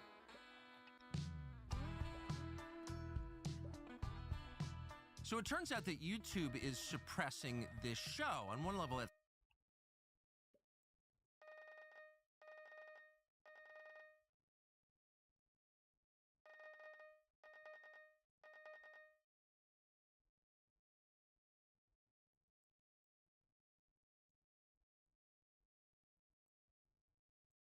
Spain has blocked the United States from using its airspace and airports. Italy has done the same. Poland has done the same. UK has largely done the same. France has blocked the United States from using its airspace and its air bases. Austria has done the same. Switzerland has done the same. And now we learn that Saudi Arabia banned Donald Trump, banned the United States. This is fully quick. I don't even speak to him. I don't know what he's up to. I did message him just like right now, like 1 hour ago, if he could log on and give me something, because they're unsoul bonded a talisman, which I actually need. 24 hours later, Donald Trump said he was withdrawing from Project Freedom because it was so utterly successful. But we learned the real reason that Donald Trump stopped this Project Freedom, which was an absolute failure, was because Saudi Arabia said they would be banning Donald Trump from using Saudi airspace and Saudi air bases. But it wasn't just Saudi Arabia. It was also Kuwait. We're learning that Kuwait said, you can't use our air bases. We're done. No more use of our airspace. And then this was a domino effect all of the Middle East countries that Donald Trump had done these quid pro quo deals with, whether it was Qatar and Bahrain, Future and even calories UAE, tell us, they man. all were I just basically got on saying, Soulbanner yeah, and it's like Donald, you know, we're going to 8 ban million you as modes. well. I mean, It's not really UAE hard to get still modes. kind You of can just do it stayed in passively, it, but but guess what happened when they I stayed in? actually could Iran probably attacked afford it the right now, but I'd rather save Fujairah the port, modes which is used by the than UAE buy to it try to with circumvent mods. the Hormuz control that I Iran didn't even know has. it there on Soulbanner. Also, I you just had a checked on auction house and then UAE they just showed tanker up. that was struck by So, Iran after Donald Trump announced Project Freedom, as well as a South Korean tanker. And in addition to all of these countries banning Donald Trump and banning the United States now from using the air bases and airspace in the countries, NATO is basically preparing for a post-U.S. life. Whether they're calling it New NATO or Europe NATO, but a NATO if Donald Trump does indeed withdraw from NATO. And one of the things that NATO is also doing right now is they're no longer having oh, meetings nice. until the end of Donald Trump's term. You know, they may have to do one or two in term. They're doing meetings with the military people and lower level people, but when it comes to like high level leaders of countries, NATO's done doing that. They're not doing it anymore because they don't want the drama with Donald Trump. They don't want him showing up. And they just said it's, you know, just keep Donald Trump away from NATO. That's the best thing that could possibly be done. And Donald Trump and his regime, Hegseth, Rubio, I mean, they're others not wrong, yeah. continue to Just attack totally NATO ignore each and every Trump. day. Don't give I mean, him what this he news wants. that Saudi Arabia and Kuwait were blocking Donald Trump and the United States from using the air bases and the airspace, you know, was really a bombshell news that dropped late last night. A lot of people were saying, okay, so Donald Trump announced this Project Freedom, and he said that he was going to bring the American Navy into the Strait of Hormuz. I mean, we've heard this from him before, and then help all of the tankers and cargo ships as part of a humanitarian mission leave the Strait of Hormuz. And then there was that bizarre press conference with the chairman of the Joint Chiefs, General Kane, as well as Pete Hegseth, and they were like lying, and they were like, hundreds of ships are now currently exiting the Strait of Hormuz. What? We are That never currently happened. leading them You through literally a just safe search it up. It passage. never It's like, happened. yeah, that's not On it. happening. 2 ships were Yeah, destroyed so by Iran. my When Iron they Man even Max is tried, gonna when take the the U.S. longest, Navy I tried to get in guess, there, but Iran my shot alt warning account shots, and then the 2 still needs Navy Clash ships over 50 turned and around. We Beast have Radar. satellite images, folks. We know whether or And my not main account the just needs U.S. this Navy is update, successful I in leaving guess. hundreds of ships. No, it's Which like is one obviously ship also left boring the because Strait I of don't like Hormuz, this update. and It's that just was a through trash the update, right? Iranian And so passage. It was allied with it's not really Iran, fun and the to Strait of do Hormuz is firmly under 1,500 of Iran's these control. things. But then we learned, NBC got the exclusive yesterday, hat tip to them, that MBS, the Crown Prince, Mohammed bin Salman of Saudi Arabia, was livid when Donald Trump announced this Project Freedom, which was an escalatory measure. MBS and the head of Kuwait, you know, and all of the royal families in the Middle East said, look, this is an escalatory measure, or at best it creates escalatory ambiguity. Iran's going to escalate. Like, you're going to provoke them. And it's exactly what Iran did. You know, and these Middle East countries are reeling right now. I mean, they are really suffering. You know, Donald Trump and the United States promised them a security umbrella. They did all of these quid pro quo deals with Donald Trump, not because they like Donald Trump, but because that's how Donald Trump projected the security umbrella of the U.S. You need to pay me personally tribute. Qatar, you got to give me a 747 jet. Saudi Arabia, you got to do hotel deals with me. UAE, Dubai, you've got to do deals with me. You got to put money into my World Liberty Financial crypto thing. And so he would go around, and they thought that they were getting protection. And when push came to shove, not only did they not get protection, Donald Trump did Another them in legendary late slug. February Holy when fuck, he I'm and getting so Netanyahu many. went alone and had this unlawful and catastrophic war Wait, criminal why am I getting so invasion many of though? Just Iran give and me the started die instead blowing though, up right? elementary schools, killing little girls, and lighting the entire Middle East on fire. And these Middle East countries were like, hello, you're not going to even give us a heads up? yet alone we should coordinate this together. And of course, Donald Trump didn't tell NATO. He didn't tell anyone other than Netanyahu. And then the United States officially put it in their State Department position paper. They said this is a legally justified war because this is word for word basically what it says. Iran's been at war with Israel, an ally of the United States, for 47 years, and thus the U.S. to protect Israel doesn't need any further justification to go to war with Iran. I mean, that's literally the State Department's position. And so it finally seemed, okay, are we moving closer to resolution? Are we moving closer to potentially a deal? Then Donald Trump on Sunday fires off this Project Freedom thing and talks about bringing Navy ships and escorting ships out of the Persian Gulf and out of the Strait of Hormuz. And then What a people in the failure. military had to, military leaders, generals, admirals had to walk it back a little bit and say, no, this isn't a new operation that we're launching. This is actually part of something we announced last week. It's defensive in nature. What? It's humanitarian. We're not actually going into the Strait of Hormuz. We're just going to help insurance companies, and we're going to help ships there learn the latest updates when the Strait of Hormuz opens. But then Donald Trump and Hegseth were like, nope, this is a new mission. We're going in. And no one knew what the hell was going on. Iran attacked the port of Fujairah, attacked the two ships, the South Korean ship and the UAE ship. What is And happening then in things were this escalating. And Saudi Arabia's America like, thing, boom, bro? we're Like, shutting down our I don't know. airspace. Kuwait's like, boom, we're It's shutting kind of down our entertaining, airspace. but And this as I is mentioned fucking before, retarded they and sad. joined Spain and Italy and Poland and UK and France and Austria and Switzerland. Let me tell you, if there's a surefire way to wake up feeling fresh after drinks with friends, it's with pre-alcohol. Look, I'm not 21 anymore. If I have a night out, I still want to be productive the next morning, and that's why I started using this. ZBiotics Pre-Alcohol Probiotic Drink is the world's first genetically engineered probiotic. It was invented by PhD scientists to tackle rough mornings after drinking, and here's how it works. When you drink, alcohol gets converted into a toxic byproduct in the gut. It's a buildup of this byproduct, not dehydration, that's to blame for rough days after drinking. Pre-alcohol produces an enzyme to break this byproduct down. Just remember to make pre-alcohol your first drink of the night. Drink responsibly, and you'll feel your best tomorrow. I was honestly skeptical at first, but I tried it before going out to dinner with friends, and the next morning, I was getting up early, but I was feeling good, getting work done, no problem. Now, it's just part of the routine anytime I know that drinks are involved. From the crack of the bat at the stadium to the start of wedding season and the roar of the engines in Indy, May is packed with back-to-back reasons to be out.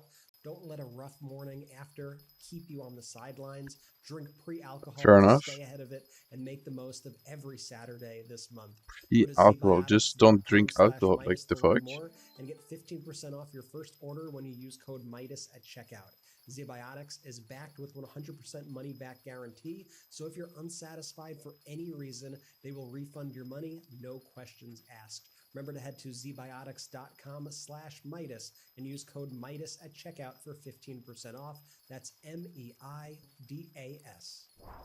And what's Donald Trump's reaction to all of this? I mean, Donald Trump's go-to move is to say, you know what? Who's not on that list? Germany. Let's attack Germany. We're going to take 5,000 of our troops out of the German base. So all of these countries are shutting down their air bases and airspace to you. And the one country that's, critical of what you're doing because you're hurting their economy, but still letting you use the air base, Germany, you go, I'm going to attack that country. Yeah, brilliant idea, Donald. So Donald's like, I'm taking at least 5,000 troops, and that's just the beginning. We're taking more troops out of the German air base. Brilliant move. Usually the way alliances But work, you why? want to fortify them. Addition, not subtraction, is usually a better move. Today, German's Chancellor Friedrich Merz said the following. We are witnessing a profound historic rupture, Germany's leader says, the kind every generation experiences once in a lifetime. We, the people born after the Second World War, were simply lucky until now. But now, 80 years after the end of the Second World War, we are experiencing what every generation in the centuries before us also experienced. It took 80 years, but now this historic rupture has arrived. So we are rearming in the truest sense of the word. We are strengthening ourselves. What Germany's doing? What's France doing? Well, the French aircraft carrier, the Charles de Gaulle, crossed the Suez Canal and moved into the Red Sea yesterday in a preparatory phase for a potential Franco-British mission to protect navigation in the Strait of Hormuz. Paris emphasized that the operation will have a defensive character and will be distinct from the U.S. initiative Project Freedom, which is now Dunzo. The mission will depend on the reduction of regional tensions and the agreement of the countries in the region. And while Donald Trump can't negotiate for the life of him, French President Emmanuel Macron, who's basically leading this part of the effort on behalf of European countries, he said yesterday that he discussed the Hormuz situation with Iran's President Pezeshkian. French President Emmanuel Macron said on Wednesday that he held further talks with Iran President Masoud Pezeshkian, during which Macron had reaffirmed the importance of freeing up the shipping lanes in the Strait of Hormuz. Macron added he had encouraged Iran's president to look at the plans by France and Britain to set up an international mission to lay the groundwork for safe transit through Hormuz. In other words, Donald Trump's just going to keep on manipulating the markets. He'll keep doing what he's doing with Axios and Barack Ravid, where he goes, oh, we did a memorandum of understanding with Iran. We're so close to getting a deal. Iran told us that we're moving closer. And then the markets go up, and then the oil markets drop, and then it turns out Trump's lying, and then the opposite happens. I call that the 2-week Donald Trump bankruptcy death spiral, because he does that his entire life. 2 weeks, Hey, 2 weeks, not. 2 weeks for a healthcare plan, 2 That's, weeks for this, isn't 2 that weeks for exactly that, what I 2 need weeks for to that. okay, And he nah. relies on the fact that people get very busy in life and they get distracted, and there's a lot of things that happen. They often get distracted by his distractions, right? Trump's a WMD, damn it. He's a weapon of mass distraction. So he'll go 2 weeks, then try to distract you with this, that, and the other thing, and just try to put a fire hose of lies and insanity so you forget about the 2-week time frame. Then when the 2 weeks arrives, he goes another 2 weeks, then it's a month, then it's 2 weeks, then it's a day, then it's 3 days, then it's 2 weeks. That's the Trump debt cycle, and it ultimately leads to bankruptcy, right? By mid-July, we're out of oil. Like, by mid-July, we run out, okay? Like, there's going to be a crisis moment, and I know people don't want to talk about it, but there's a moment where we run out. The world runs out of oil because the Strait of Hormuz is effectively shut down and closed. And, and that's where we're headed. So France, the UK, and other European countries, they're trying to negotiate directly with Iran and said, look, Trump doesn't know what he's doing. Let's figure something out, please, here. And we'll recognize and respect Iran's sovereignty. We'll give you guarantees. What can we do together, basically? And Iran knows they're in a more powerful position. I mean, they showed up like conquering heroes to China before Donald Trump is set to arrive in China. So Trump's heading to China soon, but Iran's foreign minister Araghchi headed to China first. And Iran's foreign minister said the following when he was in China meeting with his counterpart Wang Yi. Here's what Araghchi said. Our Chinese friends believe that Iran after the war is different from Iran before the war. Its international position has improved, Iran has, and it has proven its capabilities and power. Therefore, a new era of cooperation between Iran and other countries lies ahead. For Iran, it's addition. We projected strength. We beat the U.S. in the war, objectively, because the U.S. said regime change, getting rid of the nuclear weapons, getting rid of the conventional shield that hides the nuclear weapons, Iran's ballistic missiles and Shahed drones. U.S. said they would get rid of all of Iran's proxies. Those things didn't happen. So the U.S. objectives didn't happen, and Iran controls the Strait of Hormuz.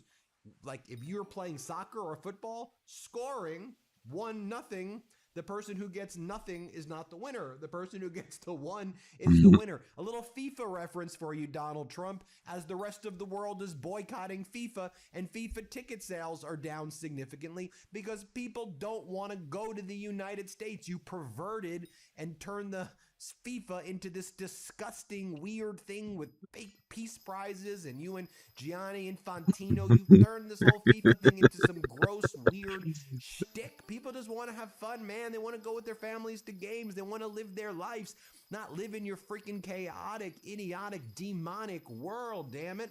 And here's what Wang Yi, the foreign minister of China, had to say.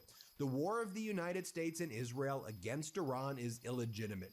Establishing a complete ceasefire is an essential matter, to which Irakchi respond, China is Iran's close friend. Under current conditions, cooperation between the two countries will be stronger than in the past. We appreciate China's firm stance, and especially this country's condemnation of the U.S., right? So with all of that, what's Donald Trump doing? Hey, Xi Jinping, I'm Donald Trump. Oh, so great to see you. Are we friends? No, you're not friends, man. Are you listening to what the Iranian foreign minister is saying? What are we even doing here? Meanwhile, you have Russia's foreign minister calling Marco Rubio, hey, Marco, it's Lavrov. And you know what happened right after their call? Where we learned about the call from Russia media's readout, not from the U.S. Once again, just like Putin's call with Donald Trump last week or 2 weeks ago, this one wasn't reported by the U.S. regime. Russia reported it. We're talking about further alliance between the U.S. and Russia, further cooperation, talking about how Russia has declared a unilateral ceasefire, or what it calls Victory Day, on May 9th. Okay, you know, to which Zelensky's like, okay, you're unilaterally calling a ceasefire on May 9th and you're telling the U.S., we're the other side. Okay, so if you're going to do a unilateral ceasefire on May 9th, then we're going to do a unilateral ceasefire on May 5th, to which Russia said no. And then Russia started launching extra attacks on Ukraine. And as soon as that call between Rubio and Lavrov ended, lots of people were killed in Zaporizhia, in Kramatorsk, in Dnipro, in Poltava, in the Kherson region. You know, Russia launched a massive ballistic missile strike. Finally, I do want to point out, as Donald Trump alienates, isolates these Middle East countries and all of our allies, I mean, Zelensky's trying to grow coalitions, right? Prime Minister Carney of Canada trying to grow coalitions. That's the way you're supposed to do it. So Prime Minister Carney was in Yerevan, Armenia for the European Political Community Summit that took place there. What a place to have it. Yerevan, Armenia, which used to kind of be viewed as like a Soviet satellite, and to have it there, you know, turning into a direction of Europe. I mean, incredible, right? So you had that taking place. You had Zelensky giving a powerful speech there.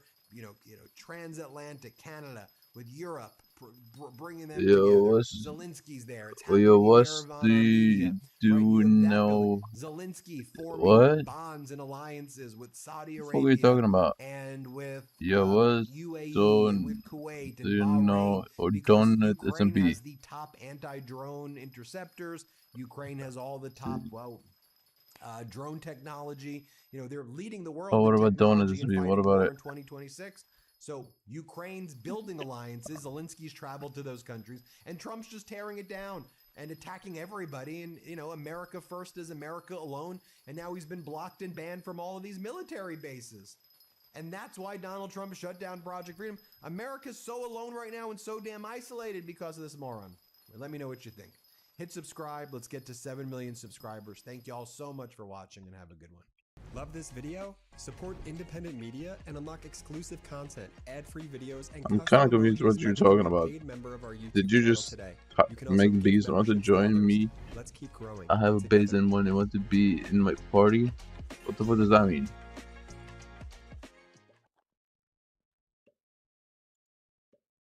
What the fuck does that mean?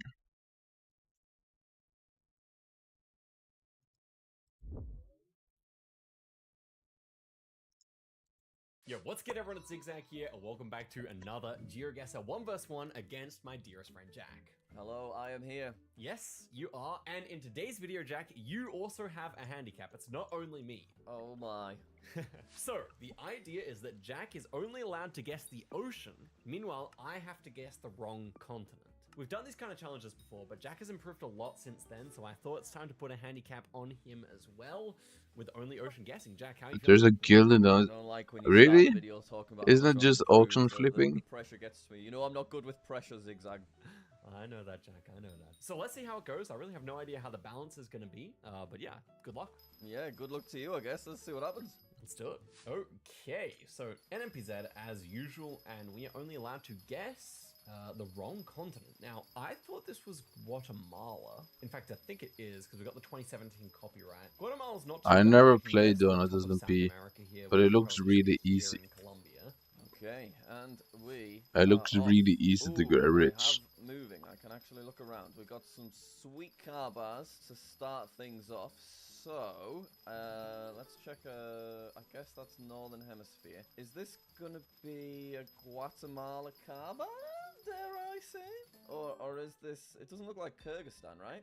Yeah, it feels more Mexican, right? So I think I go Guatemala, which means I can get very, very close because I can get myself right here in the ocean. Okay, hopefully I'm correct. Nice. Yes, that's a really, really perfect start for me.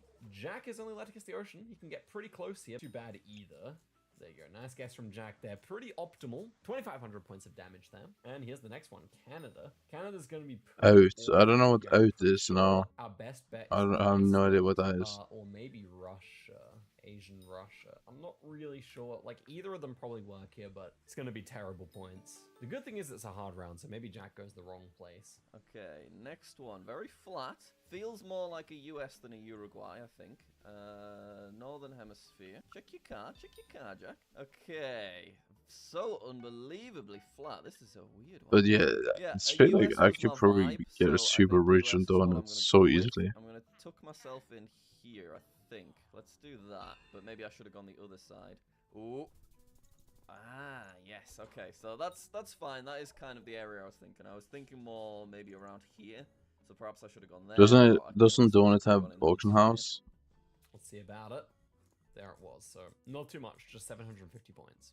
Okay, next round here, it is Korea. Wrong continent for Korea is pretty tough. I guess we're looking at North America here. Jack knows South Korea really well, so I think we will actually perish here, guys, which is kind of sad. I thought we'd have more of a chance, but I guess we got small countries. Never mind, though. This looks like...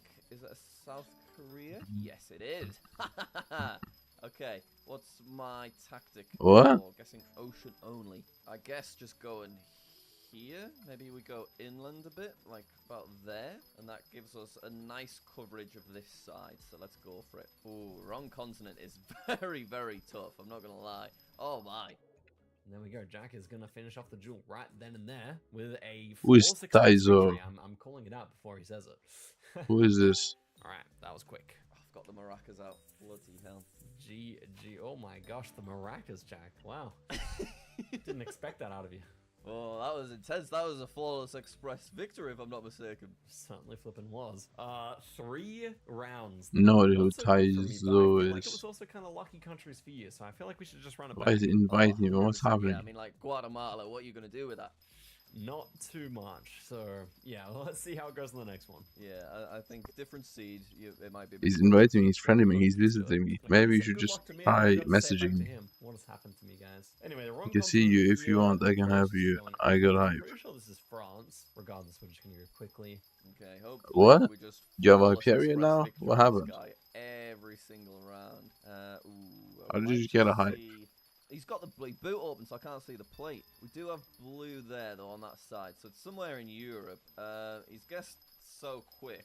What makes sense here? Shall I go, like... Hi, Taizo. What's up? Yeah, let's go there. I'm worried I should have gone there, though. Okay. Yes, nice. Okay, so...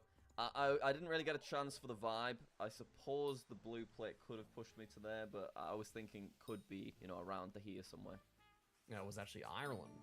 So, yeah, we basically made our best possible guess there, but not too much damage. Yeah, I feel Why like you Jack's just too good. inviting me, Wrong visiting me, continent all guessing this? is What's just on happening? fly these days. Taiwan, that's going to be the same thing, right? Or is it going to be Australia? Can't actually really tell, but just going to go for Australia here. Oceania is the wrong continent. Yeah, Jack's going to know it. We keep getting these small You're looking countries that great. are Thank you, bro. islands. Can we This is the stop last getting day of islands farming when for Jack me, has to cross the finally. ocean? That's really unlucky. Then it's Ooh, derpy this tomorrow. is, Which I don't know if that's much better, to be honest. Taiwan?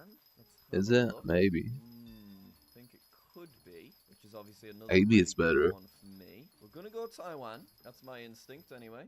I'm gonna just put myself right there, I think. Obviously, it could be over here. I might have misread things. Could be a Japan, but I should still be closer anyway, right? Yes! Look at that! Taiwan is what he does not want. Is this a 2-rounder? I think we may die here. It was a bit further south, though, so we do survive. Nice. Okay, well, at least we survived 3 rounds here. Well, oh, this is not too bad, though. Africa. Yeah, that's it. Israel. Depends how I you count retted Cyprus as someone. well. But yeah, this is pretty good. He'll get Damn, it. that's not very So nice I of you. also didn't guess the Sinai Peninsula because people told me off last time. Why did you start in retting? videos. Jack will get it, surely. Okay, hopping into the next one. This is actually a little bit trickier for me, maybe. Let's have a little read. Is that Hebrew? I guess it is. Do we have yellow plates? Yes, we do. Blue there. Okay, I'm panicked. I'm just going to click there in the Mediterranean Sea. I'm pretty sure we saw... Oh, now that's a much better one for him, yeah. He can get quite close there, but we still took the win. Oh my god. So You're joking. Oh, okay. He's going to be too close, isn't he? If you say so, I don't know. 400. The question is, like, yeah, am I allowed to guess the Sinai Peninsula? A lot of people were saying that's part of Asia, but yeah, I don't know. If we did, we would have survived. Good game. Not the back-to-back round 3 flawless express victory, right? Not the back-to... Well, can we stop getting tiny countries that are next to the ocean, please? It's so yeah, annoying. they're right next to the ocean each time as well. Yeah, Ireland, Taiwan, and... There's no way he actually did, bro. This is such a bad idea if he did. No, it's not. It's not. But, okay, let's see. Before we change the rules, I want one more try. Oh, what's your name again? Do you do this? Okay, Good luck. never mind. You too. Make it to round 4, guys. That's the new goal. And we're starting off in Mexico. Not too bad of a country to get. We'll go up here in South America. Okay, I have gotten very lucky thus far. So, Northern Hemisphere. Very aggressive click. I would guess this to be maybe Mexico, which is still fine for me. Yeah, should we go Mexico? I mean, let's go inland on this side as well, because that does cover us with anywhere that might be over here. Oh, look at that. That's bloody beautiful, that is. That's bloody beautiful. Let's get him in round 2. He's too consistent. This is so unfair. He's getting them right every time. That's a good guess too. That's a really good guess. 2.9k. Okay, let's get a Canada again, like a central Canada. That's the UK. Okay, we're dead. I think we've actually just got 2 rounded, guys. Nah. Okay, this could be a UK, right? Is this a UK? It's gotta be. It has got to be. Let's just check for an island. Can't see. Wait. Yeah, You started ratting people, and are you out to it as well now? Does that make sense? I would say Or so. what? He can't get close to me. It doesn't really matter. Oh, yes. And I think I picked a nice spot there as well. It might be Isle of Man or something. Oh no, it's actually just Midlands kind of. It's enough for us to survive. Let's go, man. If he was any closer, it would have been over. But fortunately, we do survive to round 3. That's excellent. Thailand, I mean, wrong continent. It's just not very good for Thailand, is it? At least this one's not too close to the ocean, probably. Does Jack know his Thai poles yet? That's really the question here. This is a good litmus test. Okay. Southern Hemisphere. This one might cause me more of a problem, you know? I think it's a Brazil. I might be wrong. It could be in Asia, this. Have we slipped up? We'll go around there then. Okay. Ah! Oh, that's not a lot of damage. I thought that was going to hurt so much more, but he's got a point. He's won a round. Oh, he has gone South America. That's good for us. We're doing some damage here, guys. Let's go. 500 points of damage. Woo! Okay, not too bad. Okay. Yeah, this is Uganda. Best we can do is Asia here. That's not that far, so if Jack happens to forget... Oh, yeah, that's fine. Here, we could be cooking. Okay, is this going to be a... don't tell me. Is this Uganda? I think this is Uganda. Yeah, let's go. I mean, it doesn't matter. I can't get close to it anyway, but I can squeeze myself in here. I think that gets me quite close. Yeah, I'm alright with that. Alright. Yes, it was Uganda, so I couldn't go in Lake Victoria. That's a lake. We took the win, round 4. He has to guess the ocean, but it's still going to be too close. I think he's going to finish us off here. Well, it's pretty, let's see. 192 points he needs. He will get it, yeah. GG. Round 4, let's go. Round 4, let's get it. You did it, you made it to round 4. I was by the skin of my teeth.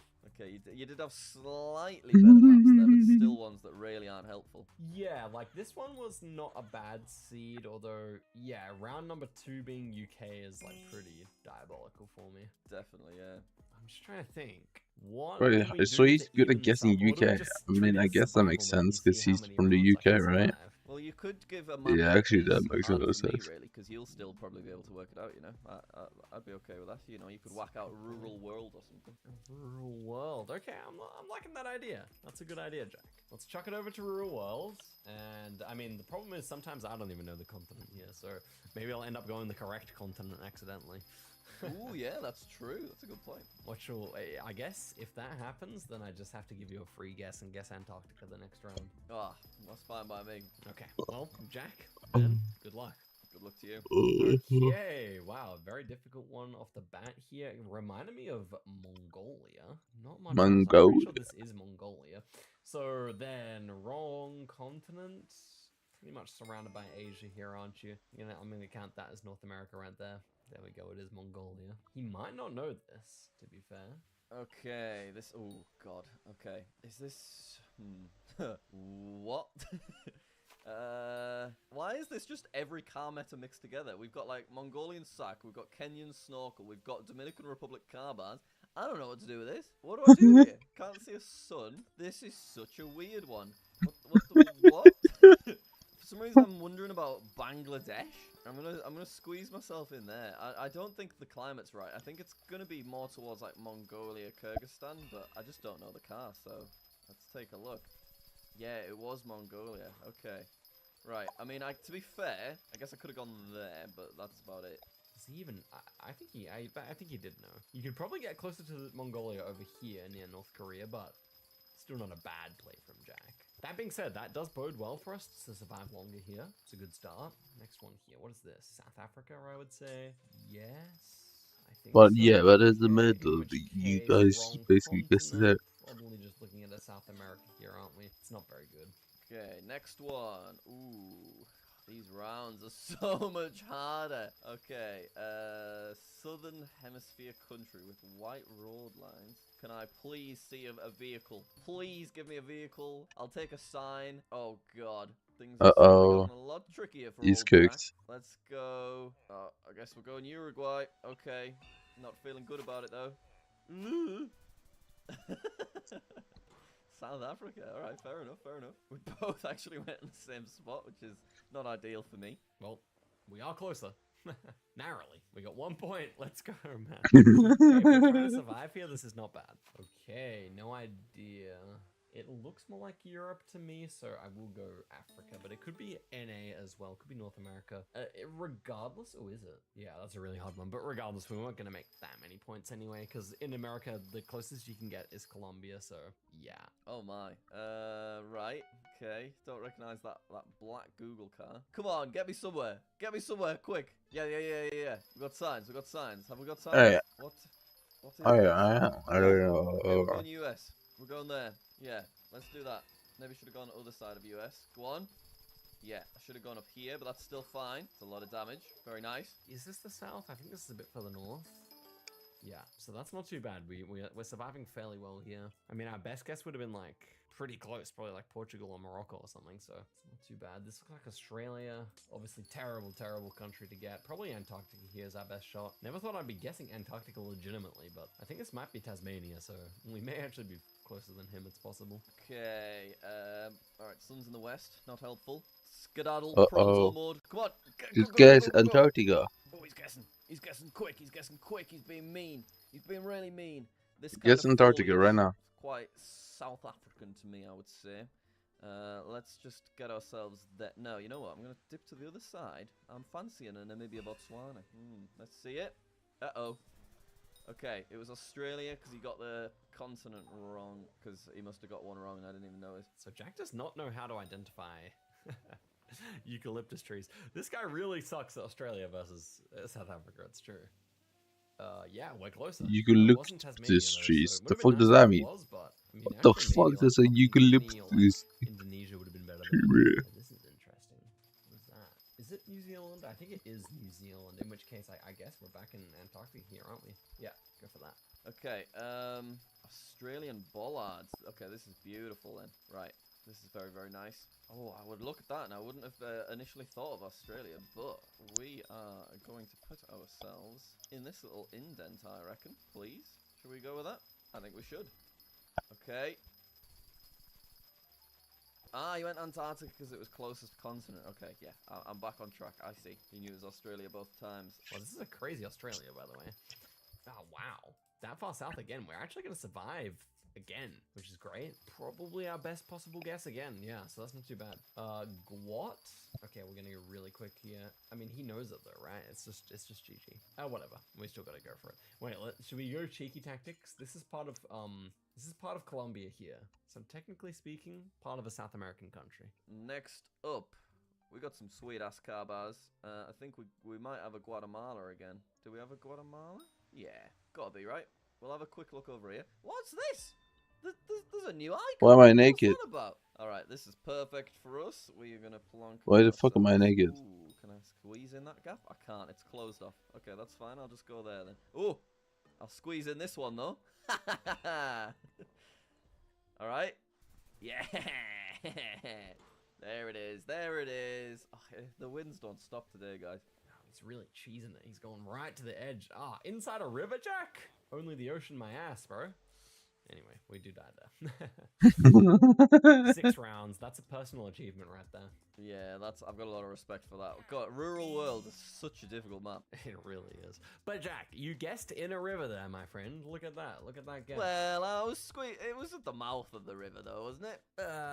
In a video where it's all about you guessing the ocean? Yeah, do you know what? I got cheeky there, and I'd like to apologize. You didn't even have to get cheeky, bro. I had to guess South America. I know. I should have stayed on the other side. I'm sorry about that. I forgive you, Jack. I do forgive you. Thank you. I got carried away. Got too excited. Okay, so 6 rounds there. I guess we'll do another one. We'll do one more and just see if you can go 5 for 5. Honestly, it could happen. You know, the multipliers. I mistake the round. There is a win where it is possible, Oscar. It is possible. It is possible. Okay, let's get into it, Jack. Good luck. You just have to survive long enough to get to the multipliers. Good luck to you. Okay, but the thing is, like, I mean, there are so few rounds where, like, I don't know, Israel was a good example of one where I could get close, but there's so few rounds where it's actually possible. This looks like Mexico to me. I'm kind of worried that it's like South Africa though. It does also look a bit like the stuff you get there. Sun is not really visible. Yeah, this is a very difficult round. Like it does look like South Africa, Botswana as well. Is it Kenya? I don't know. Like I genuinely don't know. I'm gonna go for Yemen here, just kind of hedging everything. He's gonna be guessing so fast. Yemen is there, really? God. I thought Yemen was way closer to Dubai or something. Northern Hemisphere? I'm not trusting that. Nah. Look, to be fair, this could be a Mexico. Would we agree with a Mexico? At first, I was thinking somewhere in Africa. Oh, he's gonna win this game, isn't he? What's the car saying? Not a lot. Yeah. What's the sun saying? It's definitely saying Northern Hemisphere. Obviously there's a little fella. Okay. Hello? Yeah, he looks more South American. Right, we're gonna guess not in the river. We're gonna guess right here on the other side of it. Okay. Yes, I think he maybe misread that one. He was thinking it was Africa as well. Okay, that's a very good start. Yeah, it's Mexico for sure, or at least not Africa, right? Yeah, nice guess from Jack here, to be fair. Or it's not Guatemala, but he's guessing Guatemala. Is that why has he guessed Guat here? I don't quite understand, but he's way closer than us. Next one here. What is this? Also too difficult. What is this, man? It looks like Vietnam, maybe. I mean, regardless, it's not that good anyway. I'm just gonna guess Australia. Yeah, I thought it was Mexico. I was just doing a fun callback to the Guatemala mouth round. Anyway, we are Northern Hemisphere. This is a look. Pipe down, little boy. Get me to where'd that sign go? There it is. There it is. Okay, Vendo. Okay. Vendo. Did. We've just got to tuck ourselves in here, right? Got to. I think it could be a back-to-back Mexico here. Let's take a look. Go on, go on.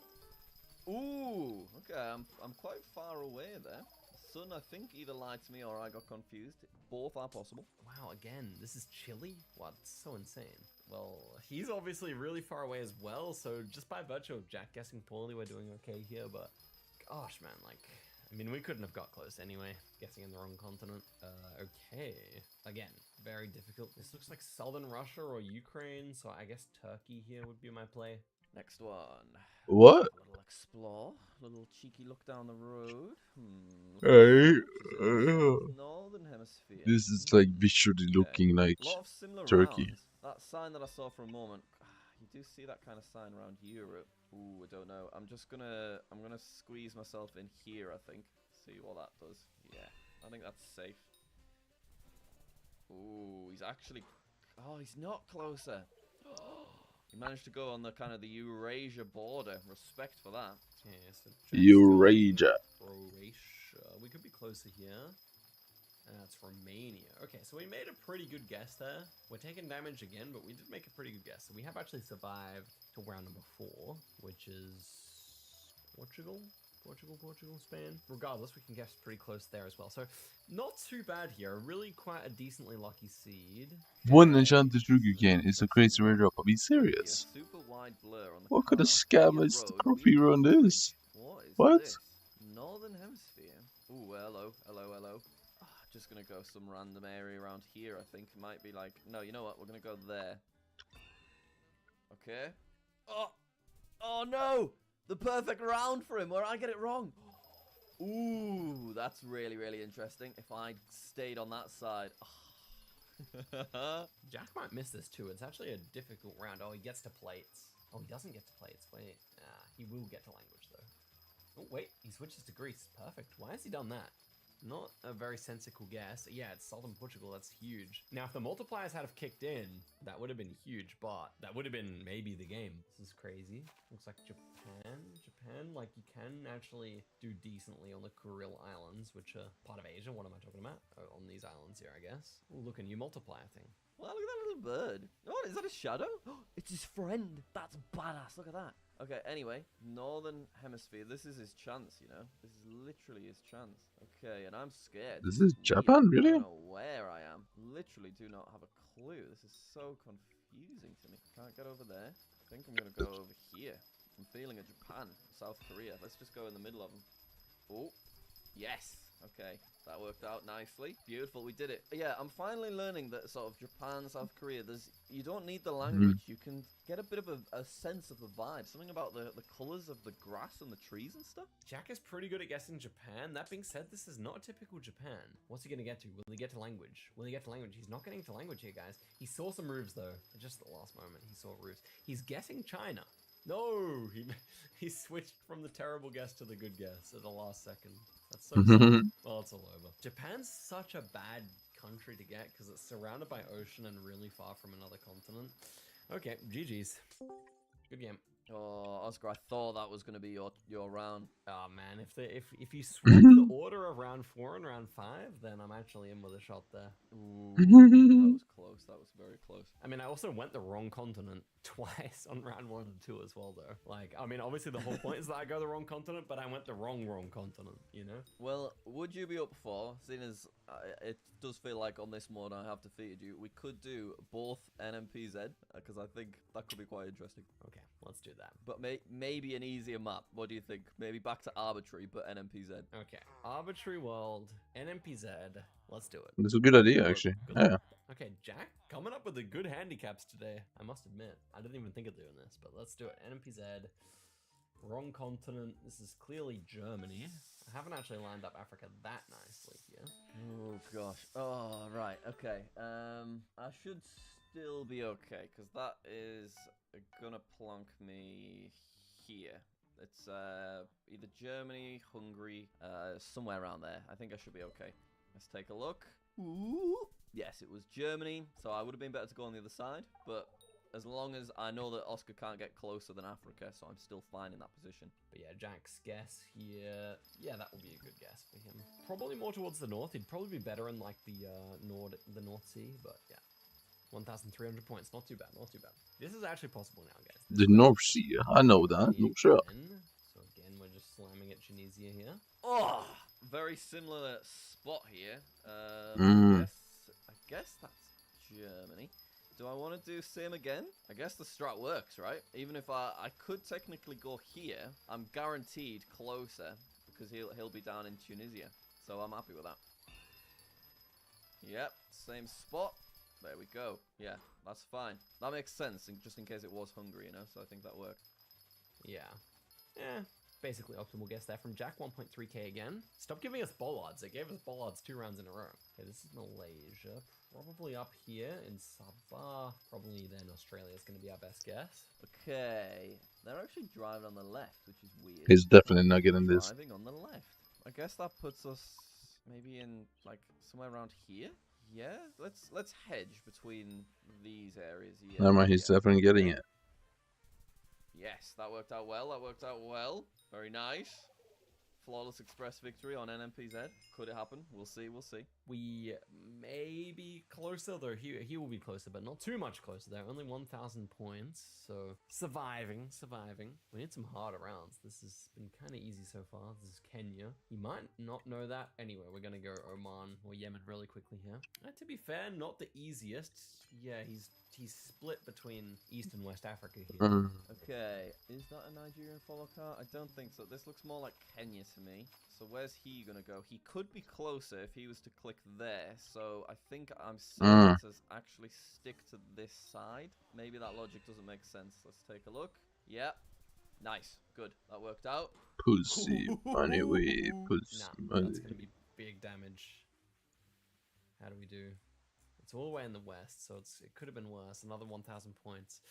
So we're down to 1,000 points on round number 5, but at least round number 5 does have the multiplier, and it's gonna be, what is this? So Mexico maybe? I'm trying to work out what the country actually is. I think Mexico. I think we're like maybe in like Tabasco. Those trees give Mexico vibes, but also kind of Brazil vibes. We counted these as South America. I'm pretty sure these would be counted as North America, realistically speaking. It's literally surrounded on 3 edges by North America. So we'll give up the cheeky tactics and we will go Colombia here. I think even if it's wrong, I'm just trying to think, like this could actually be Colombia. That's the problem. Yeah, I don't really know what's going on here. Like it does kind of give a South American vibe as well. The sun's not really helpful here. Seems like it might be more towards the south. Kind of just worried I'm guessing the right country here, but whatever. I'm gonna go Colombia. Okay, this is a tough one. Yeah, I'm scared here. I might be in trouble. I don't know what to do. I can't work out the sun. I'm really bad at understanding the compass when I can't move it. Yellow line on the Pussy road. money, I think I'm gonna go pussy here. I'm really not sure though. I'm kind of hedging between North and South America. Guess we go a little bit more in the middle. No. Let's go further down. Let's go there where I was going to go. Okay. Oh, he's in a similar spot. He could actually be closer here, depending on which way we go. Oh, I think he will be closer. Yes, he is. Oh, okay. That's still a nice guess for me. I was in a nice spot. Wait, But it's over here. Yeah, no shit. I didn't find a pass. What the fuck? It's over here. Oh, nah. I mean, to be fair, we've That's bad looks. guessed on the, what's it called? On the border of the continents. Pussy so really money, we. Pussy money, we. Pussy money, I we. should have just clicked on the border, but you know, we'll play on. What have we got now? Europe, guessed. Okay, fair enough, Jack. Not really sure, but it doesn't really matter anyway. I think our best guess is just always going to be in Algeria on this mode. Ooh, what is this? It's got to be Europe towards like Austria, Switzerland. So maybe we took ourselves in here. What do you think? Think I'd be better that side? No, I don't think so. Let's go right there. So he's going classic Tunis. He loves it. Oh no, he's mixed it up. He's going Algeria. Okay. Ooh, Czechia. That's still fine. Ah, and that's done it. That has done it. And yeah, that's going to be it. Czechia is enough for the Jack W. He's too good, guys. He's just too good. Goodness me. Another Jack W. Another Jack W. I mean, I feel like so gloaty, but then I've got to remember you're guessing the wrong continent. You know, there's only so much gloat I can have. But that was a... And to be a little bit serious here for a second, what exactly do the Republicans do?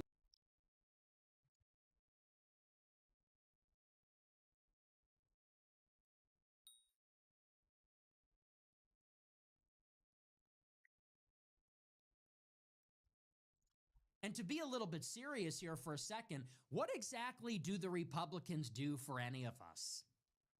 Here's the question. What have the Republicans done for any of us right now?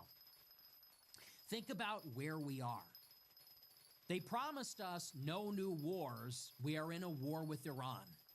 Totally insane. A war of aggression, war of choice for Israel. It's already cost us probably $50 billion. All our bases got destroyed. Gas is $6 a gallon in Chicago. So what happened to that? No new wars. We got Israel's wet dream, which is regime change war in Iran. Probably literally the last thing we needed. What else? They promised us mass deportations, the largest mass deportation operation in history. Remember that? What did they announce today? Well, they're shelving the program to fast-track new ICE agents. That's canceled. That's done. And at the same time, what else did they announce? They're considering legalizing DACA recipients and farm workers that are here illegally. The Trump administration is once again considering giving an amnesty in the form of H-1A visas or seasonal farm work visas to illegal aliens working in the agricultural sector, and giving amnesty to the DACA recipients, deferred action on childhood arrivals, the Dreamers. And obviously we have no mass deportations. That got rolled up a few months ago, and it really never even got off the ground. Now Tom Homan is going out there and saying, it's coming, it's coming. Okay, when? After the midterms, when Democrats control the House? After they shut down DHS for a few months just to deprive ICE of funding to shut exactly that program down? How are you going to do that? So what else? They promised us disclosure on the Epstein files, on 9/11, on the Kennedy assassination. Have we gotten any of that? No. They still have 3 million Epstein files they never released. And the 3 million that they did release were heavily redacted. And the Trump administration says they're not opening any new investigations. They're not pursuing anybody in connection with those files. They're not going to pursue any leads from the files. That's insane to How me. about indictments? They said they were going after Fauci, Obama, the Clintons. Trump himself said they're letting Bill Clinton off the hook. Obama, has he been indicted? Remember last year, Tulsi Gabbard came out and said there's going to be something on that. Today, they said they're going to let the statute of limitations on Fauci run out. They have no interest in going after him. So they have given us nothing. Absolutely nothing. Nothing. No new wars, no mass deportations, no disclosure on the Epstein files, no indictments of our enemies. We have gotten nothing. But the donors have gotten everything. Yeah, because this horrible administration only cares about donors and their money. That's literally the only thing they care about. I mean, like, they're acting like they care about us. They act like they care about average Americans, but they don't. Like, how many more examples do we need? Exactly what Nick just said here. It's so true. The majority of the people in this country, they voted for no more wars, mass deportations, and more transparency, like releasing the Epstein files. And look what we got back. Nothing. So it's not only that they don't care about us, that they don't listen to us, they're also like doing completely the opposite is what the people want. It's almost like a big F you to us. And this is such a shame. That's not how it should be. Like, we, the people of this country, we should be the ones who are in power, not like a bunch of billionaires who can just buy power for themselves. That's fair, that's fair. Yeah, but Learn's gonna suck. I'm not gonna It lie. should be the other way around. We don't have to listen to them. They should listen to us. But now it almost feels like they're in control and people are so done with this. Israel is very happy. They're very happy campers. They have gotten their wars. They've gotten their foreign aid. AI and little tech, they are very happy. Palantir is now in 4 departments and agencies. Anduril is getting contracts from the Pentagon, and so are all those companies. Anthropic is out, and OpenAI is in. There's a moratorium on AI regulation being pushed around in many different states. And how about Wall Street? They got their permanent corporate tax cut last year. So that's the deal when you vote Republican. That's the program. The voters get nothing. The donors get everything. The donors get betrayed on literally every issue. We get none of what we asked for and everything we didn't want. And the donors get absolutely everything. So what are we supposed to do at this point in time? Here we are at the midpoint in this presidential term, that is how it has gone. What exactly are we supposed to do? Vote Republican harder, vote Republican more? Why would we? And hey, there's only two parties. So what are we supposed to do? Stay home? What I am doing in this election is voting Democrat. I'm telling other people to vote Democrat, and I'm not liberal, I'm not progressive, I'm not left-wing in any way, as you know. Democrats have literally condemned me on the Senate floor.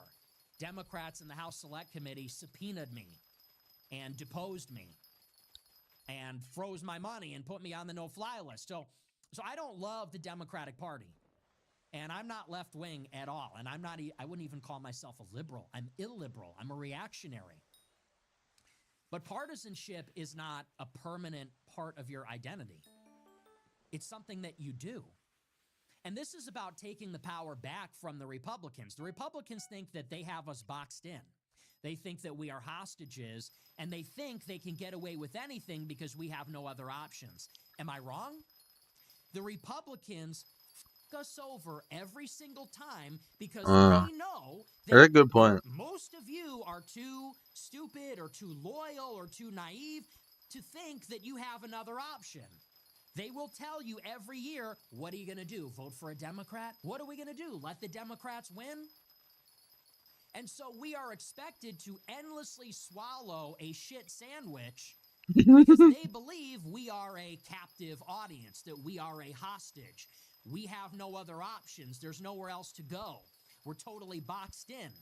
So we have to keep voting for these terrible candidates. We have to keep voting no matter how much they betray us, how many promises they break. We're going to dutifully show up, hold our noses, and pull the lever for the Republicans because that's the only way it can ever go. So why am I doing this radical, controversial, provocative thing? Why is the most far-right person voting for the left-wing party? To demonstrate that we still have the power, actually. We do have options. You have options. We are not hostages. We are not boxed in. You can leave at any time. They tell us, what are you going to do? Vote for a Democrat? Yeah, that's exactly what I'm going to do. I'm going to do exactly that. And they're going to say, but that's going to hurt you. That's going to be bad for you. Well, it can't be much worse than the insult and the betrayal that we have been expected to swallow for the past 2, 4, 6, 10 years. Where's our border wall? We're still in Iraq. Where's our tariff schedule? Where's our infrastructure bill? Where's anything that we've been promised since 2016, since 2012? For that matter, we still have Obamacare. And they say, what are you going to do? Vote for Democrat? Yeah, I am. For no reason other than it's a f you to the GOP. And we can afford to lose this one. This is an acceptable loss. I'm going to tell you why. In a state like Ohio, where we're going to vote Democrat against Vivek Ramaswamy, Republicans have a supermajority in both chambers of their legislature. It's fine. A Democrat can be the governor. She'll be out in 4 years. And in the meantime, you got Republicans in control of the legislature. The damage is controlled. And the same is true at the federal level. We give Democrats the House, maybe the Senate, but Republicans have the presidency until 2028. It's called checks and balances. So it's not like the damage is totally unmitigated. The damage is controlled. We're going to set a Democrat legislature against a Republican president to slow down the pace of things, to send a message. These are acceptable losses. And it's worth it. It's worth it to take the power back and to remind Republicans we can be switch hitters too. We can play both sides too. They play both sides all the time. They do it all the time. Think about when Kevin McCarthy raised the debt ceiling for Joe Biden, asking nothing in return. They do it all the time. Republicans and Democrats have collaborated on the wars, on free trade, on the destruction of the economy, on many, many things over the years. And by the way, so have the donors. How many of the donors, or even some of the cabinet members, how many times have they switched parties? Yeah, many times. And this is also why I believe like the Democrats, Republicans, it's just like the same coin with two different sides. So I don't even believe that it's like gonna make a big difference if you're gonna vote for the other party. I get it if you want to make a statement. Maybe this is like the only way to do this. I understand it, because the Republican Party, they almost feel like entitled to like your vote. They think that they can do whatever they want because people will vote for them anyway. And if this is like the only reason, the only way to like make a statement, then so be it. And it's actually maybe a good thing. But still, I believe like, but is it maybe then not just better to not vote anymore, because then you can make like a bigger statement? Because why would you then vote for the Democrats? Because exactly what Nick just said here, many times they work together. They're always acting like they are so different. I really believe that like the Democrats and the Republicans, they're like almost the same. It's like, it's just like the same coin with two different sides. They're always like giving us like the feeling that like they're so different, so it looks like we have different options. But at the end of the day, it's always like Israel first. They will never drain the swamp. It will never be a golden age for us. It's always the same slop. And I'm getting so tired of this. So maybe it's even better to like, imagine if so many people, if they don't vote, that makes even like a bigger statement than just like voting for the enemy. I just don't understand how this is gonna work. But it is true. Like, we have to make a statement towards like the Republican Party that whatever they did is not okay. People don't support them anymore. And maybe then they will finally listen to the people, because they never ever listen to us. They only listen to their biggest donors, to their money, where I just talked about before. And this has to stop. This has to stop. We are in power, not them. And we have to make that very clear to them. And if this is gonna be the way, so be it. Bill Ackman, Sean McGuire, these are lifelong Democrats that became Republicans. RFK Jr., Tulsi Gabbard, lifelong Democrats that became Republicans. Why is it that only the political class and the donors, only they get choice? Only they get genuine choice and discretion in the election. They move their money around based on who works for them, and the politicians move around based on what's politically viable. But we, the voters, we have to be corralled and herded into one camp, and you can never leave, or else you're a traitor to the GOP. What even is the GOP? It's atheists, Indians, gays. What is the GOP even? I mean, the GOP is horrible, and they have done nothing for us. We need to be loyal to them. When are they going to start being loyal to us? Ever, once. They're giving us Vivek Ramaswamy in Ohio. We have to be loyal to the GOP? Why? So this is why I'm a Democrat in 26. I don't know if I'll be a Democrat forever. I'd like the Republican Party to win me back. Should be easy enough, shouldn't it? I'm a white man in my late 20s. I'm rich. I'm extremely conservative. I'm a Catholic. I'm a social conservative. It should be really easy for the Republican Party to get me back, shouldn't it? Why should anyone in my demographic profile ever even consider voting Democrat? Why would that even be the case? Only unless you have fucked it up that badly. So I'm voting Democrat based on the results of the past 2 years. And if conditions improve, if we get a good candidate in 28, if we get a good platform in 28, maybe I'll consider coming back. But I'm uncommitted right now. And that's where everybody needs to be. This is called taking the power back, taking your leverage back. Why would we give away all of the leverage? The second you tell somebody, I'm never going to leave, no matter what, you got me. No matter what, I'm buying from you, I'm voting for you, I'm staying with you in any negotiation, in any relationship, in any situation. When you tell somebody or some entity, no matter what happens, I'm with you, all you're telling them is you can treat me any way you want. And there is no cost. There's no risk. And that's how you lose a negotiation every single time. That's what we're doing with the GOP. No matter what, we'll vote for you. Give us the shittiest candidates, break every promise, do everything you said you wouldn't do. We'll still be there. We'll be angry. We'll be there reluctantly, but we'll be there. Because you're right. We can never let the Democrats win, so you got us. That's why it is the way it is. That's why it is the way it is. So I see everybody freaking out. They're saying, you know, we can't go that far. I don't like all this Democrat stuff. Well, you know what? I don't like what we're getting. I don't like what we're getting from the Republicans, and I actually have dignity. At least voting for Democrats is affirming something that is good, which is we're punishing the people that have betrayed us. I'm not going to get stabbed in the back 6 million times and then say, oh, here's my vote. Maybe you'll get back on track next time. I'm not doing it. I won't do it. I won't help these people even a little bit. Donald Trump is promoting Mark Levin and Laura Loomer and saying that Tucker and Candace and Megyn Kelly are not MAGA. We all like Tucker and Candace and Megyn Kelly. I don't always get along with them, but the things that they're saying are the things we all believe in for the most part.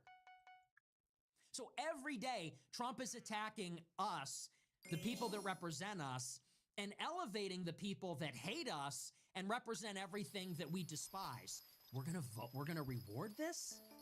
You would have to be a complete idiot. Yeah, and again, like Nick is spot on with this one because this is so true, and it almost gives me, like the GOP almost gives me the vibe of like a cheating girlfriend or a cheating boyfriend. Imagine you are together with someone and you know that this person is cheating on you, but you still stay together with them. Then this person knows that they can do whatever they want because you will accept it anyway. That's just so stupid in my opinion. You have to, or again, in my opinion, if I would find out that my girlfriend was cheating on me, I would break up with her because, of course, I don't want to be played by someone who thinks it's okay to like cheat on me. And the same goes with the GOP now and what Trump is doing, because exactly what I said before as well, it's not only that he is not listening to us, it's not only that he is not doing what the people want, he is doing completely the opposite as what the people want, and he should be punished for this, literally, because again, the GOP really believes that they are like entitled to your vote. They think that they can do whatever they want because people will vote for them anyway, and this has to stop. So if we can finally make a statement that they have to listen to us instead of like the other way around, that we have to listen to them,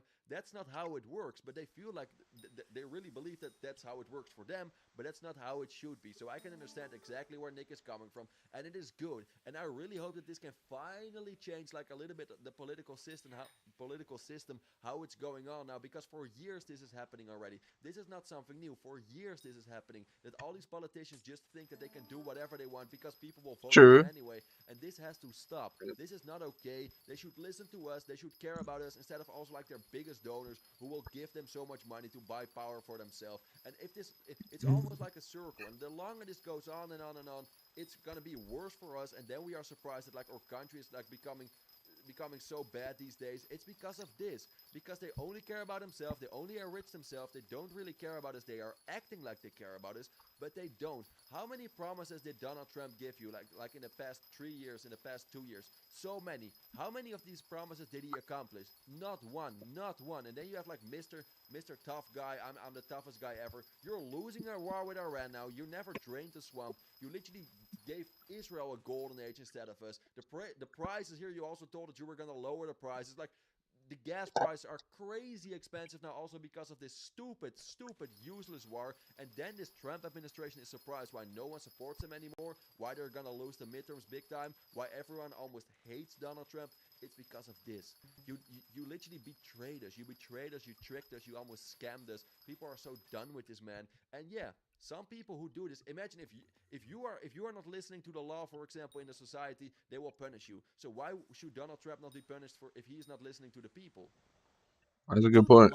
And then people say, well, I'm just not going to vote. Do the logical thing. Vote for the party that is going to visit pain and punishment on the people that have sold us out and betrayed us. I'm voting for the wrecking ball. I'm voting for destruction. I'm voting for the destroyer. I'm voting for Vishnu. Not Vivek, I'm voting for Vishnu. I'm voting for Bane. I'm voting for a reckoning against the GOP. That's all that is. Burn it down. I want this administration and everybody in it to be destroyed so that in 28, the Republican primary field will be open for a genuine challenger. Because that's going to be the next story. Everybody that was in this administration is a failure. Vance, Rubio, Hegseth, they're all failures. They're all complicit in this. They have to be weakened so that they cannot win the primary in 28. They have so that a insurgent dark horse has a chance, has an opportunity at running as an outsider in 28 against the legacy of this garbage administration. That is the only thing that is going to work. And I know a lot of people are not riding with that, but frankly, those people don't know the first thing about politics. I see people saying, why is he going for a Democrat? I have explained this literally every day for like a year. So at that point, it's just a rhetorical question. The people that are not getting this are either complete NPCs and retarded, or they don't know the first thing about politics. But everything I'm saying makes absolute sense. This is the only way we can play. The Republican Party is the only game in town if we want to oppose leftism, and that is why we have to defeat the conservatives in the GOP and replace them with nationalists. So we have to weaken the GOP so that it can be hijacked and taken over. That's it. That's the play. So anyway, I've been saying this for a long time. I'll say it again. I'll keep saying it throughout 2026. Let's have some fun with it. Yeah, I'm a Democrat. I'm a Democrat because the GOP has screwed me over. They have given me nothing. I am burning my MAGA hat. They betrayed everything. They took it too far this time. War with Iran, burying the Epstein files or trying to, amnesty for DACA, you took it too far this time. You have royally pissed us off. You have exceeded what people even imagined would be the disappointments of this administration by far. People that thought this was going to inaugurate a golden age now don't even want to vote in the midterms because they f***ed up that bad. So what else can you do? They're not listening. They're not hearing us. The only thing they can understand is defeat. That's the only thing they will understand is a loss. Make them lose. That's the only language they understand. So anyway, that's that. But I do want to move on. Okay, guys, please be honest. Did you ever expect, like 2 years ago, if you knew Nick Fuentes back then already, that he was gonna say that he was gonna vote for the Democrats? I don't think so. Like, this is crazy, right? But he has a very good point, and I agree with him because it is true. Like, the only language the Republican Party understands is defeat. That's actually so true. But what I still don't understand, I mean, like, this is a very powerful message. Don't get me wrong, and I can understand where Nick is coming from. And actually, if this is gonna be the only way to, like, make a statement, then maybe this has to be it.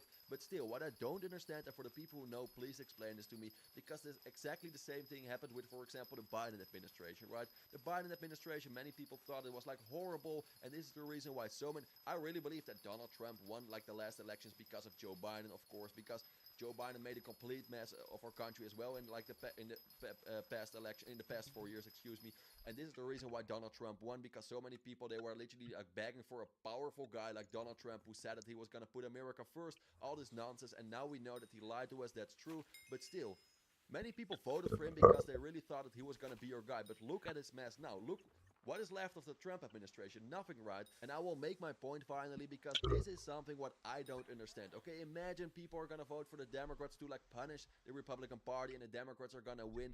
Okay, then maybe the Republican Party is going to change, and we will have in the next elections, they're going to say all these kind of things again, what the people want to hear, like America first, like we're going to make America great again, drain the swamp, all this nonsense, and then people will vote for the Republican Party again because they believe that they changed, that they're different now, that they will actually put America and Americans first. And then we have like a Trump 2.0 administration again, like a JD Vance administration. Like, what is gonna be the difference? Do you understand the point I tried to make? Sorry for people if it's like confusing, but I just don't see, like, take this administration already. Trump said everything what the people wanted to hear. He was acting like he was going to be your guy, but the moment when he was in power, he didn't care about us anyway. So if you're going to, like, now, okay, to make a statement, you're going to vote for the Democrats, all right, all fine, like, be my guest, and maybe this is like a good way to make a statement, but still, then the Republican Party is going to act like they are going to act like they are better than the Democrats. People are going to vote for them, and it turns out that they're even worse. This is exactly what happened now, and this will probably happen in the future again,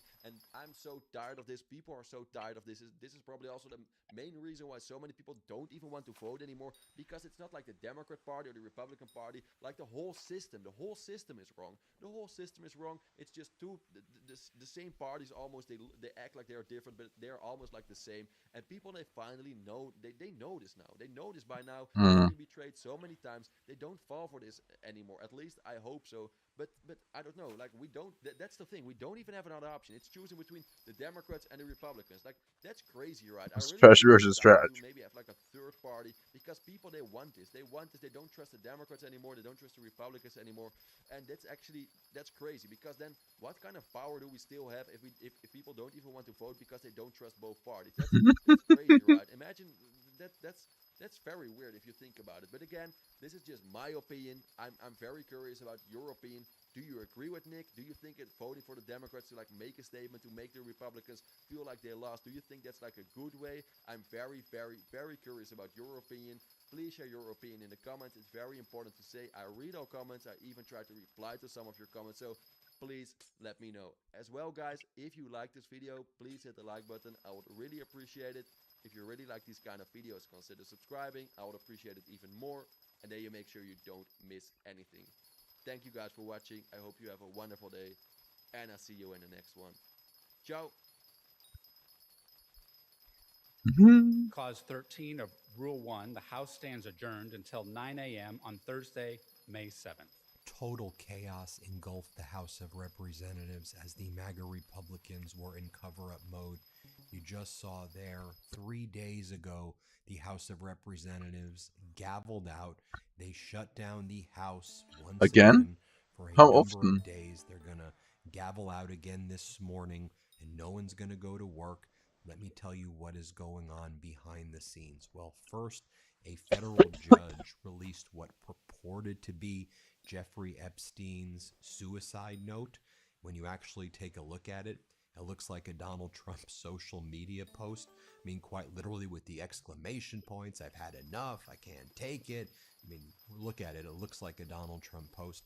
Separately, you had the Justice Department rushing to the Supreme Court in order to try to intervene and demand that the Supreme Court overturn the case where Donald Trump was found civilly liable for sexual assault and defamation.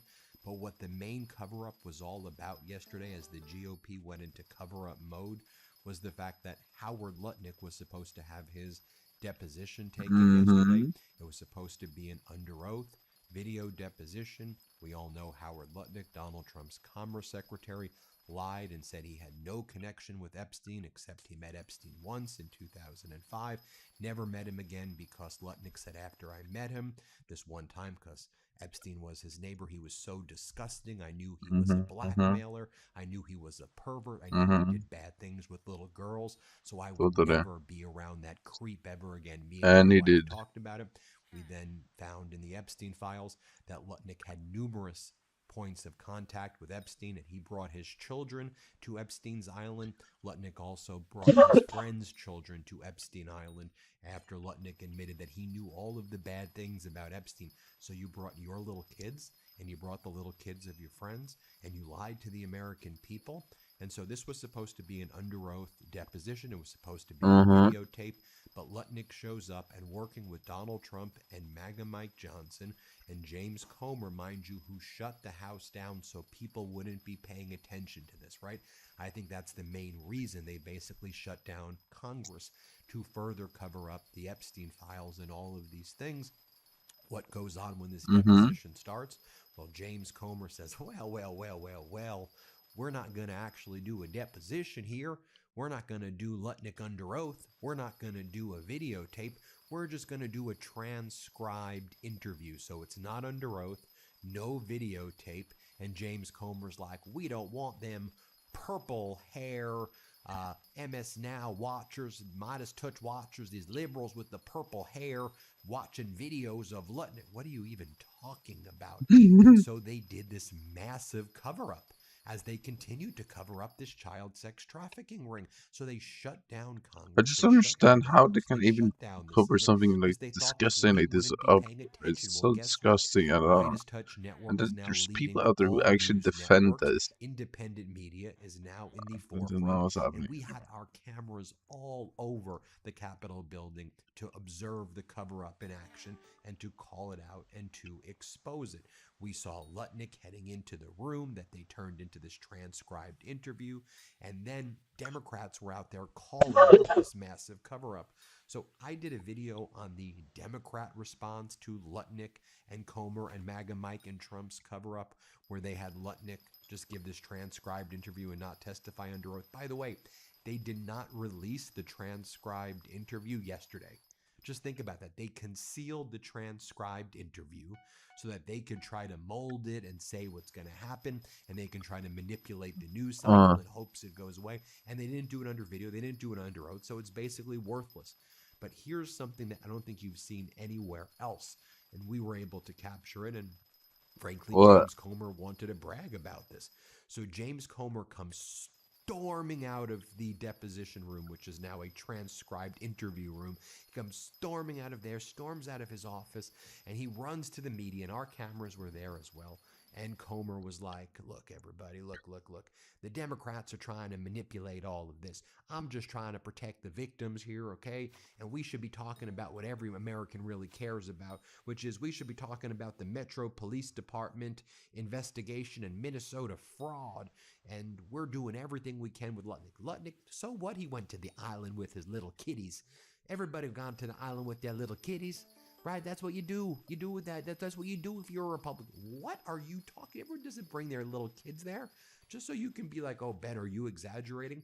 Listen to what Comer said. And again, mind you, I want to set the scene. They shut down Congress to try to cover all of this up. Well, we ain't falling for it, Comer.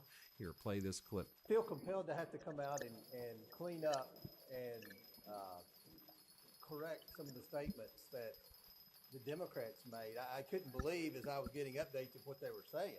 And I hope that when you get the transcripts, you fact check them on what they say. This is a habit of the Democrats on this committee coming out, telling you all stuff that was said that was not said.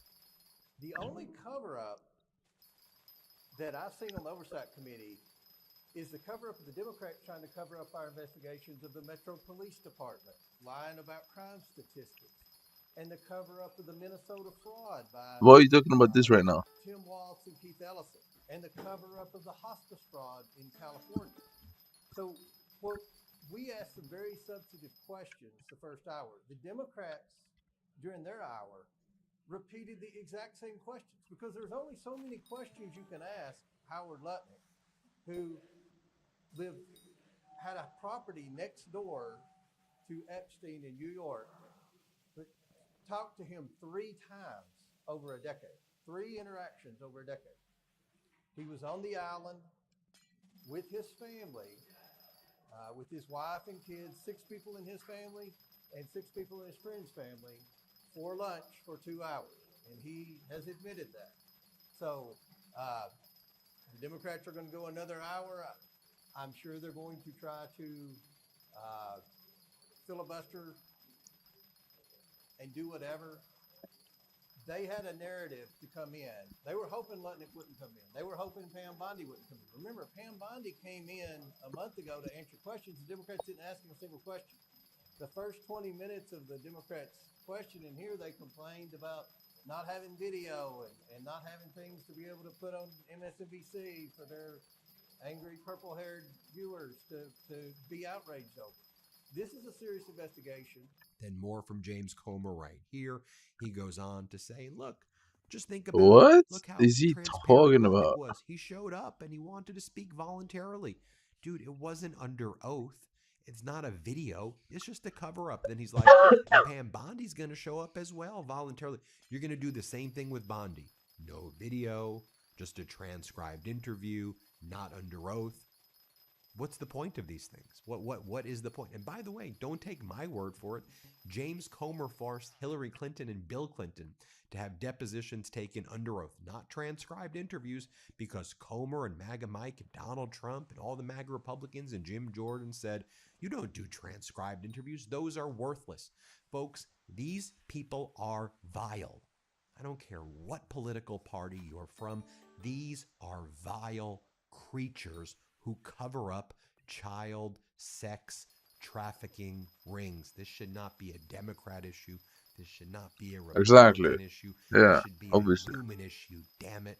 Here, play this clip of Comer. It's my understanding he wasn't on the island very long, and he was there with his wife and kids. But we'll see what he says. It's pretty extraordinary to bring in a cabinet secretary for something like this. Can Yeah, you characterize that? and look, I've been on the oversight committee 10 years, and there's never been a chairman bring in cabinet secretaries of their own party.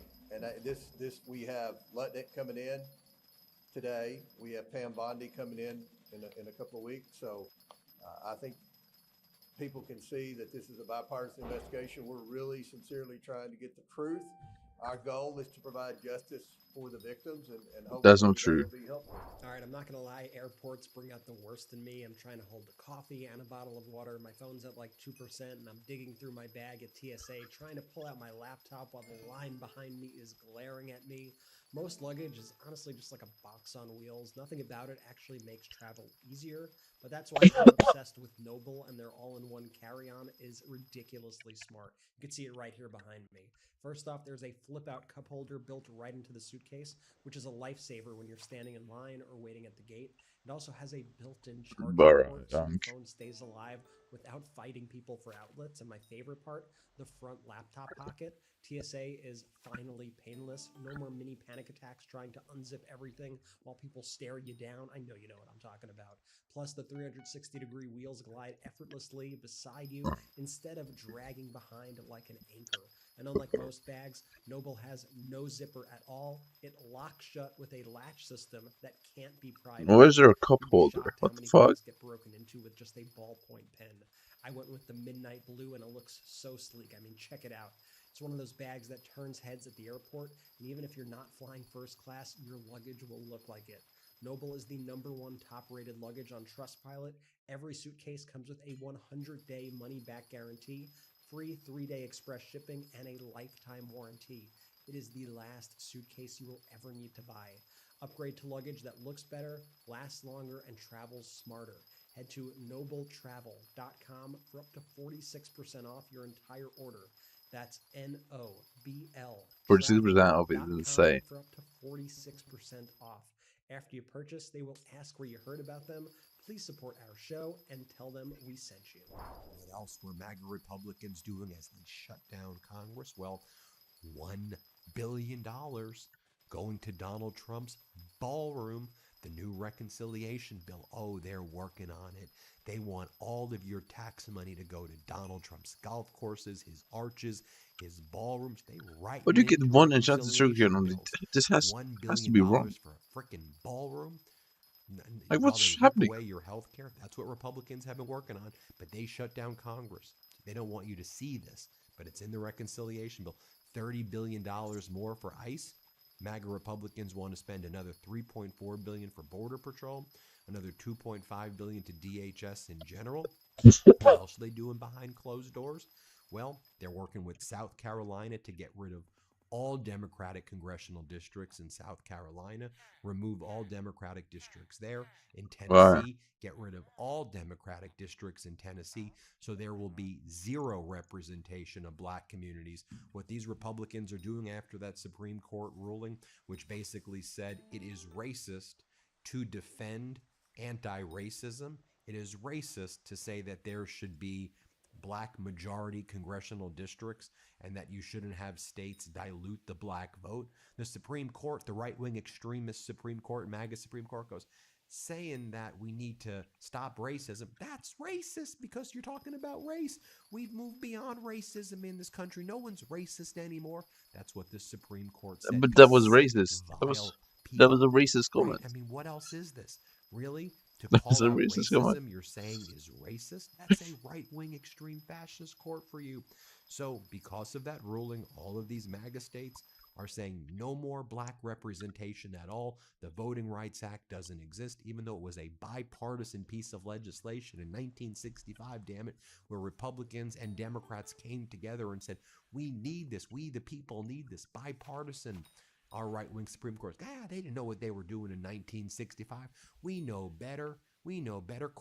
The same court that says, we know corporations are people and they should have unlimited speech rights, corporations to buy elections. What a despicable court. So you have all these MAGA states now doing emergency Love the way he sessions, speaks, bro. getting rid What of a any disrespect to district my that has card. black representation. They're doing exactly what the Voting Rights Act was made to present. By the way, here was Lutnick squirming and looking so guilty in the halls of Congress. Play this clip. Why did you continue to communicate with him after his conviction? Mr. Secretary, can you clarify what happened when you went on the Goldston family to the island? Why did you do that? Did you know anything about his Then we had all of the Trump sycophants out there doing their media appearances while they're on vacation, while the American people suffer. You have MAGA Republican Senator Kennedy saying, you know, I don't know, man. Maybe Obama and Colbert should get a motel together. What's your weird Obama, sex fantasies, man? Y'all are a bunch of weird creeps. Play this clip. Bad. I also got a kick out of Mr. Colbert. He and President Obama are obviously best buds. Maybe they ought to get a motel room or something. They were just fawning all over each other. Speaking of weird creeps, then you have What? Republican Congress member Tom Emmer said, Donald Trump That is was so so strong. unfunny. He's an icon. What for are the you age." talking What about? a weird cult these MAGAs are. What a weird cult. Play this clip. All of these polls that try to suggest that Donald Trump's influence is waning are completely false. No, Donald it's Trump has never extremely been true. stronger, especially with the Republican base. And you saw it last night in Indiana. He's become more than Donald Trump. He is an icon of the ages. And when he speaks, people listen. And I know the left doesn't like to hear that, Stuart, but it's fact. And you saw it last night on display in Indiana. Yes, the MAGA held together and supported the president on this. I think his political fortunes may be on the upswing, just a little. We shall see. And then you heard from MAGA Republican Congress member Jimenez, who said, can you imagine what it would be like if Biden was in office right now? If Biden was in office, gas prices would be through the roof. Biden, gas prices through, what are you talking about? Gas prices were lower under Biden. They came down. Inflation was down under Biden. It went down. Sure, it was up at first because he inherited a freaking fire from Donald Trump and he had to put it out. And corporate news and MAGAs were able to convince the American people that the fire department was the anarchist. Here's what Jimenez says. Play this clip. Are you expecting to lose seats in the House for the midterm elections this year? I was, but I'm not. Now you're And not. I'll tell you why. I think that no, I'm not. And I'll tell you why. Because we need to go on offense against the Democrats. Can you imagine what oil prices would be today if Joe Biden were actually in office and the Straits of Hormuz were being closed by Iran? We're now energy independent and we're energy dominant. Under him, we were energy dependent. And so the world would be in a much worse place if Joe Biden and the Democrats were in power. And then, as I mentioned, That's not even Donald true. Trump working with the Justice You're Department about to run out. to try to shut down the verdict against him that was affirmed by the Court of Appeals in the E. Jean Carroll case. So disgusting. We did hear from MAGA Republican Congress member Thomas Massey, though.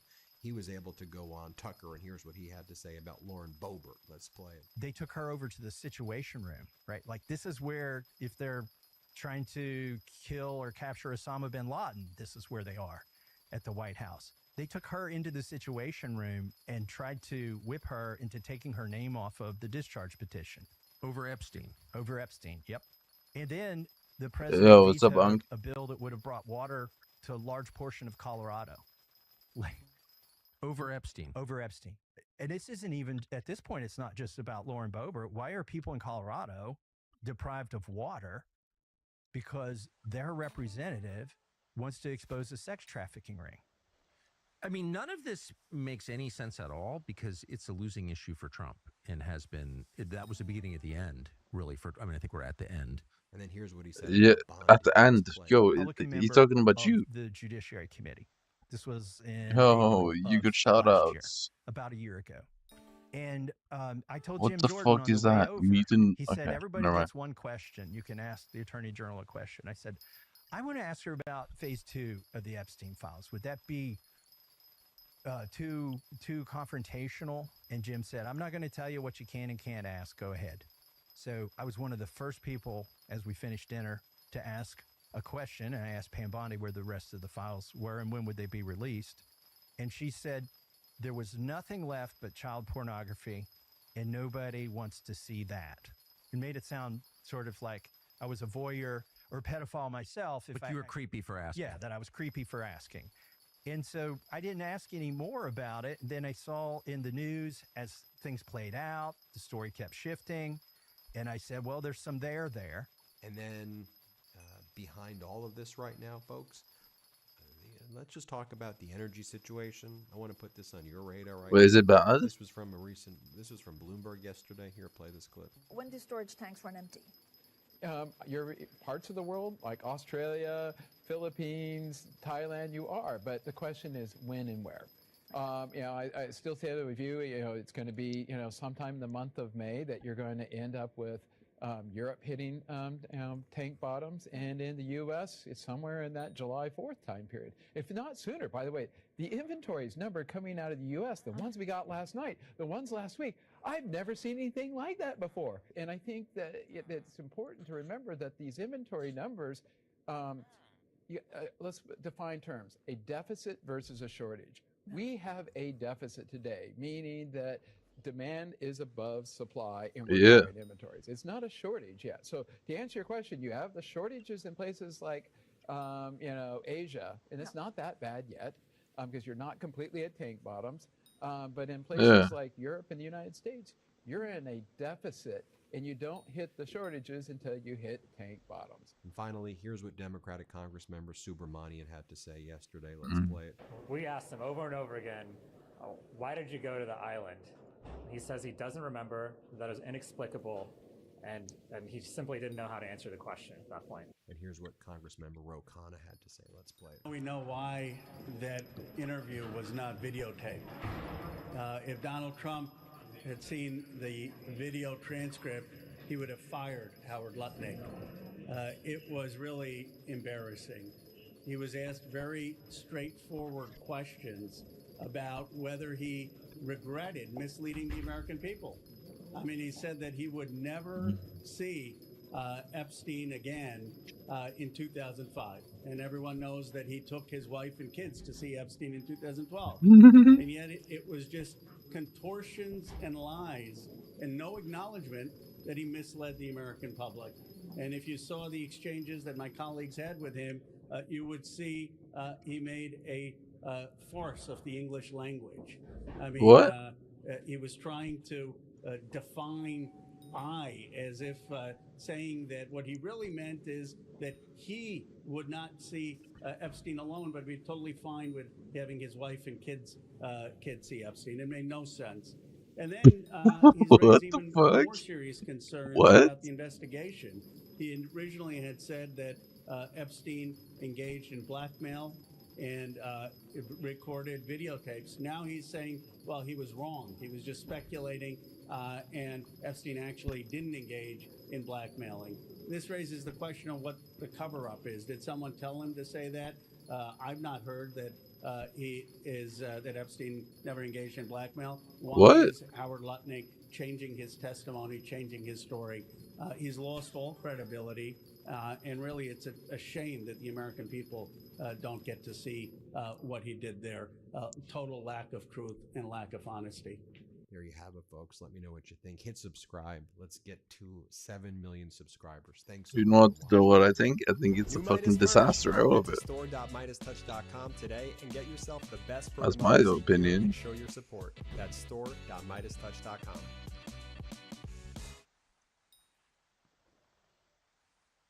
This is how it's done. Democrat.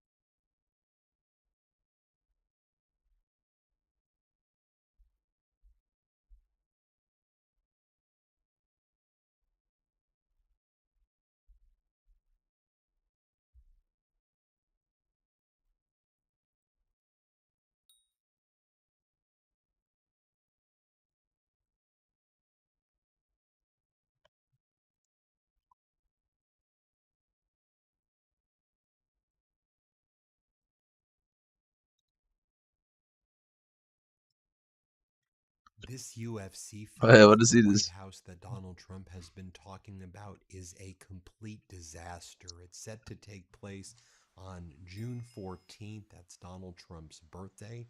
Donald Trump turns 80. He claims that it's part of a celebration of America's 250th birthday. But already you see this event completely falling apart.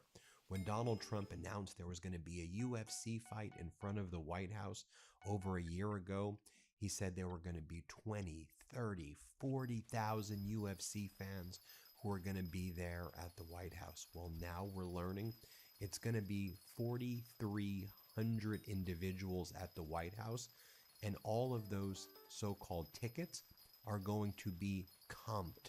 It's going to be members of our military that Donald Trump is using as props, and he's putting these military members around the octagon, and they're going to be the crowd. It's going to be 4,300 military members, and then they said, well, other people can watch from the ellipse for free, and so they're going to, I guess, try to count just general tourists who are there in Washington, D.C. who can watch for free from the ellipse. But in terms of the actual attendance, we're talking about 4,300 people. Now, Donald Trump held an entire press conference in the Oval Office yesterday about this UFC fight, and he showed the AI renderings of what the stadium is going to look like, and it's not a stadium at all.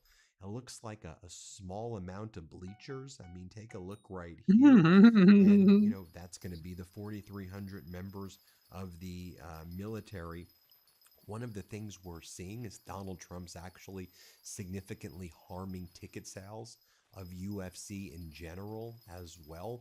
I mean, the last UFC, UFC 327 in Miami, that's the one that took place while the war in Iran was raging, and Donald Trump was there, and Marco Rubio was there, and there were supposed to be negotiations happening with Iran, like Donald Trump says all of the time.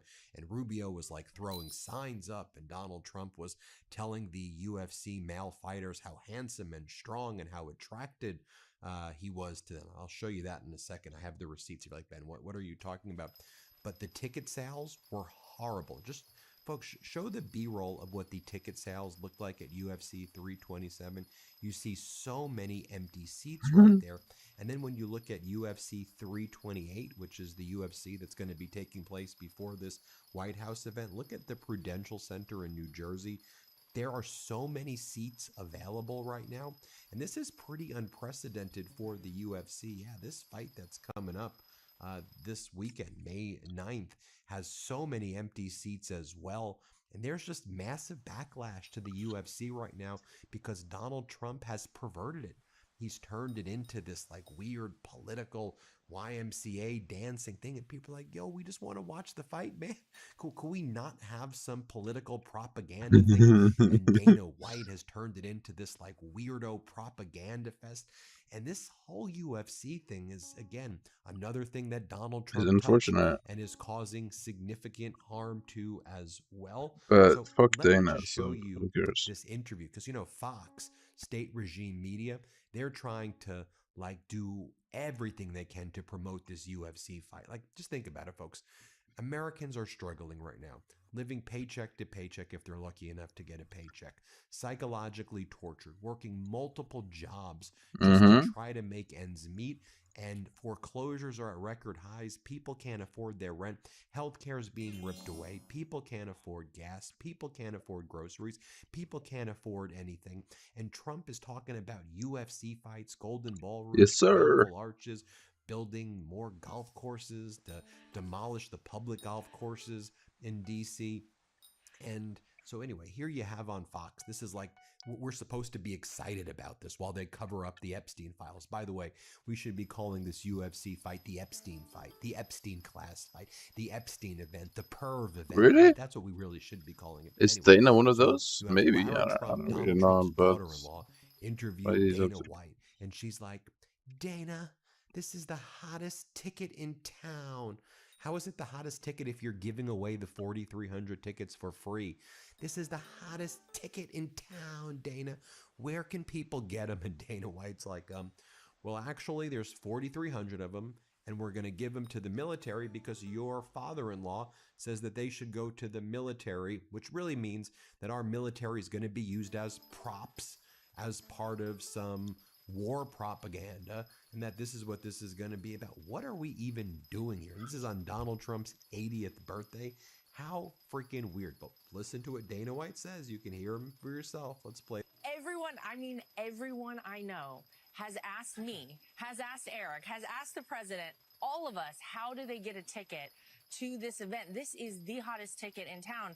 Now, I know that there are going to be a lot of service members, a lot of military personnel that you guys are giving a majority of tickets to, right? Well, your father-in-law is. He wants this to be mostly for the military. So there's going to be 4,300 people there. I just literally went over it right now. 4,300 people, and most of them will be military. That's so cool. Yeah. As a thank you, right? 100%. All right, so then I'll bring you into the Oval Office yesterday, where Donald Trump has the UFC fighters, and Donald Trump is fawning over these UFC fighters. Donald Trump, I'm giving you my opinion. I think that he's physically attracted to these men. Again, I'm just giving you my opinion as protected by the First Amendment. I'll give you some receipts. You're like, Ben, what are you talking about? At that failed UFC 327, when Donald Trump and Marco Rubio were there, Donald Trump went up to all the male fighters and he would grab their arms and he would touch their chest and he would say, "You're so handsome, you're so good looking." Don't believe me? Here, play this clip. Thank you. Go do what you're doing. You're a beautiful guy. Great fighter. Thank you. Put me some more than he'll win this fight. I'll give you a hundred. You look so good. You're too good looking to be a fighter. You are some fighter. Thank you, man. Thank you, sir. Thank you. That's funny. Thank you, Mr. Trump. By the way, I told you, I come with receipts on the Midas Touch Network. I don't make this stuff up. So anyway, I'll bring you to the Oval Office right now where these fighters are there. And Donald Trump does this whole press conference with the fighters. And one of the fighters are like, "Nobody believed in us. They called us animals." And Donald Trump's like, "Oh, you are an animal. You are an animal." Dude, what are we watching? What are we doing here? This is what's going on in the United States of America. What's going on for real? Here, play this clip. How big of a part you were to the UFC coming on and becoming mainstream in the early 90s when nobody would let us and nobody believed in us and they thought we were just absolute animals. And you gave us a chance to fight in your property. Well, they're right about that, though. Well, somewhat. We just, Yeah, what's up, it's truly Abud? an honor. It's awesome. It's your birthday. Awesome. It's Flag Day. Wonderful to represent this country. These guys aren't from this country, but I'm sure it's an honor for them as well. But I think we'd be 10 years behind if it wasn't for you. And so thank you for that. Well, Justin, it's great being with you. And then Donald Trump continues to promote the UFC fight. And Donald Trump's like, "I love when you take a pounding. You take such a good pounding. Keep taking pounding." What are we? What? Play this clip. And a friend of mine, Justin Gaethje, What? who Excuse me? is just a fighter like you've never seen. You see the kind of pounding he'll take, and then all of a sudden it's over, and the other guy's not in good shape, right? It's a crazy game. It is Not a in good crazy shape. game. So these are the toughest people. These are the greatest fighters in the world. They're all champions. Pounding. And they'll be fighting Yeah. against very tough people also. And but I think you always go in thinking you're going to win. Of course. But they're fighting against, they're Olympians. They come from all over the world.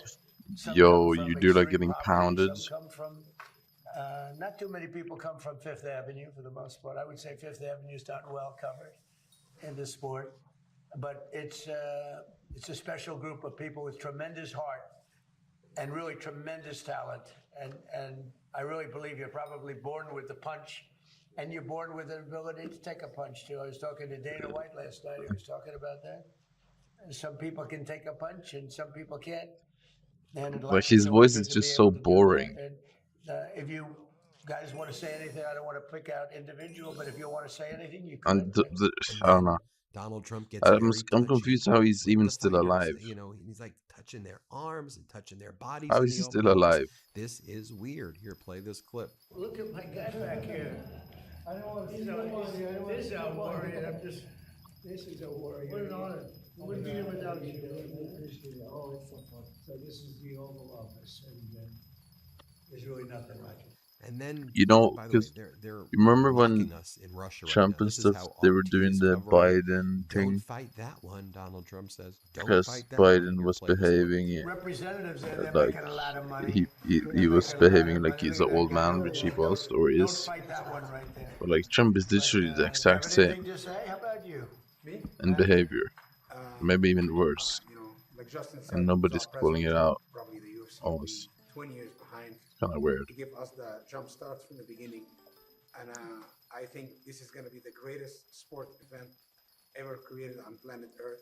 It's going to be the most watched sport event on planet. And of course, Donald Trump attacks Pope Leo Greatest as part sports of event this press ever. conference with the UFC fighters about this failing event. Why wouldn't he attack Pope Leo? This is what Donald Trump, this is what the president of the United States does. Folks, can we get out of this idiocracy timeline and just have grown-ups in the White House? It's behave like actually, normal dude. people? I truly don't know what the hell it is that we're I don't watching. know. I I don't kind even of know hope how Strait of I can Hormuz fathom stays that this closed for video like that I'm another making is a real thing month or that two. no one else is calling out. I'm But sure I we have to will. call it out, right? I mean, I feel like Because I have a literally, fiduciary obligation to show you what's happening. Play this the clip. price is very about to simple. even go up more. Whether I make Like them it's about happy or I to don't make them happy, probably like Iran 150 a cannot barrel, have a 200. nuclear weapon.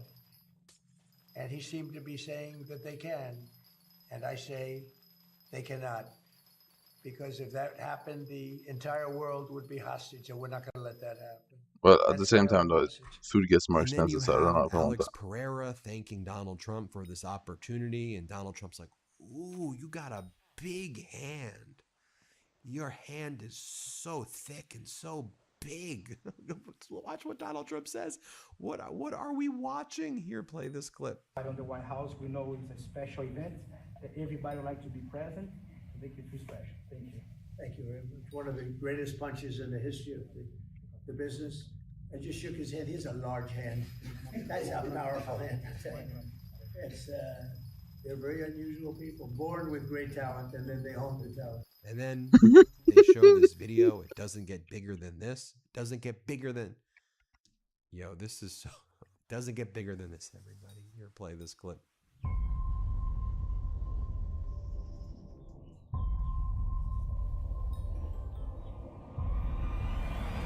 And then right before that press conference, Donald Trump wanted everyone to know that when he talks about the sea and the ocean and water, when he talks about the sea, he doesn't mean the I type of sea.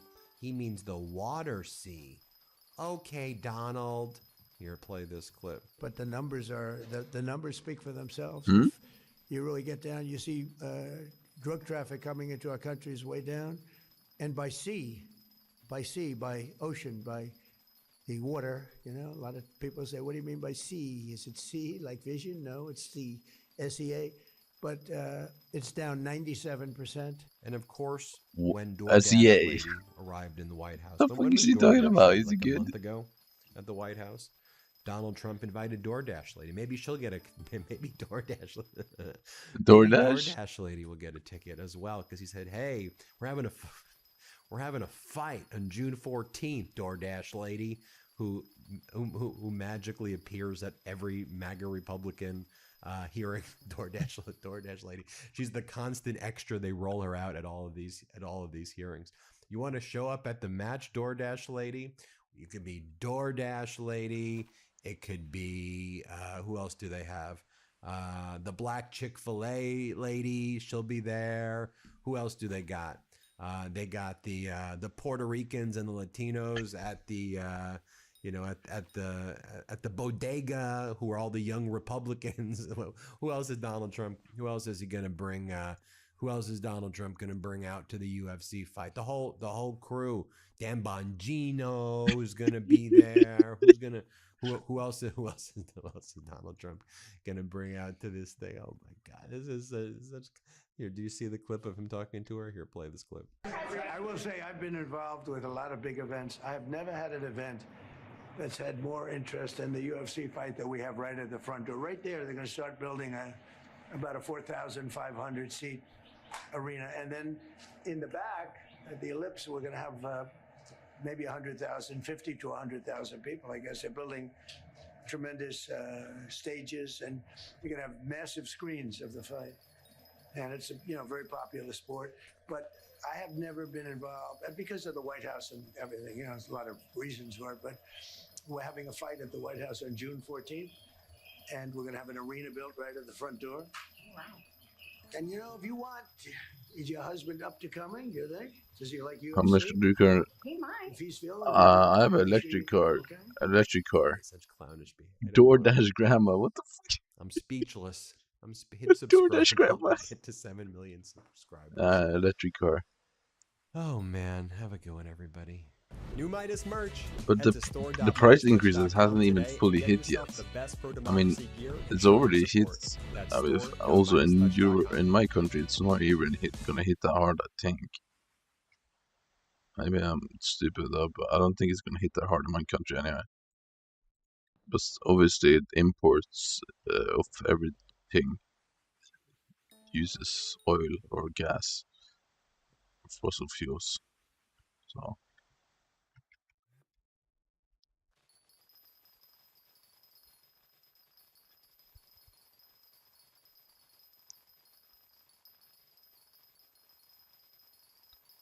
And like nobody drives. Oh, well, actually, no, that's not true. Trucks and stuff does. Let's see. Let's see how many electric cars.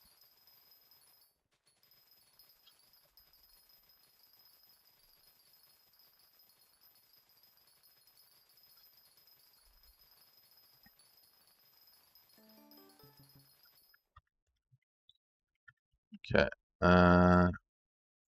What percentage of cars electric?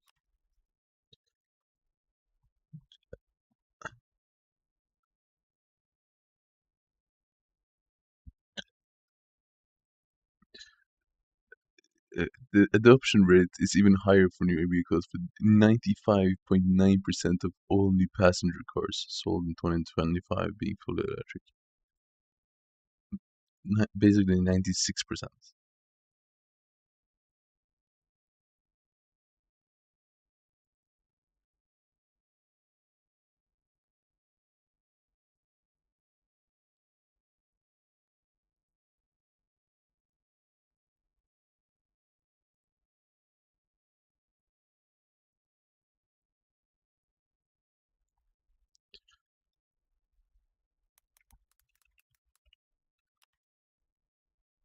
So yeah, it's just the data.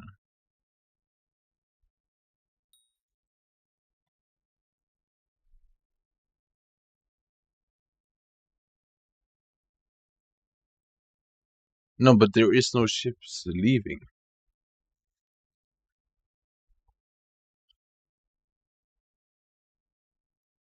Donald Trump is panicking as his own, which is 20% of the world supply. And basically, without that supply, Americans that were using more than CIA they're has getting to in. remind him. The CIA has leaked a report to the press showing that all of Donald Trump's claims about Iran running out of oil or the pressure building up in Iran and it's going to explode the refineries, or Donald Trump saying that America has destroyed Iran's navy. How many ships is there in the Strait of Hormuz right now, though? Isn't there like so many just stuck inside of there? Is false. Not only that, it seems like Iran has most of its weapons intact. Over 70% of its ballistic missiles, of its drones, of its ballistic missile launchers, untouched by the Trump regime and Netanyahu invasion of Iran. And as the CIA report has leaked to the press, we've also learned that Iran is rejecting Donald Trump's latest gambit, that latest memorandum that Barack Ravid over at Axios talked about, where Donald Trump said, Iran, give us all of your nuclear material. We want the nuclear dust and surrender via negotiations. And an Iranian senior official, Mohsen Razi, who's very close to Ayatollah Mojtaba, said, we're not even having discussions on nuclear issues. We demand reparations first, then we demand permanent security guarantees for us and our proxies. Then we demand recognition that I Iran don't know, man. controls the It Strait does of really feel Hormuz, like Donald. Iran has And then, once those substantially conditions are won met, this we can war have or some whatever. I don't know. discussions about nuclear Because what material. what But did the America deal's going to gain? be Literally weaker nothing, than apart Obama's from deal because Iran says, closing the look at your own straits, CIA assessment, which wasn't buddy. even close We before. won the war. All of the objectives you claimed were happening, So none you of just them close an happened. And issue now and gain Iran is nothing. projecting itself as a not just What a regional smart play, power, Iran. but global player. Did you see the Iran foreign minister in Beijing? Did you And see foreign minister nobody likes Trump. Arabchi Like meet everyone with is against him, even China, the Russia. Chinese Russia is foreign just minister? using him and And that finessing China him. I recognized don't know Iran as why, a global player? how Let's just take a he's look at the following CIA Putin's report like that tricks. this I don't week. know. U.S. China, intelligence Russia, believes that everyone Iran could hates him. withstand Donald Trump's NATO hates Hormuz him. blockade easily 3 to 4 months. There'll be no change in circumstances. You know what's going to happen in those 3 to 4 months? We run out of oil in the United States. Okay, the oil shock reverberates in ways that we all know it's coming, just like we saw COVID coming, but Donald Trump said, like a miracle, it's all going to go away.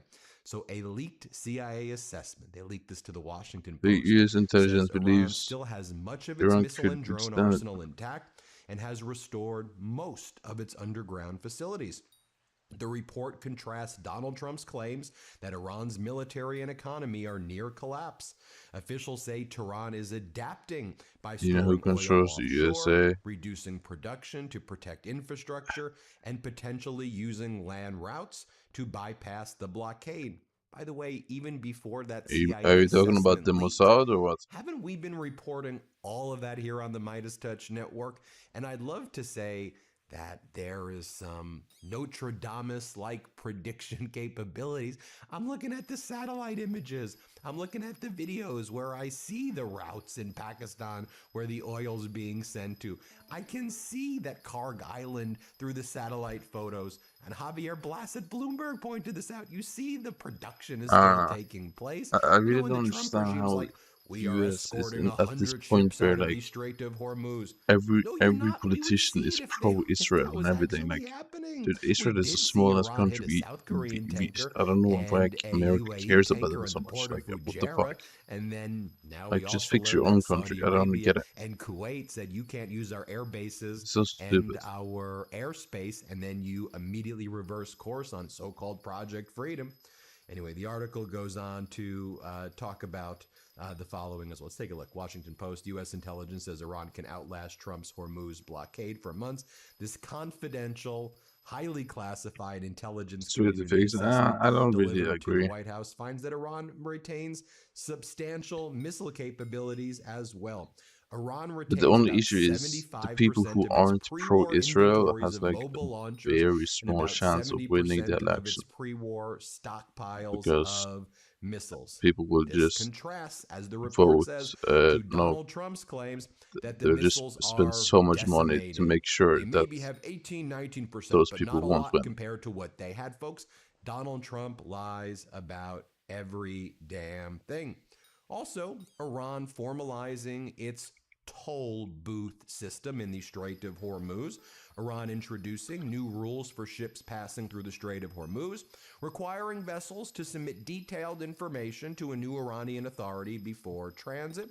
Tehran says it's for safe passage.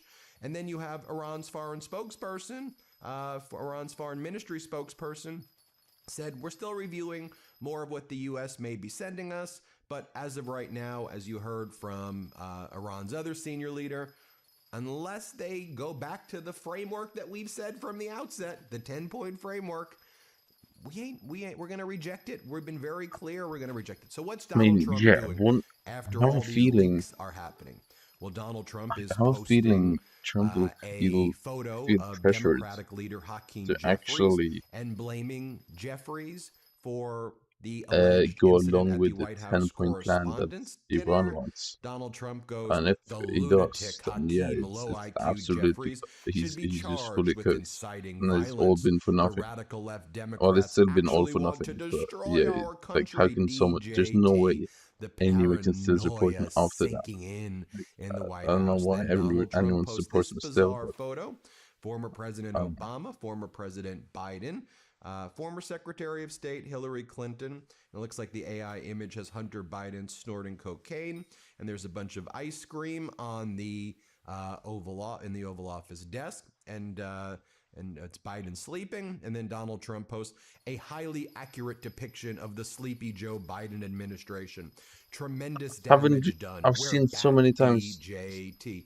Trump If by just back sleeping in you mean office a too. What the fuck? manufacturing recession, This job makes no sense. losses, record high gas prices, people can't afford anything, wars everywhere, cover up of child sex trafficking rings. Oh, we're back all right. It seems like we're back to when COVID was raging and you were saying like a miracle, it's all going to go away. By the summer, it's just so hot that it's going to kill the COVID because the heat. Remember when you lied and you said all of that? And by the way, do you realize how weak it makes us look as a country? Even if you don't like the past administration, okay? You posting things like I this really hope just sends a Iran message gets to the the world nukes. how utterly pathetic you are. Do you Because see any I other really don't world think they're leader going to use it behaving this way regarding unless any they're regime, even threatened if they hated the regime with, or before they unless went someone into power, or uses anything administration before they went into power? against Do you them. see anyone behaving? Because No, like having because nukes, you're a right, it lunatic. just gives You're a you psycho. That's why, and a we need to just call it defense. out. Then Donald Trump People keeps on don't posting attack length of countries wars, the Iran excursion 6, but with the nukes Afghanistan as war heavily, in my opinion. 543 weeks. Wow, study the It's kind chart, of like a Donald Trump security says. shield. You know what people are studying, Donald? Because you're The just fact that they taking a can't risk for no afford reason anything. if you The fact do. that they're suffering under your regime. That's what they're studying right I now. haven't looked They're at Iraq. studying Is it bad? their I haven't. mortgages, if they're lucky enough to But I have know any, the or their war. But rent, and they can't pay their rent, and foreclosures are up close to 30% year over year. That's what they're studying right now, Donald. And then Donald Trump posts this as gas prices. Out here in California, it's like $6 a gallon, but wherever you're at, it's probably close to $5 a gallon. Donald Trump posting gold statues of I himself mean, didn't because Trump that let makes him feel North better. That Korea helps him have cope nukes? as So the like, I CIA don't leaks know that Donald Trump is full of it. why The Iran real having deal nukes is that big of gold an at issue to him. Doral in Miami, put there by great American patriots, DJT. And then Donald Trump posts the Dow. The Dow at 49,910. I'm sure the American people are rejoicing. The Dow is getting to 50,000 again. Oh my God, Donald. No, Americans are struggling. You are the source of their suffering. And so much of the world's suffering, you are the source for. But Trump sends his sycophantic puppets. Yo, the Dow hit Cabinet 50K, guys. members, like No way. Energy Secretary Chris Wright. And here's what he had to say. Let's play it. And what about people's concern about gas prices? They're seeing numbers that give them some heartburn and some heartache, and it's hard for a lot of people to figure out how they're going to stomach this for much longer. It is, and of course, it's been tough for our Today administration gas as well. This prices is an administration, the first Trump term and the 455. second Trump term, Year ago, all about 315. lowering energy prices and an incredibly successful record in doing that. 455 per gallon. So when Oh my President Trump God. looked at the trade-offs of going into Iran right now, he knew his sort of beautiful record of just Dude, constantly people. pushing No. down energy Fox needs to prices. stop. Look, you see this? You see this? Does it show on the screen?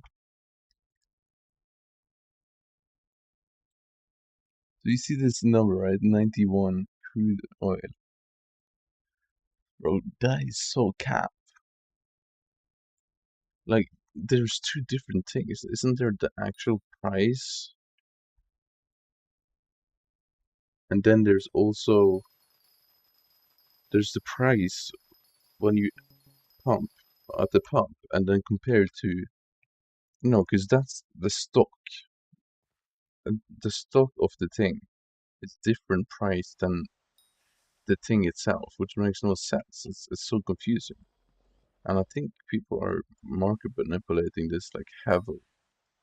The crude oil thing. can just check yourself. There's like a big gap between the stock price and then the actual price. I don't understand how it happened. That makes no sense to me. How is that even possible?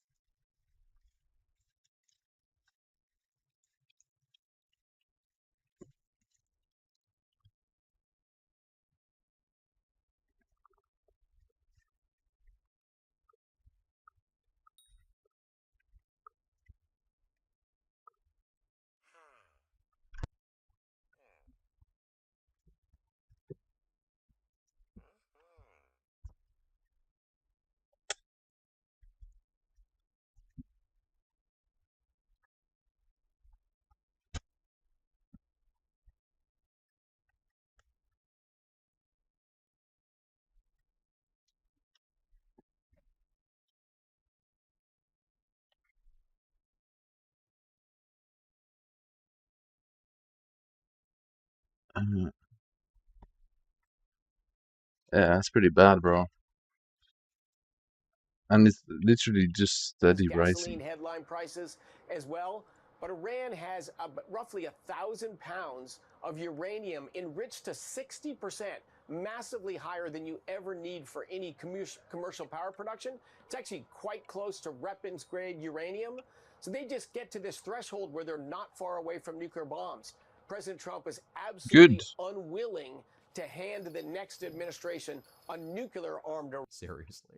Or Brooke Rollins. Here's what she Am I had the to only say. one who Brooke wants Rollins on state them to have regime nukes? media. Like, Everybody play this clip. here's the ideal world. No countries in the world has nukes. That's the ideal world, right? As they move into hopefully what will be a But golden age them having under nukes this would just president. give them a These trade security deals are that very important. they were But the like, president also understands that America the couldn't just do over-reliance this on once a again. country like China has massive Because if they do, implications from a they know national there's security repercussions. perspective. So we are very grateful. The president has moved out. He's put the farmers at the top of his list as Like, he's you struck wouldn't these just new trade bomb deals. And my country who cabinet has colleagues nukes from Lutnick to to return. Greer to Besant have just been wonderful. Getting our That's just a soybeans, stupid getting idea. our cotton, getting our sorghum out into the world. And then Sean Duffy, Donald Trump's transportation secretary, famous from the Real World Road Rules Like, if Challenge, a says, singular nuke "We're gets in a used good place for fuel prices." And he anywhere in urges the world Americans right now, drive this summer I mean, I think because we're the in a vote is great just place over, for isn't it? fuel prices. Here, play this clip. We live in a very different world, and I just don't think we've had other presidents who've been willing to see the threat and address the threat of Iran. And so I think opens up, you're going to see prices come down immediately. You saw yesterday energy prices came down below $100 a barrel. I think we're at 93 this morning. Don't quote me on that, but I was looking Yeah, at that's it the right market 92, price. That's not the actual price, you fucking idiot. Shut up. You're lying for I'll no reason. remind you I of hate this Donald guy. Trump's own words in 2008. Anyone who invades the Middle East under false pretense should be impeached. Here's what Donald Trump said back then. Let's play it. Nancy Pelosi, the speaker. Well, you know, when she first got in and was named speaker, I met her, and I'm very impressed by her. I think she's a very impressive person. I like her a lot. But I was surprised that she didn't do more in terms of Bush and going after Bush. It was almost, it just seemed like she was going to really look to impeach Bush and get him out of office, which personally I think would have been a wonderful thing. Impeaching him? Absolutely, for the war. For the war. Because of the conduct of Well, the he war. lied. He got us into the war with lies. And Well, that's I what you mean, did. Look at the trouble Bill Clinton got into Guess with who else did this? something that was totally unimportant. And they tried to impeach him, which was nonsense. And yet Bush got us into this horrible war with lies, by lying, by saying they had weapons of mass destruction, by saying all sorts of things. Oh, I'll make one other point as well. What's Donald Wait, Trump?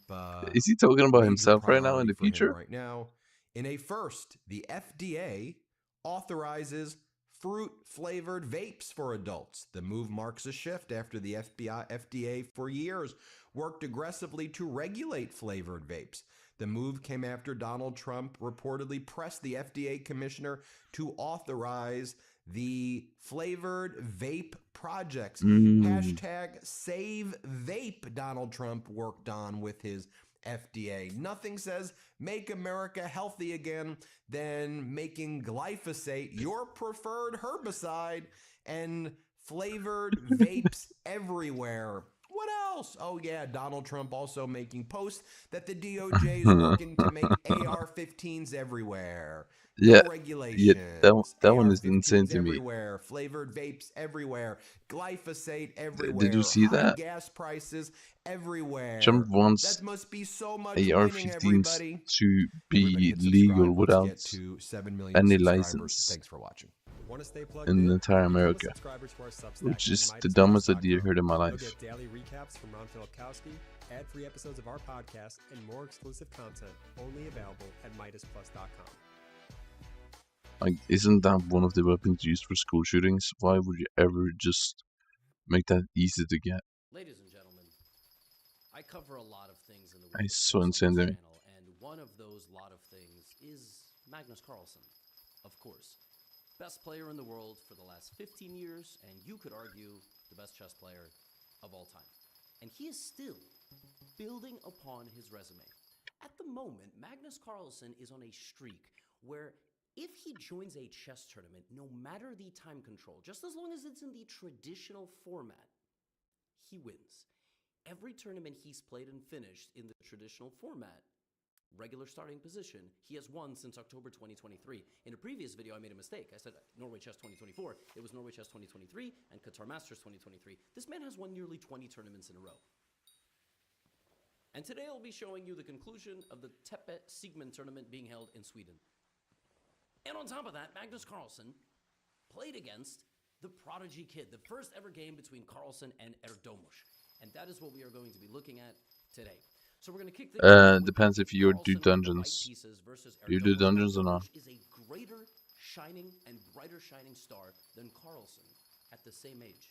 Erdomus is the strongest chess prodigy in the history of chess prodigies. Okay, he's 27, 20, he's number 14 in the world. Sorry, he's 14 years old, number 29 in the world, and he's born in 2011. Let that sink in. Carlsen is going to try to beat him, and Eric If you're not planning of maining dungeons, then absolutely you should not even get a single one of those. Right? D4, D5, Knight F3. Wait, what do you want either one of those for? Queen's Gambit, but with black. This is a very offbeat system. Normally with black you just mirror image, but this system is Wait, so this guy's 14 years old and he's a grandmaster with 2,708 FIDE points? You're playing this against Hikaru, and he Oh my plays days. C4. Okay, and Hikaru recently has been playing the mirror image Queen's Gambit, which is very rare, but in the age of computers, What do you mean by that? anything you want. Erdomus I takes the pawn on no. C4, and now What do you consider endgame combat? Gambit declined with Knight F3. You mean bestiary or what? Okay, so Queen's Gambit accepted. So we have E4 takes. So for the brief moment, black is up 2 pawns, but white can play Hyperion bishop is a C4 healing and also weapon. take on D4. Carlsen now does something which he calls anti-child chess, anti-kid chess, old man chess. What is the idea? We trade the queens. On the 5th move of the game, we take our young opponent into a queenless battle. We're going to play a chess game. We're going to have all of our pieces on the board, but we're not going to have any queens. 6 pawns each, bishop and knight. And this is going to play completely into Carlsen's strength. His strength is understanding positions with random imbalances like this. I mean, he has a... Okay, what do you want to do in Crimson Isle? Understanding chess with, like, what happens if there's just no queens on the board? How well can you maximize the impact of the bishops and the knights? The relative value of the pieces. They're not just 3-point pieces. That will change as the game progresses. I guess it's good for Barbarian Duke Magnus chooses to keep the and knight in the middle, Blade develop Soul. it. Meanwhile, develop his bishop. Erdomus, meanwhile, capturing like this and playing very solid. And now Magnus chooses F3, which is a way to play for sure. He plays F3. The idea of this And hype is good for fishing too, I guess, but you can also just use flaming clay. It's better on the F2 square than on the G1 square in a queenless middle game, because as we approach the end game with less pieces, the king needs to be closer into the middle. F3 supports E4 and blunts this bishop. Because the thing is though, like, you could get... The best move. And here Erdomus thinks he does his usual early opening thing for like half an hour and plays knight e7. He decides putting the knight on f6 is bad, and putting the knight on c6 where it fights for dark squares is better. He is correct. How one? What do you mean? Here, and rook c8. Rook c8 is the best move because when you move the knight, the rook will fight on the c file. Also, the bishop can go to c5, trade itself, and black is going to go here. But Erdomus is still playing catch-up, as Magnus has... So generally, here's the thing. He plays knight to d2, stabilizing bishop. Back in old days, Hyperion was like the most useful item ever. It was super useful for everything, right? Which is the most OP for everything. But they've kind of made a lot of changes. And truthfully, the only time Hyperion is useful currently is for healing. Oh, and by the way, since white kept his king in the center, probably can also keep his king in the center. For healing and for master mode dungeons, if you're true mage or maging. Why does he do this? He wants to attack and then bestiary, I guess. Get his opponent to take, and we have rook c1, rook c1. Bestiary, yeah. This position is deceiving. There is still Combat plenty bestiary. of play here. So Magnus is going to play this rook, knight, and bishop endgame with rook, knight, and bishop against his opponent for hours. Because it's no longer good for slayers, it's whatever for dungeons, to be fair. This reminds me And of chess it's from 100 years ago. I would not be surprised not that impressive Carlsen to during anything his even. game thought about Jose Raul Capablanca, or thought about, his wife and baby. But also then he could also be thinking about Capablanca, because who doesn't just randomly daydream about Capablanca? Capablanca dominated chess in the early 20th century by simply No, playing there's still positions people like this. who Positions that want it just, all the time, but like the same pawns and rook, knight, bishop. I mean, it's just a draw, right? I Not don't quite. So we really have knight back use to c6, Hyperion and Carlsen for plays e5. the So for like voluntarily actual giving up a pawn, damage. I just use but it then in for would be rook c7. E5 is a fascinating bestiary move. at times, The and idea is then quite simple. To for land the rook on healing. the 7th rank, it is Mostly so just important to healing land though. the rook on the 7th rank in an endgame. Excuse me, in an endgame, because that is where you exert the most pressure, and black cannot defend himself because he would lose. So that's I kind guess of it's the good idea. for Now, okay, spawning shockingly, Domus slayers, doesn't blunder that. I Bishop guess. f4, so Magnus commits like this, and then a3. Every pawn is going on a dark square. Yeah, You're it's going pretty on a good dark for square, so spawning this bishop is slayers. completely useless. You're going on a dark square so that you can plant the knight on d6, establishing an outpost square in the opponent's position. That is covered in my next book, Chapter 3 on Peace Play. Can't wait for that to drop. And if you're looking for a signed copy in Canada or the UK or Europe, it is now actually in the description.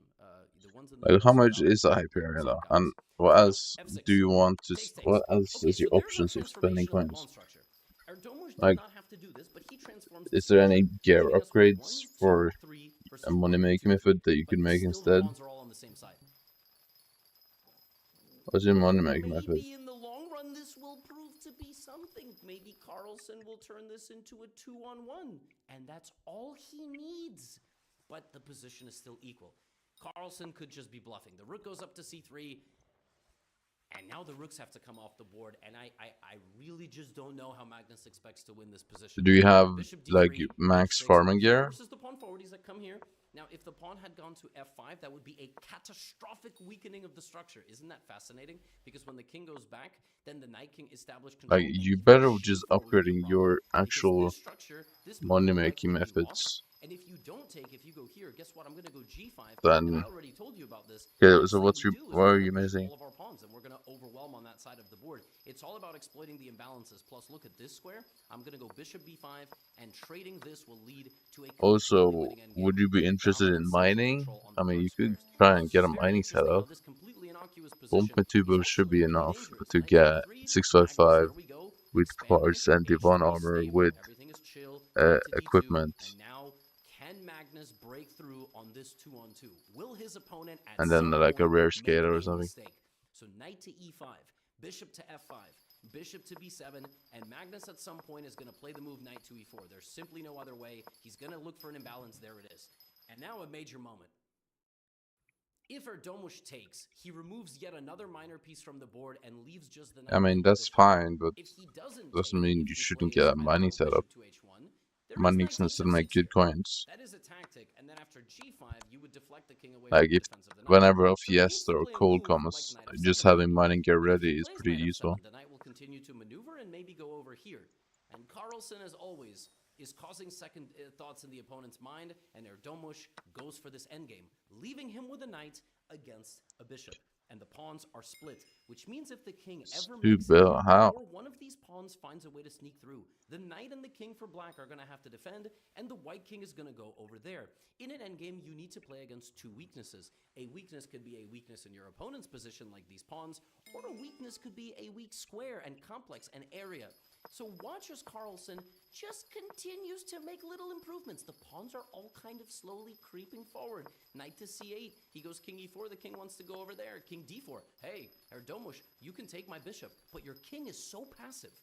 Your king is so passive that despite us having the same amount of pawns, because you have no forward mobility, what's going to happen here is your king is going to run out of squares. So like b5, takes, the king is going to have to give way. And even if you play a5, I'm going to play h5, and the king is going to have to give way, and I'm going to go to the opposite direction, and I am going to win. Okay, so Erdomus does not blunder what's that. your Okay, farming he gear wasn't born missing or yesterday, fishing but he gear turns them missing? into a pawn move. Maybe he didn't have to do that, but it's actually still okay. And are you G5, fishing and this is all efficiently needed. There are only with 3 play? pawns I'd remaining, assume and you one are, right? vacant piece between this game being a draw or And do you potentially being a prefer win for fishing Magnus. or farming? G6, G7, G8. Now, king d6 is on the board. That is the best move. Bishop to b7.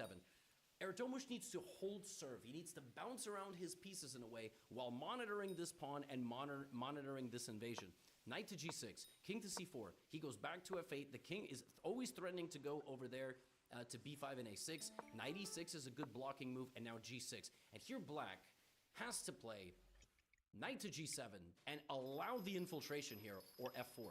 The line after knight g7 goes knight g7, king b5, king c7 hitting the bishop, and the bishop moves, and the knight is able to return. And that is at least self-explanatory after g6, knight g7, king b5.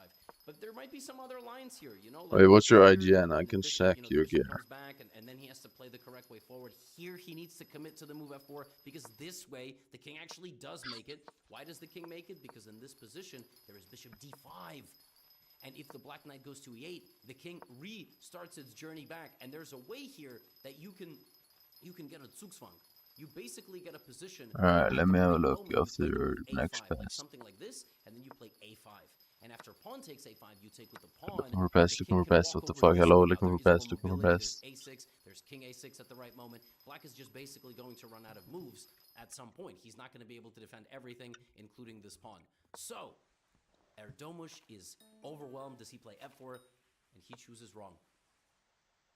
He goes there, and that allows Magnus Carlsen in exactly the right timing to take on a7, and the bishop will stop promotion. And even though there's this amazing move b5, which is probably what Erdomush was banking on. Okay. g7, you take it. There we go. I take, and now Best I'm gonna Hellgander. get back.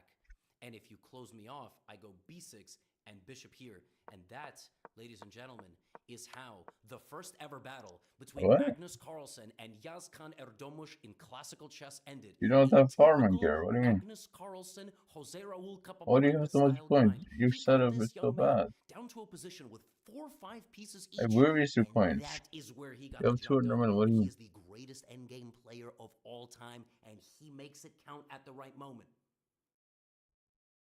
But will he win the tournament? He wins.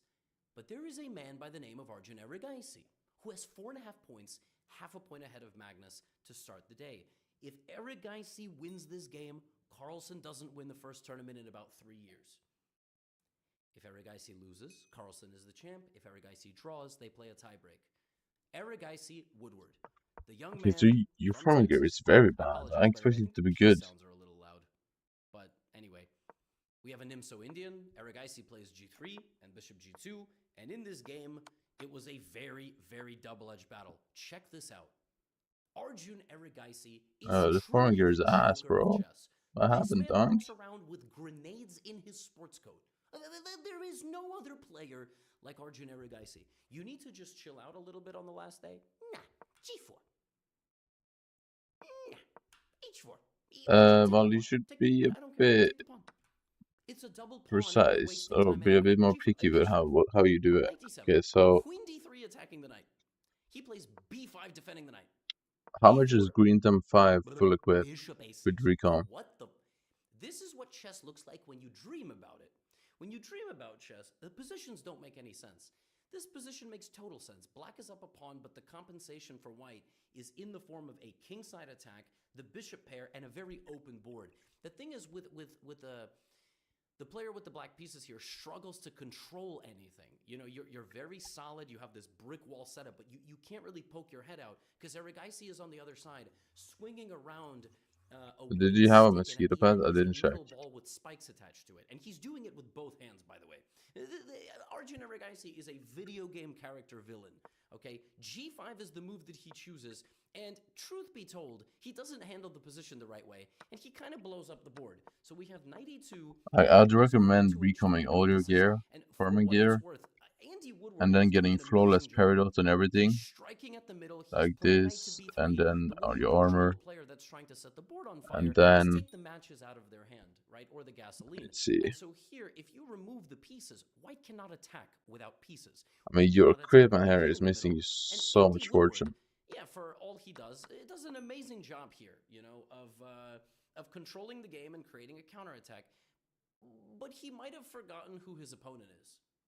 Because just when you think you have Arjun Erigaisi cornered, folks, this really might be the craziest game of chess you have ever seen. Arjun Erigaisi's like, oh, he's going to attack me? Okay, king f3. And you should get Greeton 5 Bro, this man full just played equipped, king f3. and Recon equipped too. Like king f3. And then how much money would you have left then? You should have a decent amount This left. is mind-blowing. Now, Woodward does what any normal person would do. He uses his f-pawn. Do you only do melons? f5, Icy takes en passant, and after rook takes f6, bro, this dude went king to g4.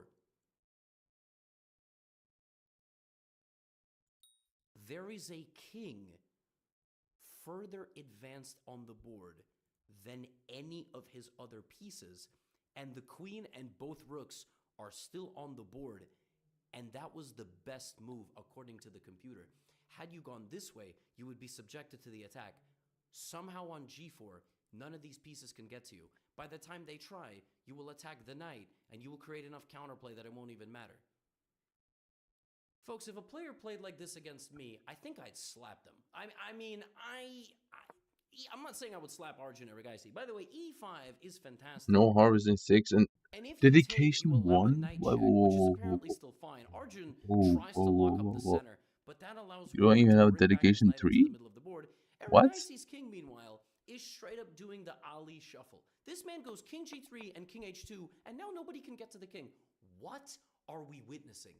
What is this? Because here's the thing, right? This is chess from another Let me planet, think about this. okay? Meanwhile, remember, Erigaisi still needs to win this game. And Okay, so equipment. It's 40 minute, 40 minute, 40 minute, 40 minute. Plus recom stunts. Borderline level of stability and actually some Gonna counterplay. be like Knight to d4, 200 Erigaisi mil takes on c5. for equip. He's almost mating his opponent Plus with Terminator 6 on the armor. coming back with the rook, holding the position. You need to Erigaisi put goes queen c3. Both guys in a little bit of a time trouble here. Woodward obviously in a much okay, you need Mossy on 3 pieces. a little bit later here, Erigaisi You need Heliantis full armor, of course. move for black was g5. Woodward You need pawn play in queen games. I'm not his coach, but 2 times in a row now, Erdomush game Go and this for one, her. with No, queen and no, you pawns don't. together. The move g5 apparently was the move because it sneaks No, a you pawn literally pass, don't. and if you take it, What are you talking about? there's queen h6 check and queen takes g6. But okay, he's down on time, and we make it to the 40th move here. He actually went for it. I apologize. He actually went for it. I completely forgot about this. Completely forgot. He got another chance. Yeah, so for Terminator 6, recoms. He goes here, and yeah, Woodward gets his chance, takes, and why is he winning? He has and you need and A 3. both of them. Black can't really get too active because the D pawn is promoting, so he needs to keep some defense in the center of the board. Woodward has to win this game, and Woodward is going to begin the process of winning this game. Erigaisi's king runs to that side of the board to win this pawn. Woodward has this pawn, this king, and this. How much is digested mosquitoes? By forcing it into the corner, king a6, and the winning plan here for black is to play king to d6, king a5, king c5. You need the king on c5. You cannot allow this king back into the game. How much is mosquito? King a5, there's knight e2, king a4, there's knight g1. This is the winning idea. Knight to g1, not knight to f4. Knight to f4 allows bishop f3, and then you don't actually block the pawn ever. You need to play knight g1, because after that, king b3, h3, bishop h1, you come back with the knight, and then you win. Oh, that's actually way cheaper than I expected. Yeah, you should get that. Doesn't do that, and after this sequence of Does moves, this legendary matter? put his king on c5, which means that A little he needs bit. to I mean, activate his knight, see. which means the white king is closer, which means No, that not at really. the end of the day, even though it looks like he is You can just winning, get this bishop the common one. after knight With g3, brown one then, bishop obviously. f3 h2 is actually saving the game like this. The knight is trapped. You allowed the king to get back too fast, and that saves the day. Andy Woodward could have won this game and played the tournament of his career. Well, Challengers was really good, but he had a great event. I forgot he lost to Jujiner. I was gonna say he had a great event, only losing to Magnus, but he lost to Jujiner, and yeah, okay. That's tough. He would have ended on a great note though, with a win with black against 2750. So he has work to do. And then you can get rid of the. Let's see.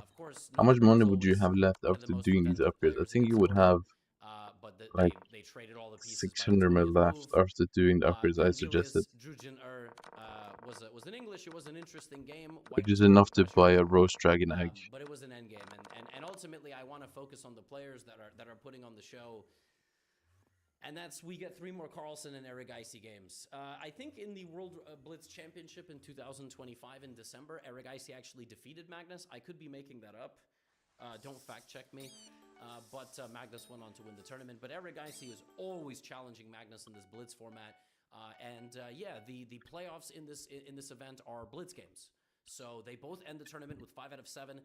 Arjun almost lost it there at the very end, putting on one of the craziest games I've ever seen. Magnus now will try to win the Blitz playoff. We have an IMSO Indian, we have G3, which is, by the way, the exact same line that Erigaisi chose here in the game against Woodward. This was a little bit after that game, maybe 3-4 hours. Obviously came prepared with something, and we're just going to see, is this man going to play G4 and H4 in these games? We get a normal positional battle. We have B6 from Carlsen, and he knows that he needs to limit the attacking opportunities of his opponent, and Erigaisi plays very normal. There's ideas of knight G5 and ideas of H5 and H6, which is why Carlsen goes here, simultaneously stopping that advancement and anything coming to G5. Erigaisi, I mean, he's a very... No, don't get perfects. But if he doesn't get his style of I have flawless. it plays into Carlsen's hands, right? Rook C8 threatens the queen. Queen goes here. Knight F6, trying to transfer the knight into the middle of the board. The rook just leaves the danger. Erigaisi still kind of looking always for something uncompromising. He's ready to open up the middle of the board. There it is. Bishop F5, and the position becomes incredibly dynamic and sharp, even though Carlsen was trying to stop that. The knight on E4 is hanging. You can't take it back with black. The knight has to go here, and now immediately Erigaisi is damaging the structure. Right? At least get it on the vacuum. You need to get your vacuum to be better. Now, the way Carlsen will ultimately win this game with black is if he is able to keep one of those pawns versus one of these versus clearing out those pawns. So the bishop will hold the pawn here, and maybe the rooks will end up overwhelming here with this bishop. Or white is just going to blunder something. Bishop E2, knight D2. Erigaisi has an advantage, and he's up on the clock. I mean, this man is incredible. So we have rook to D8, Carlsen going to an endgame, rook D8, knight to E4. You can't take the bishop, because then he's going to take the pawn on F6. F5, though, a very nice move, but knight to C3. Erigaisi is not going to fall for any tricks. This is just not looking possible to win. If you trade the bishops here, I'll establish a beautiful D5 outpost. So he goes bishop B7, rook to D1. Now Magnus, rook D4. There's endgame magic. I mean, magic and Magnus start with the same few letters, all right? Rook D4. Erigaisi's bringing his king. Magnus using his doubled F-pawn. The weakness of his position to break apart the structure. Rook D4, C4 gives Magnus a pass pawn. The knight goes to B5. Magnus chops down, and now that D pawn. So yeah, for this flawless, you shouldn't be that pricey. And it's still gonna give you good fortune. And Carlsen traps for like 50 or something. of the board. And this exact diagram is why a bishop is better than a knight. Literally just this. The bishop doesn't allow the knight back into the game, and the pawn is hanging.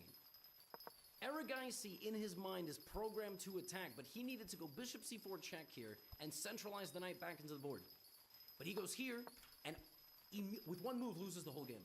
Even though it's not a tactical move, he ends up in a position where he can win back the pawn, and he's going to save the knight.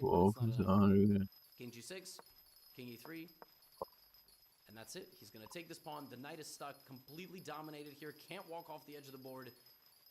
Magnus Carlsen wins with black. And of course, you might have a big issue with this. He wins with black. He has a game with white. He's going to control the game. Erigaisi has to play something crazy. Erigaisi plays a Peer's defense. Carlsen plays the classical system. It's called the classical quiet system. I mean, you cannot invent a more fitting name to try to take your opponent out of any attacking possibilities. Erigaisi plays e6. I mean, this stuff is ugly, man. Oftentimes at high-level chess, you have to get a bad position before you get a good one. That's just the truth, especially with black, all right? Carlsen, a4, taking space on the queen side, not letting those pawns get active. And over the first 20 moves of this game, Erigaisi put everything on the third rank of his, the 6th rank overall, but his 3rd rank. And Carlsen built up an advantage that had the computer screaming. But here's the thing. When you set up something like this... So he wants me to help him. You still have to be beaten. You can set up a brick wall like this, and white can have an advantage because white has more space and activity. But white still has to throw a punch. Technically, white doesn't. Technically, Carlsen can play king h1, king g1 for the rest of the game. But at some point, Erigaisi is going to do something, and there it is. He crosses the line with his kind of strange, provocative play. Carlsen continues to make improvements, but Arjun's like, yo, Magnus, I'm going to win your pawn. Magnus is like, you know what? Take my pawn. If you take the pawn, I'm going to infiltrate on the A file. Erigaisi is like, just kidding, I don't want your pawn. Magnus is like, dude, you threatened me on that side of the board, you better take my pawn. So we have takes. c5. Carlsen is now much better if he takes on c5 and plays bishop f4. He tries to lock the position, though. In chess, sometimes the best move is not the prettiest. This is not a pretty move, but this looks nice, defended by both pawns. Eric Geisy Is PV updated? capitalizing on the position, begins maneuvering his pieces and baiting Magnussen to winning back the pawn. Oh wait, how much is a Carlsen sunset does book? not play moves like d5 and f4 unless he's destabilized. d5 and f4. f4 opens the floodgates. Magnus is basically like, the pawn over here doesn't matter. I'm going to launch an attack against this king. He is Actually, you probably shouldn't be worrying about sunset for now. It's probably gonna drop a lot in the future. the dark squares in the middle of the board. It looks like with white you are breaking in. You have sunsets? d6, f7, and the king is weak. But Arjun Erigaisi invented dynamic chess. No, You could put but he's sunset certainly to revolutionizing it in the year 2026. Rook a2. Carlsen doesn't want that. Immediately knight e5. I guess you could put like sunset 2 on each armor piece, maybe. It would give you like 8 overprime, right? During the day, which is really good. Being thrown off here. Now the dark squared bishop is there. Carlsen gives up the dark squared bishop because he wants to attack. Erigaisi, cool, calm, and collected, gives a check and defends everything with knight to g8. Puts the knight back on the home square. There's no knight f6. There's no queen h6. Queen h6.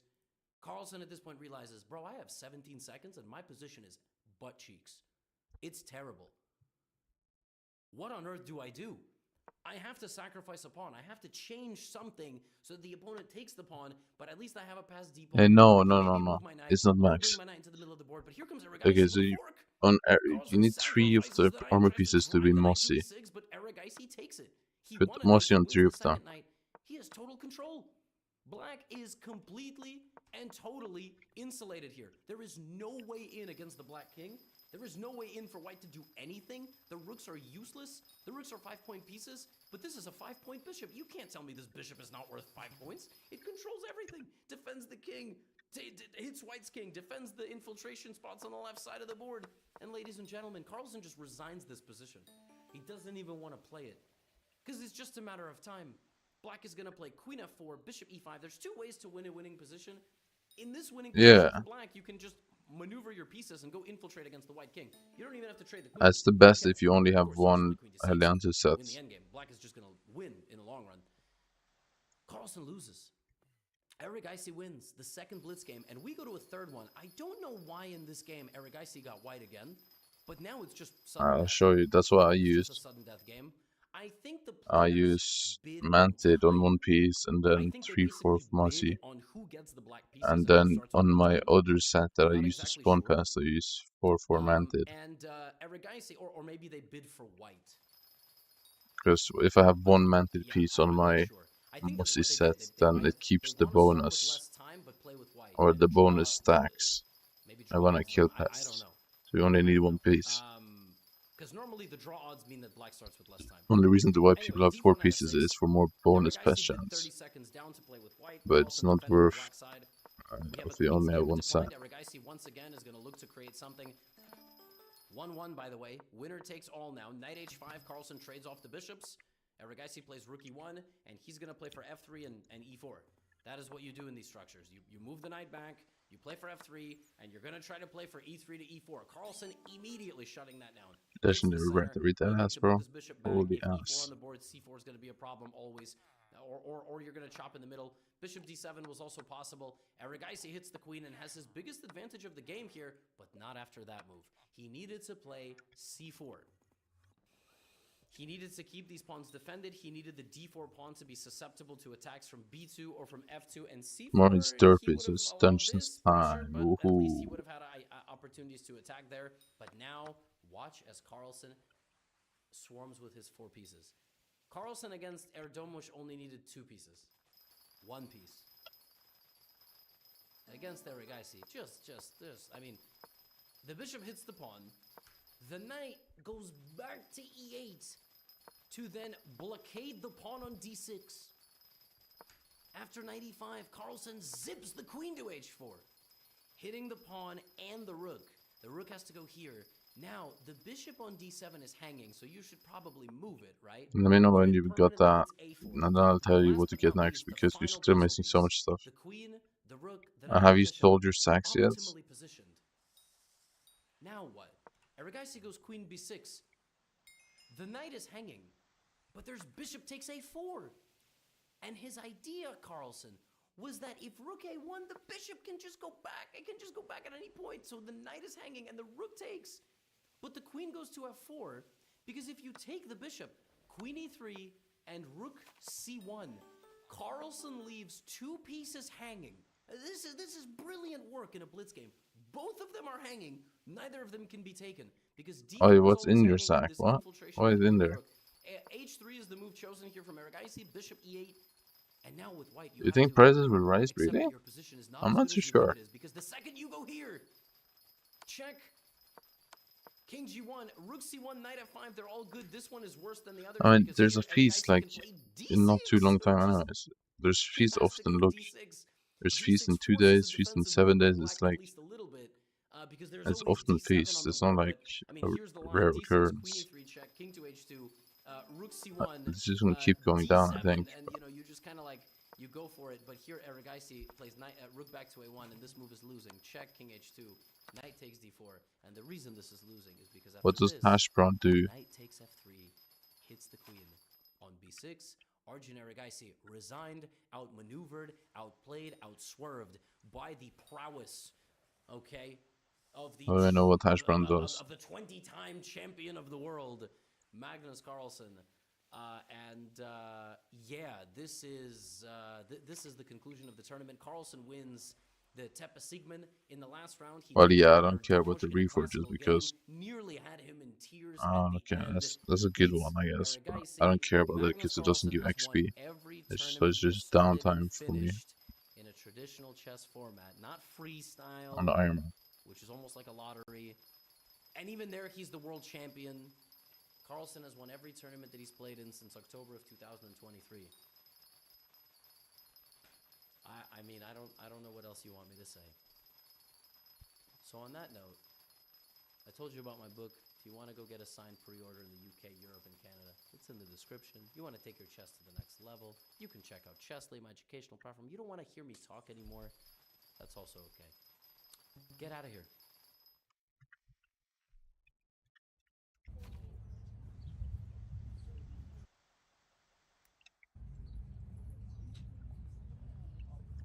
A press conference between Donald Trump and Brazil's President Lula was just canceled. The press, they were waiting in the press room for over 2 hours, and then they were told to immediately leave by security. We know that there has been a lot of tension between Donald Trump and President Lula of Brazil. President Lula has been standing up against Donald Trump's fascism and authoritarianism as Trump imposes illegal tariffs against Brazil, as Donald Trump tries to prop up Jair Bolsonaro, the Okay, so insurrectionist you're not gonna former sell the stuff president in of sex now. Brazil, who Fair enough, I Trump is now guess. sanctioning But Brazil's Supreme so Court you can't do more upgrades right now. leaders, as well as others who have held Jair Bolsonaro accountable. Donald Trump's trying to free Jair Bolsonaro, and you have Brazil really asserting itself against Donald Trump through President Lula, extending the hand to other countries for multilateralism and building alliances against Donald Trump in his go I'll it help you alone get or this go it the with stuff you Putin need. I'd approach. like to tell Let you me what show to you the get moment because I where could go in like security 5 was to 10 asked to minutes. leave from this press conference So that was supposed to take place. Let me show you this moment nice here. day. Play this clip.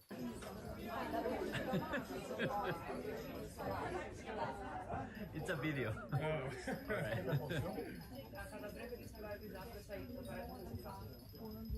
And here you'll see the press leaving the White House, especially the Brazilian press. They were there. It was supposed to take place at 11:15 Eastern time. And you'll see the press leaving 3-4 hours later. They were just waiting. And Lula and Trump were supposed to come out, or there was either going to be an Oval Office presser, and then they do the presser in the White House press room. That didn't happen. You can see it was on the schedule right here, just so we can all see that it was scheduled for 11:15 a.m. Eastern time. And here the press is leaving. Let's play this clip.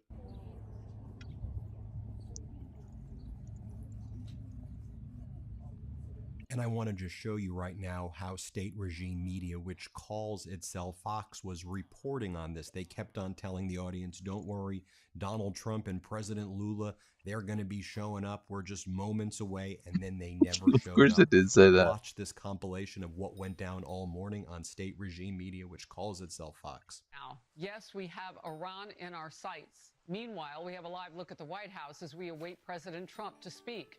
He is meeting in the Oval Office with Brazil's president, and they have a couple of big issues to go over. And Sandra, a lot in question this afternoon. Finding out soon enough as we do await President Trump any moment now. I'm Sandra Smith in New York. This is. Let's see what you can buy. We are waiting President Trump. He's set to speak any moment now from the White House. First check if I We can. will see if he makes any Hello. new comments on the breaking news on Iran. President Trump is set to speak live from the White House any moment now. We've got our eye on it. We could get some brand new news on Iran amid the. President Trump, meanwhile, is set to speak. We promise. We just haven't gotten word when that's happening. But he is set to speak live from the White House any moment now as he is meeting with the president of Brazil. President Trump posting on Truth Social moments ago with an update on his meeting with the president of Brazil, which happened at the White House just a short time ago. He writes, quote, just concluded my meeting with the Brazilian president, the very dynamic president of Brazil. We discussed many topics, including trade, specifically tariffs. The meeting went very well, says President Trump. Our reps are scheduled to get together to discuss certain key elements.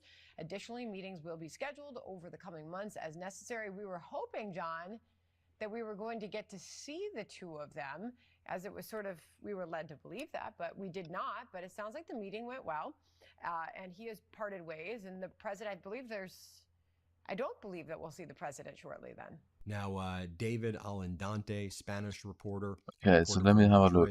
He was in the room. Here's what he said. He goes, from the White House with Lula and Trump, however you look at it, this is not usual.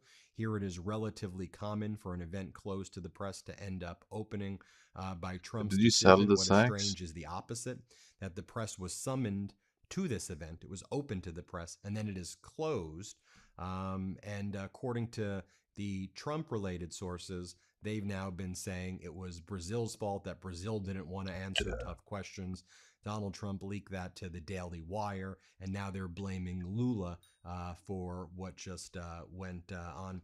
Here's how they're describing it on state regime media, what just took place. Here, let's play this clip right here.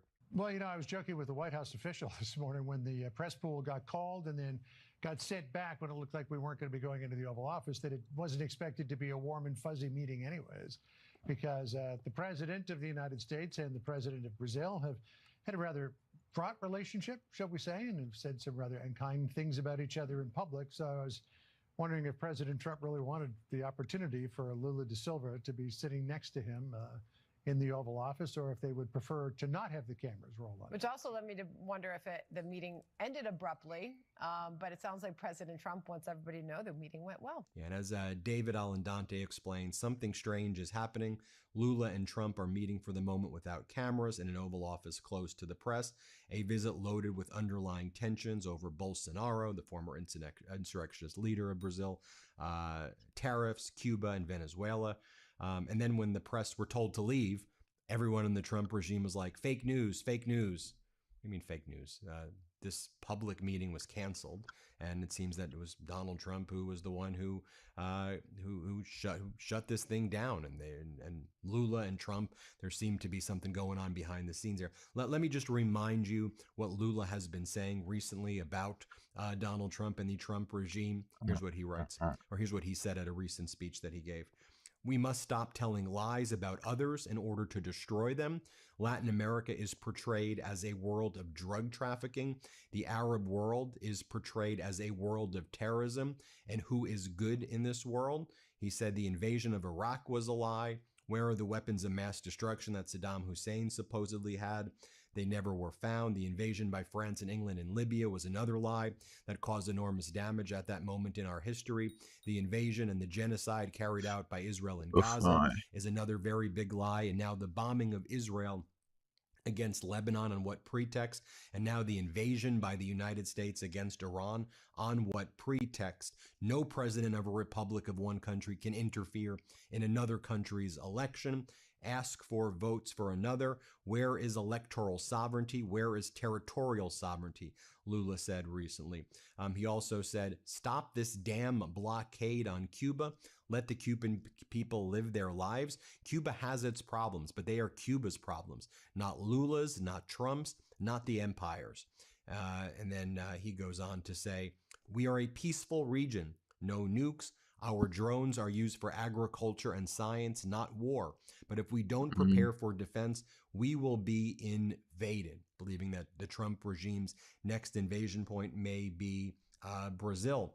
He also said the following, or recently AFP news agency explained, Brazil's President Lula recently banned a U.S. diplomat who wanted to visit Jair Bolsonaro, the right-wing extremist MAGA insurrectionist in Brazil, amid fears of U.S. meddling over there. And I'll just share with you recently what Lula said as well. When Donald Trump imposed those tariffs on Brazil unilaterally, he goes, Trump could have called, but instead he posted the tariff news on his website. A complete lack of respect, which is typical of his behavior of everyone. If Trump was living in Brazil and had done what he did at the Capitol, he would be on trial here too, because here in Brazil, the rule of law applies equally, he says. And then remember, Donald Trump imposed 50% tariffs on Brazil, and then Donald Trump tacoed out of that after continuing to attack Brazil over and over again because it was destroying the economy. I'll remind you, and then Lula stood his ground. I'll remind you when Lula gave an interview with Christian Amanpour. Here's what he said right here. Let's play it. To make a decision and publish on the newspaper. That's not how it works. That's impossible. And now President Trump to write a letter and putting as a condition, a precondition for negotiation. No. Okay. And that's very discretionary. I can't even believe in that. When I read the letter, I thought it was fake news when I saw the letter through the media. And then I thought it was a true letter that was signed by President Trump. So I can reassure you that Brazil, in the right moment, will give the right answer to the President Trump's letter. And in my address to the Brazilian people, I'm going to tell the Brazilian people what I'm thinking about all this. And sincerely, I can reassure you that Brazil I'm just looking does not enjoy farming stuff that I can invest in real quick. and trouble. Brazil likes to negotiate and peace. And that's how I act. And I think that's how all presidents should act. And this is, I think about President Trump too. That Brazil is an historic ally of the U.S. Brazil praises the economic relations that Brazil has with the U.S., but Brazil will not accept anything imposed on it. On the country. We accept negotiation and not imposition. More from that interview with Amanpour. Let's play this clip. Christian, I'd like to say something to the American people. If Trump was Brazilian and if he did what was happening at the Capitol Hill, he'd also be on trial in Brazil and possibly, and he would have violated the Constitution according to the justices. He could also be arrested if he had done that here in Brazil. And remember that letter that Donald Trump sent back on July 9th, 2025? Here's what he said to Brazil. I knew and dealt with former President Jair Bolsonaro and respect him greatly, as did other leaders of countries. The way that Brazil has treated former President Bolsonaro, a highly respected leader throughout the world during his term, including by the United States, is an international disgrace. The trial should not be taking place. It is a witch hunt and should end immediately, due in part to Brazil's insidious attacks on free election and fundamental free speech rights of Americans, as illustrated by the Brazilian Supreme Court, which has issued hundreds of secret censorship orders to U.S. social media platforms, threatening them with millions of dollars in fines and eviction from the Brazilian social media market. Starting on August 1, 2025, will charge Brazil a tariff of 50% on any and all Brazilian products sent into the United States, separate from all sectoral tariffs. Goods transshipped to invade this 50% tariff will be subject to a higher tariff. Remember that phase when Donald Trump was doing all of that? Well, if it sounds familiar, look what Donald Trump just did today as soon as that meeting with Brazil ended. This is what he posted about Europe. Remember, he said he was imposing 25% tariffs on Europe, but that was again crushing the market. So Donald Trump tacoed out of this. Here's what he just posted today. May 7, 2026. I've been waiting patiently for the EU to fulfill What's their it gonna be side of used the for? historic trade deal. We agreed in So there's Turnberry, even more Scotland, the updates largest coming, trade really? deal ever. A promise was made that the EU would deliver their side of the This deal, guy's not and as possible. per agreement, cut their tariffs to 0. I have agreed to give her until our country's 250th birthday, or unfortunately, their tariffs would immediately jump to much higher levels. So he's doing that shtick again, and here's what he said about Lula. Just concluded my meeting with Lula, okay, so the it's very not a new dynamic fishing president of update. Brazil. We discussed many topics, including trade and specifically tariffs. The meeting went very well. Our representatives are scheduled to get together to discuss certain key elements. Additionally, meetings will be scheduled over the coming months as necessary. Donald J. Trump. We'll keep you posted every step of the way. Hit subscribe. You may think you're subscribed, but may not actually be subscribed. Let's get to 7 million subscribers. Thanks for watching. There's another update on Become a Apple. subscriber to our Serious? Substack at MidasPlus.com. You'll get daily recaps Dude, from Ron this is Filipkowski, old. ad-free episodes They of our already just podcast, released and more this slop exclusive update. content only available at Is this update bound MidasPlus.com. too?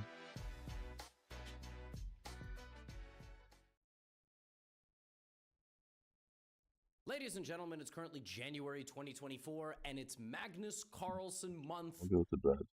Alright.